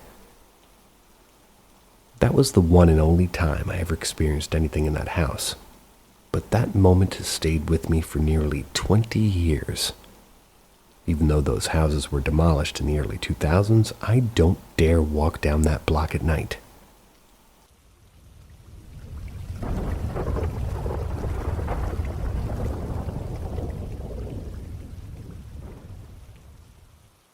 Ghost air raid sirens. That being said, my brother and I had an experience in our childhood that I still can't explain to this day. We were on a trip visiting family in Eastern Europe. We did it every couple of years as kids. And that day, we had gone to one of the largest cemeteries in the region to visit some family grave sites. maintenance, and to pay respects and all. We were out with Mom, my grandpa, and my great-aunt, and as the afternoon set in, the adults had taken a break and started to chat. So my brother and I decided to run off and explore a bit. We weren't even 10 yards from where the rest of my family were around the corner, playing with sticks or whatever it was. It seemingly out of nowhere, clear as day, we heard ominous air raid sirens start going off as if there was an incoming threat through the clear afternoon sky. They were quite loud, but sounded as if they were like maybe a large hillside away or maybe even further. My brother and I looked at each other with concern and had chatted on how it would have been best to go back to our family as we weren't sure really what to do. It would have taken just about an hour to get out of the cemetery with how far in we've gone at that point. But, to our surprise, none of the adults knew what we were talking about and hadn't heard anything at all. It never stood out as a particularly spooky experience, but I've never been able to come up with a logical explanation for how loud the sirens were. I would have expected everyone in the entire cemetery and maybe even further to hear it.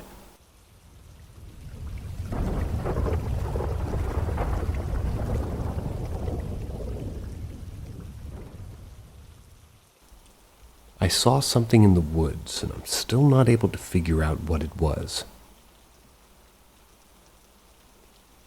So this has been stuck in my head since it happened, and I don't want to say it was traumatic, but it was a big lesson for me at the time.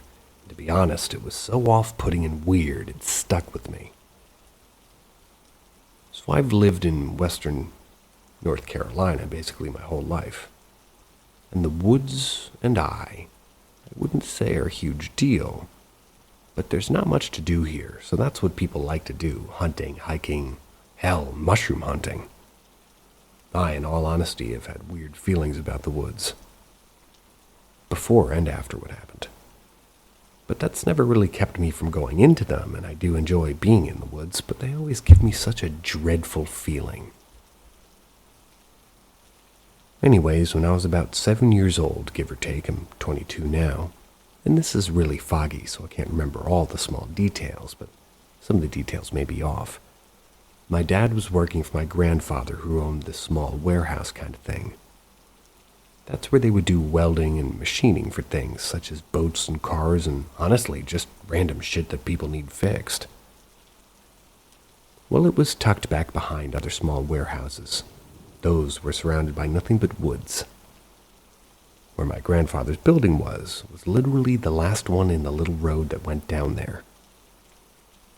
The reason this is important is because my dad would frequently take me and my brothers with him to work, because nobody could watch us.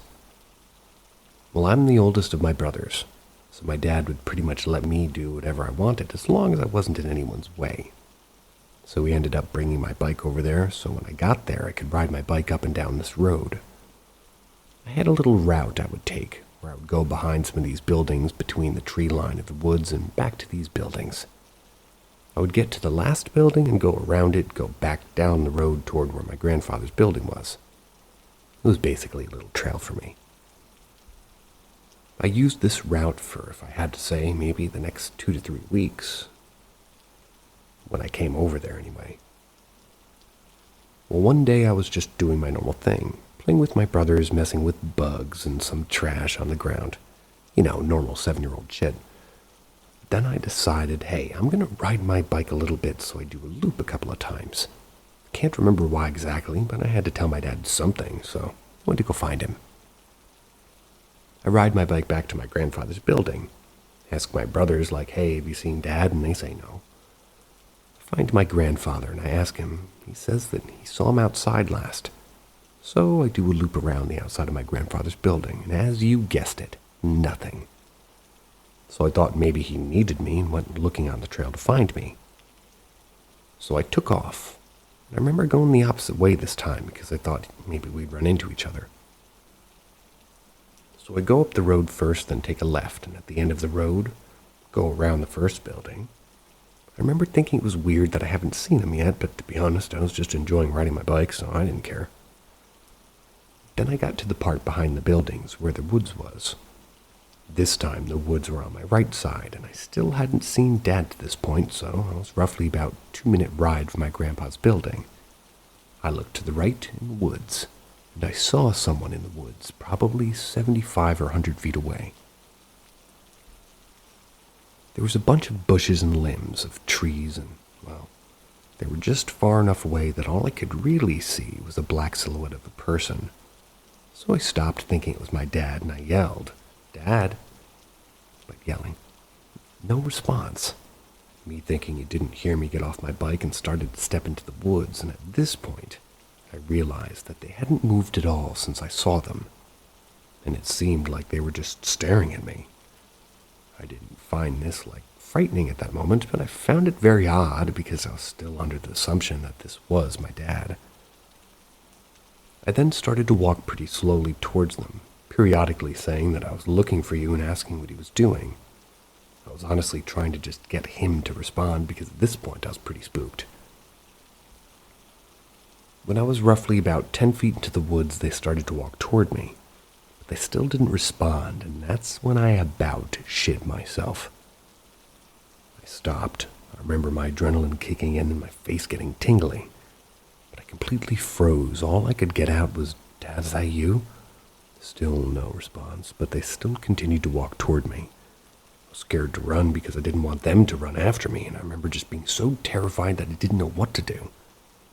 Keep in mind, it was only 7, while of course now we've dipped out that way before this, but at the time I was just a dumb kid.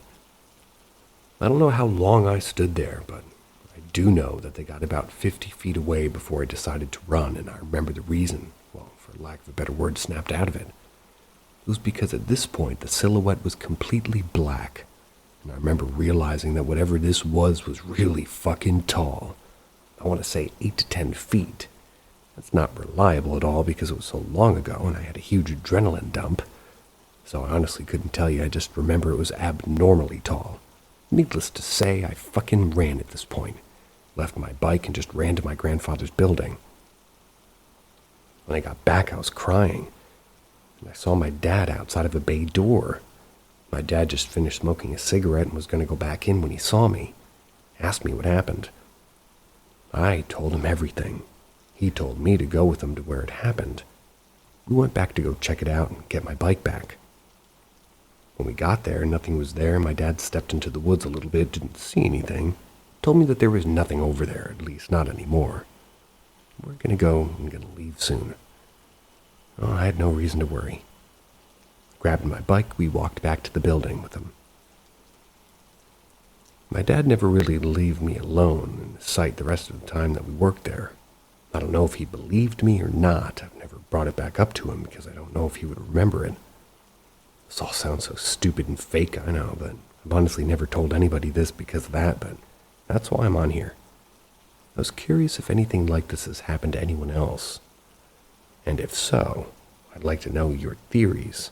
I thought Bigfoot for a long time, as stupid as it sounds, but I don't think that was the case. I'm thinking anything from some sort of weird energy in the woods, some weird creep who just so happened to be there or something.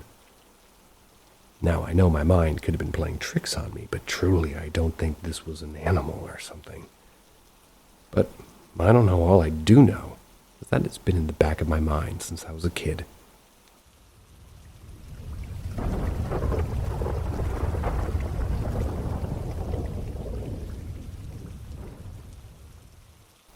Ask Reddit. This was more of a weird occurrence that happened for about a month, and it happened about 3 months ago. The layout of my house is there's a kitchen that separates the hallway leading to my bedroom and the living room. So whenever I open the fridge in the kitchen, I can see the hallway at the corner of my eye. During that weird month, every time I opened the fridge, I would see a man standing in the middle of the hallway out of the corner of my eye. I would only see it in my peripheral vision, and it'd be gone by the time I looked there, so I only see it for a couple of seconds. I tried to recreate possibilities to see if I could see it again, and I don't believe in ghosts, by the way, but I failed. I tried to see if it was just my brain trying to fill in the gaps, so to speak, but nothing there looks close to the silhouette of a man. To top it off, I would only see it when I least expected to. This kept happening, somewhere past midnight. Another instance was during the morning.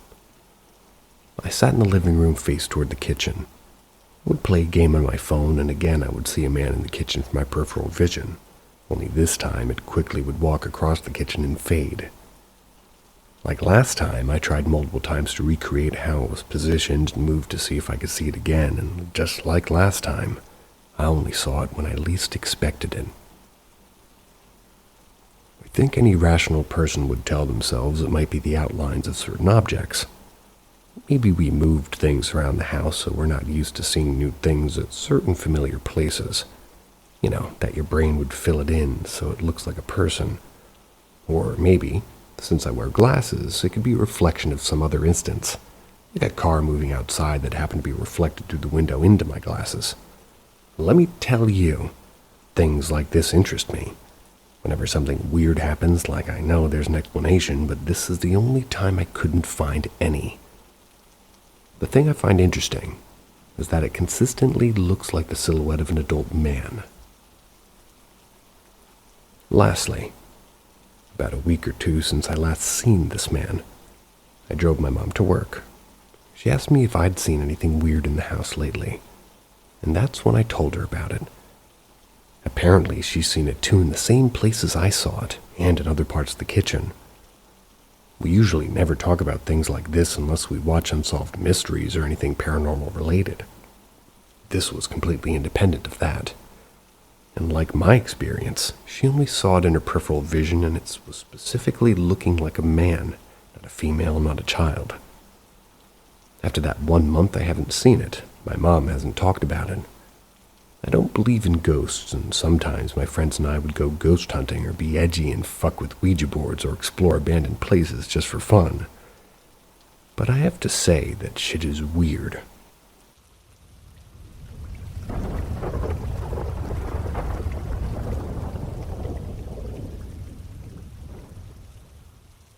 Seeking advice about vision. I've been experiencing something quite peculiar over the past week, and I'm hoping to get some insights and opinions. I keep catching fleeting glimpses of a big brown shaggy dog out of the corner of my eye. However, there's no actually dog present when I turn to look directly at it. It's been happening consistently, and I can't help but wonder if there's a deeper meaning behind it. Curiosity led me to do a very brief Google search, which suggested that such sightings could be considered omens of misfortune. As someone who's Christian, but also believes in the paranormal and the supernatural, I find myself torn between various interpretations. I've always had a fascination with mythologies and their symbolism, so I'm curious to explore different perspectives on this matter. While I've shared my experiences with my parents, they dismiss it as me simply making things up. Unfortunately, their skepticism only adds to my unease. The timing is particularly unsettling. I'll be moving away from my degree in the next month or so, and the idea of a bad omen hovering over this exciting new chapter makes me nervous. So I turn to you for your thoughts, advice, and personal experiences. Have any of you encountered similar paranormal phenomena? What do you make of these fleeting visions of a shaggy dog? Could there be any significance to it, or is it merely a coincidence? I'm open to hearing different viewpoints, whether they come from a religious, mythological, or purely personal standpoint.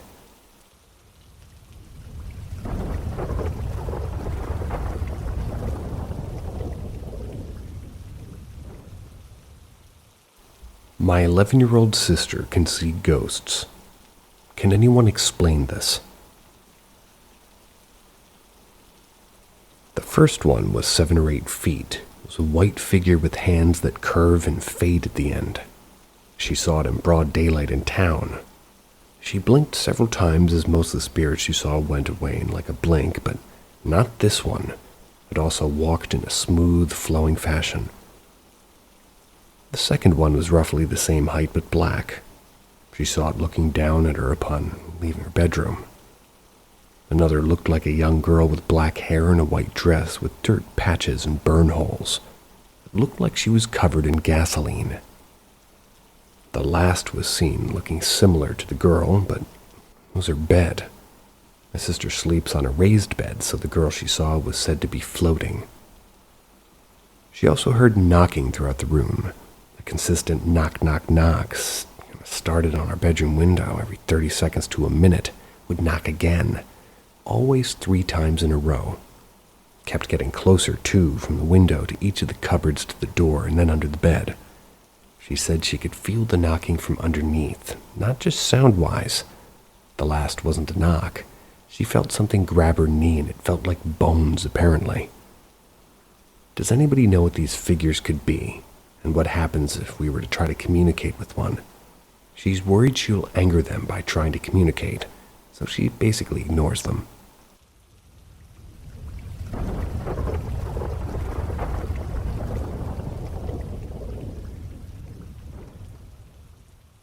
Ask Reddit. My dad has a house in the mountains of upstate New York. He bought it in the early 2000s. We still live in the suburbs of Westchester, so we would go up and stay at this house on weekends while my dad did his best to fix it up.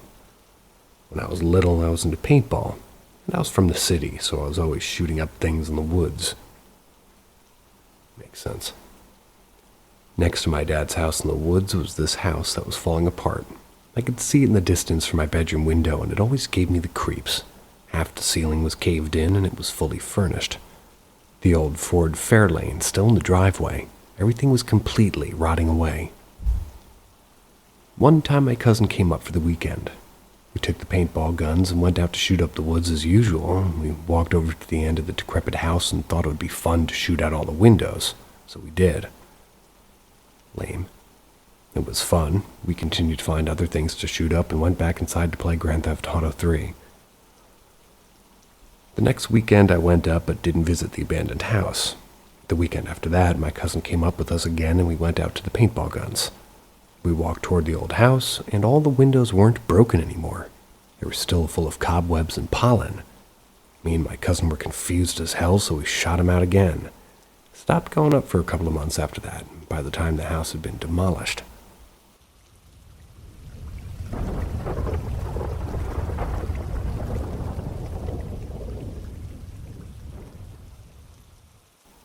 My uncle had a demonic experience. My mom had 3 brothers. She was the second child, her oldest brother. Let's call him Dan. They died at the age of 24, 8 months after my grandma died at 42. The other 2 brothers of hers, my uncle, are twins. One of them is mentally ill, but the other is healthy and well.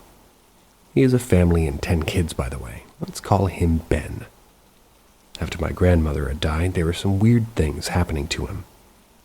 Firstly, he had bad dreams. He saw my grandmother unfolding a black blanket in front of him. It was his first nightmare, but he didn't give it any attention. After a while, Dan had suddenly died at 24, as I said. It was a shock. His brother Ben was heartbroken, but he hasn't showed very much emotion during that time. The time has passed. We were healing from our loss, and the first weird thing happened to Ben. It was the Christmas Eve evening. I was sleeping in the same room with my grandfather. In the other 2 rooms, there were my uncles sleeping, the twins, and my parents. I was 5 years old at the time. My grandpa had a glass window in his bedroom door. Sometimes around 3 p.m., my uncle had been jumping through the door's glass, hurting his hands, screaming and making signs with his hands, but unable to talk. It was frightening. After he got better, he realized that in his dream in which he was dying, he unconsciously ran and jumped through my grandpa's door. At that point, we should have known there was something off going on with him, but everyone just ignored it.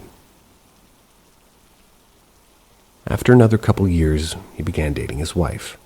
He was missing most of the time and got out in the club, and shortly after, she got pregnant with his first child.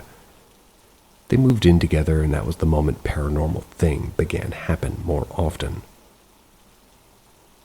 She She told us that he used to wake up at 2 a.m. and go to the cemetery where my grandmother and uncle are buried. At first, she thought he's cheating, so he asked a neighbor to help her follow him. They found out that he was sitting in front of his brother's grave and was talking to him. The weird thing is that it seemed like he had a dialogue, not a monologue. Then he went back home, and the next day wasn't even talking about it. Other time, before they had their first child, they were at the club. He suddenly disappeared from the crowd, so she started looking for him. She found him standing on the edge of the club's balcony looking down at the river that was running by. He was staring but didn't move. She called him, tried to pull him off the railing, but he wasn't moving at all. She asked for help. There were 3 men who tried to pull him away from the balcony, but it seemed like he was too heavy. Then he started to take a step in the deep. Fortunately, the men were quick to drag him, saving his life. After he cleared his mind, he told him he saw his deceased brother in the river, telling him, "Come on, brother, let's play as we used to when we were kids. I miss you." Creepy. After another year, they had their second child, and it was a boy this time. My uncle had always wished for a boy, so the child was extremely special to him. On one night when they were all sleeping, he saw a tall man dressed in black and white. He had a face he couldn't see. That man bent over their bed trying to catch the little boy. That was the moment my uncle stood up from his bed, took his shoes, and was ready to run after the man he saw. His wife woke up and asked him what happened. He looked at her with an ice glance and lifted her 2 feet off the ground. She was terrified. Somehow managed to slap him on his face, and he came back to reality. After he made his mind clear, she apologized. She apologized to her and told her about what he saw. The years passed. Nothing weird happened anymore until it started again. This time, the real-life nightmares were very often. He was seeing hands. Yep, only arms with fingers. They were in black gloves that weren't letting him sleep. When this was happening, no matter how much he tried to push them away, no matter how many times he told them he's not afraid of them, they were just not going away. My mom found out about this episode after 3 months since it was happening. She asked me what we should do, and I'm studying theology. So I recognized the demonic activity. So I guided him to a good priest I knew. He gave him a special prayer to say every day, and the things stopped happening. My uncle is baptized, but he never confessed a sin, never took communion, and not even married before God. That's why I think he suffered all these things. There are many other episodes I've not related here, but the point is, the devil is real and God's help and protection is required for every human being.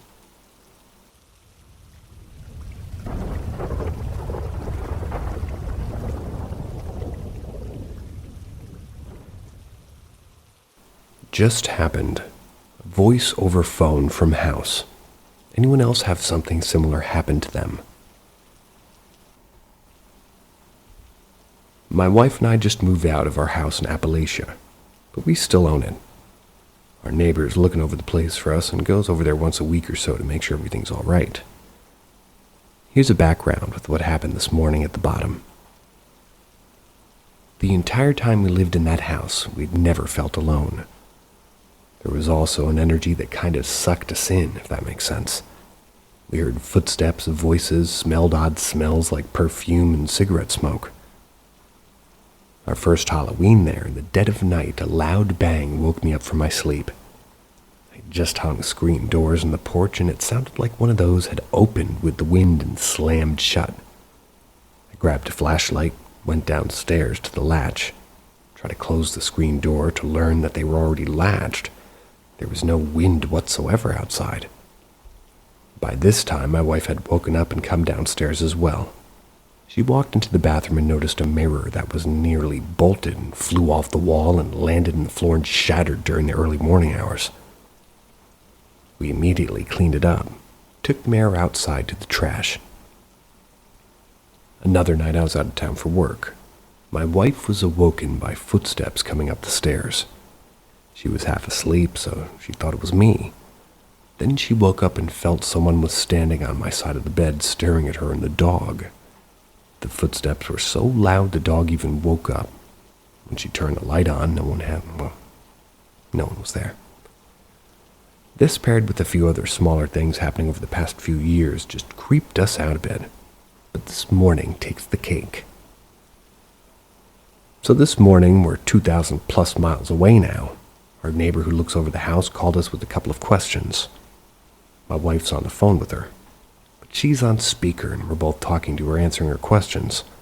Then her phone cuts out mid-sentence and a deep man's voice comes on the phone and slowly sings, "You are my sunshine, my only sunshine," in a low, staticky voice. Then her neighbor comes back on, still talking, haven't heard anything. My wife and I hear it as clear as day, and it gives me goosebumps and nearly brings tears to my wife's eyes.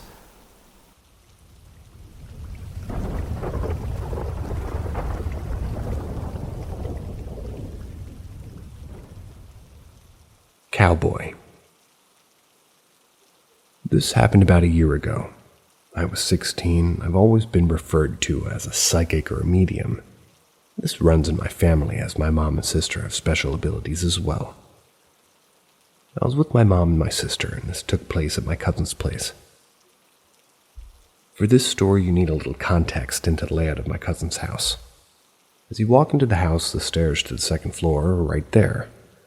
They have a huge kind of Victorian railing, and the living room is off from the front door. I went there with my mom and sister to visit my baby cousins, as I'm very close to them. I went upstairs to check one of them and found her playing video games. I talked to her for a second before walking out of the room, shutting the door behind me. As I was about to walk down the stairs, I got a glimpse into my cousin's room. There's a guy in a cowboy hat with long dark hair and gray muscle shirt. He had a pair of bleach-washed kind of jeans with chaps on over them, along with cowboy boots. He was about 6 feet tall and skinny, and he walked toward me, and I ran down the stairs to the living room whispering what I'd seen to my mom, not wanting to scare my other cousin. As I look over my shoulder, I see the man crouched down on the top of the stairs, looking through the railing. I whisper that to my mom, and I kid you not, she said, "You mean that shadow?" My mom could see the man, but only in a shadow. I could see his detail. I told my mom I didn't like his vibe and we needed to leave. She agreed and we left. For a while after that, there was a dark shadow that would follow me around. I had issues around food and sleeping. Haven't seen this since, and I hope I never do.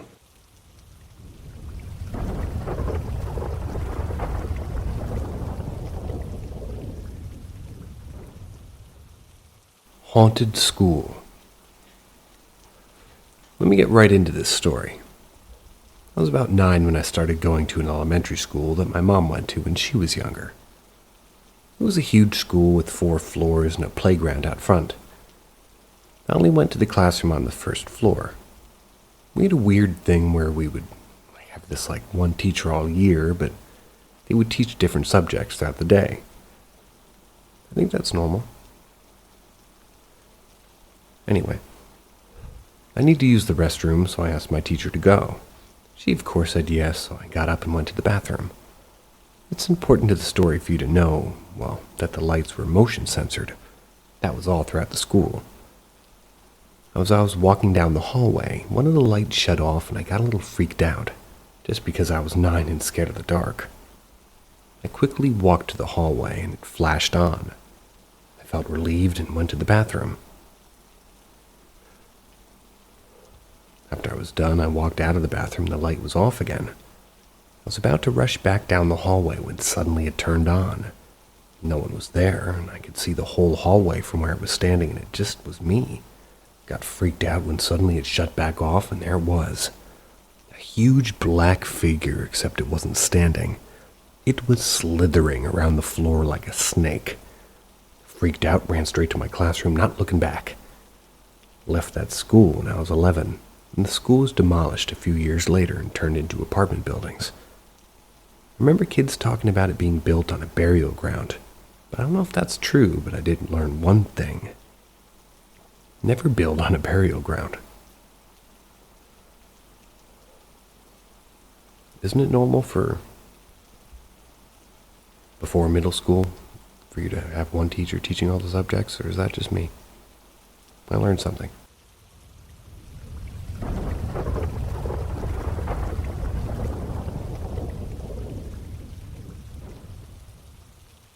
My Haunted City.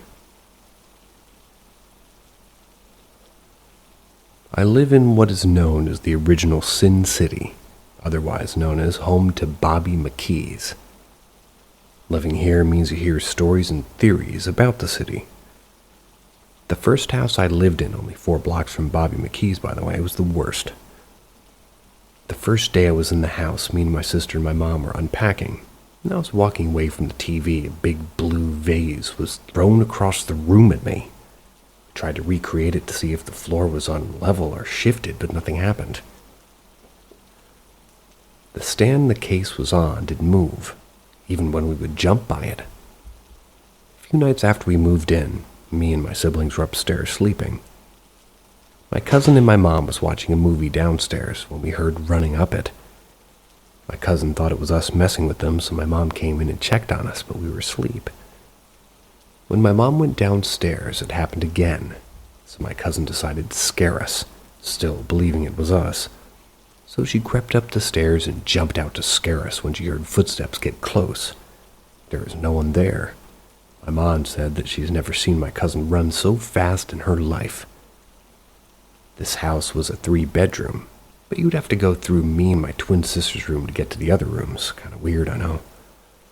But my mom didn't have a room, so she made the dining room downstairs into her bedroom. She had her bed up against the door of the basement, the only way to get to the basement, by the way. We would always hear scratching and banging from the inside of the basement. Sometimes it was so bad the entire house would shake. Every time my mom would go down there, the basement was empty. No animals, no people, nothing but old holiday decorations. Got so bad that one day my sister went upstairs to get a bottle of water. She had left it in our room, but when she was walking in there was a woman in a white nightgown. She had her hair in a tight bun and blood running down her neck. My sister ran downstairs and was terrified. We all went upstairs, and of course no one was there, and we moved out when I was 11. There's a new family there now, and they're experiencing things as well. Soon after moving out of that house, that's when I realized I had a gift of seeing and speaking to the dead.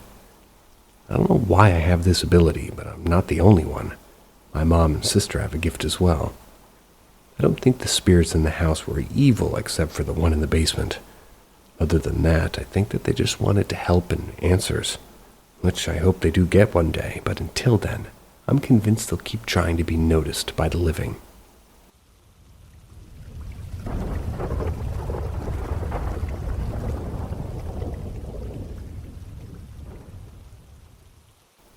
Ask Reddit.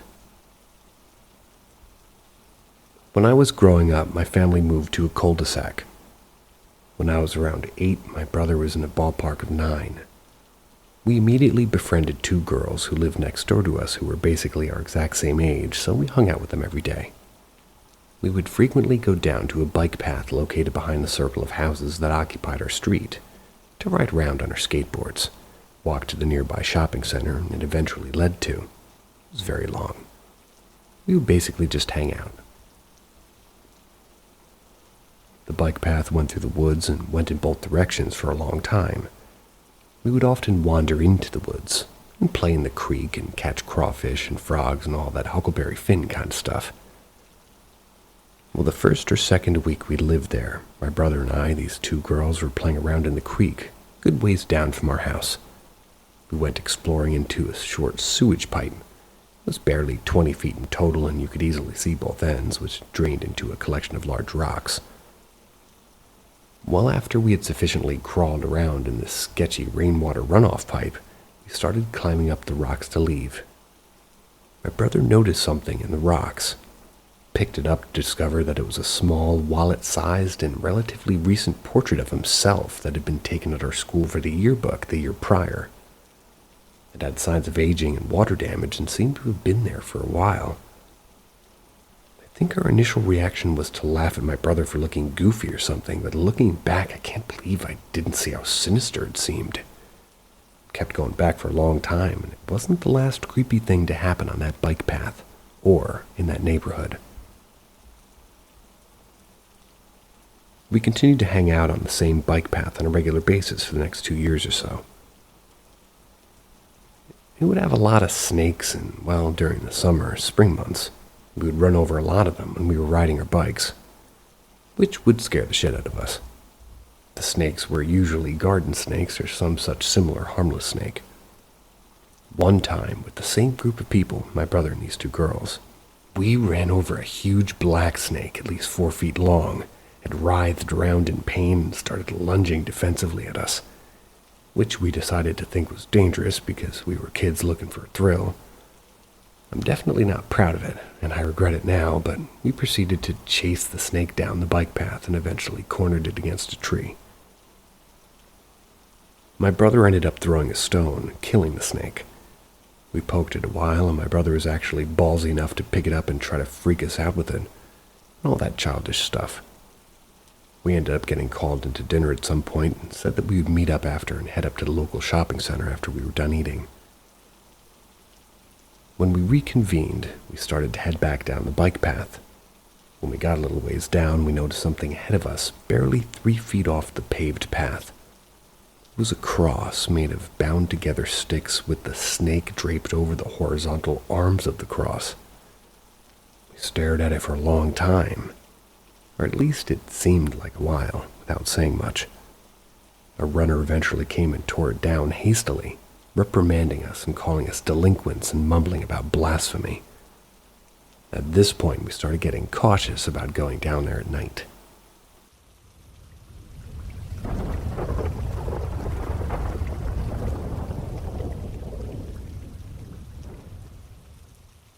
Ask Reddit.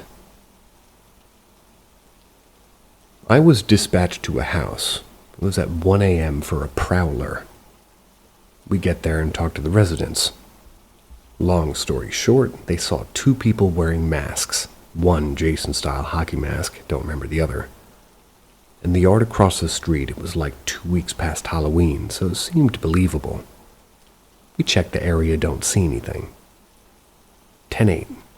It's worth noting the residents didn't seem drunk, high, or crazy at all. A few times you'll get a similar call and get there to find the residents strung out on meth and seeing things. However, back to the story.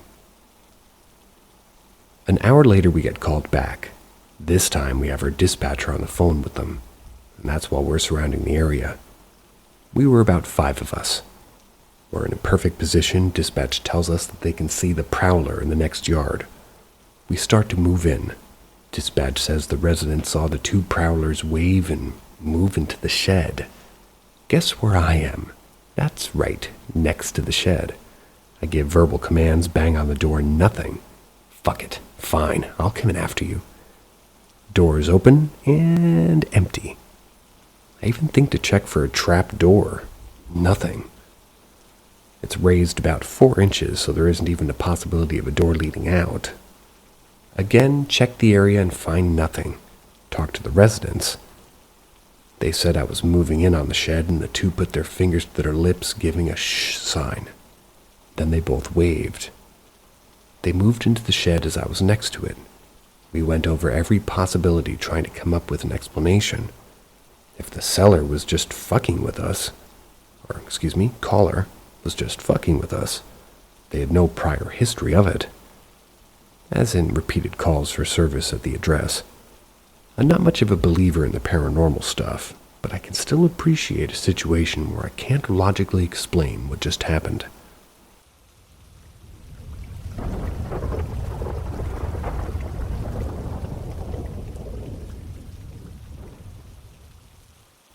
The Gansfeld Shutdown. My card reading experience. 20 minutes into the experiment, suddenly everything goes dark. When I take my goggles off, I see that the whole house's electricity had suddenly gone out. I was pretty terrified and had to put some candles on, which didn't really make things better to handle. They just made the atmosphere even more eerie. And so all I did was sing Christmas songs by myself to kind of distract myself. The next day, my brother comes to me and gifts me a deck of cards. Sure, could be a coincidence, but I don't believe in coincidences anymore. I got to work guessing the cards. Now, I did limit myself to guessing the colors of the cards, but I thought that would be difficult enough, and it was. Early on, my attempts were unsuccessful. Then I started consistently getting better and always getting more than half of them right. That is, when I tried to do it through quote-unquote psychic abilities. An interesting thing, though, about guessing anything, it's that if you don't know the answer, you should get about maybe 50% chance of being right. And so it was when I simply guessed the cards without trying to think about it. Now then I tried to not use my psychic abilities. I figured maybe I'm just deducing which card is likely to come next through reasoning. But when I tried that, I still got 50-50. But when employing psychic ability, I always consistently get more than 50-50. I tried recording this, but when I did, I always did much worse than when I didn't record it. I know this is a leap, but could it be that when trying to measure psychic ability, it just doesn't work? Might this be the reason that things I didn't have really been able to replicate in the lab? Or is this just me being nervous in front of a camera? Everybody can get nervous in front of a camera.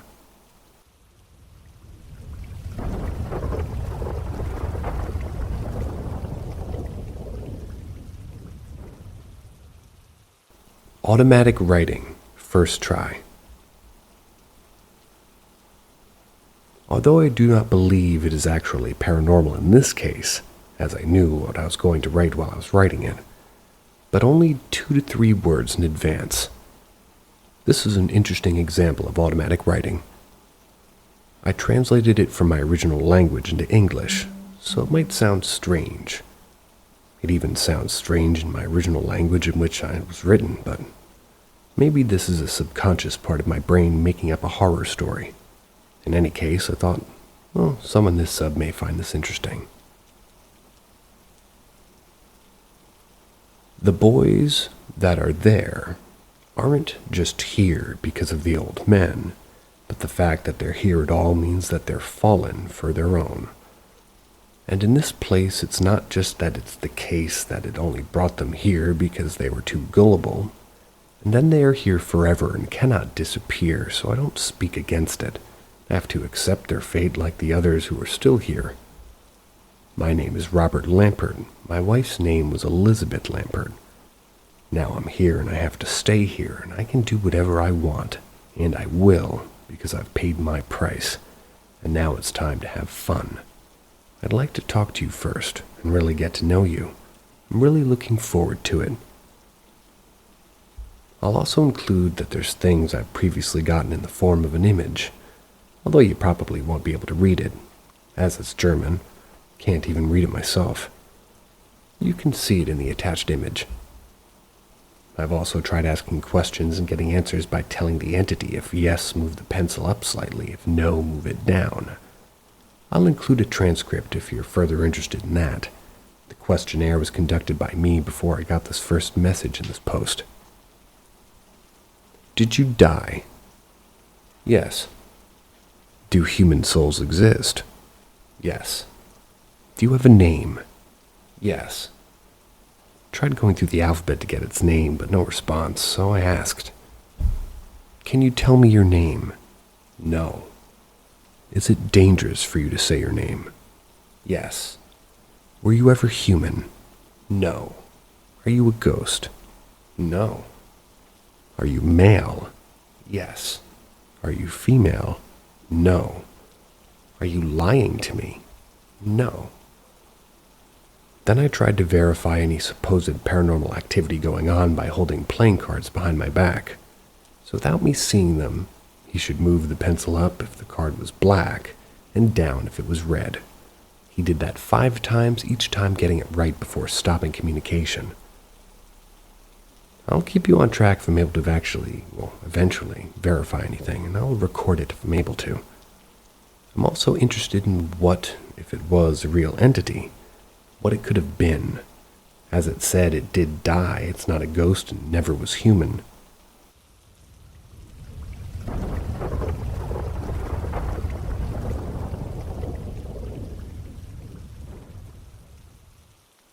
My multiple weird experiences. All began when I was very young. I was playing with my older brother in the garden of our house. That's when suddenly I saw a similar scene, just not from the same era. The two kids were wearing different clothes than anyone our age, and all the scene was in black and white. At the time, I decided to ignore what just happened, went back to the playing. Some years later, I began to hear, from time to time, some kind of voices. They didn't say anything meaningful. Once it even happened when I was home alone with my brother. Going up the stairs, and I asked him if he heard it, and he said, "What?" I understood that he didn't. Nothing happened until junior high.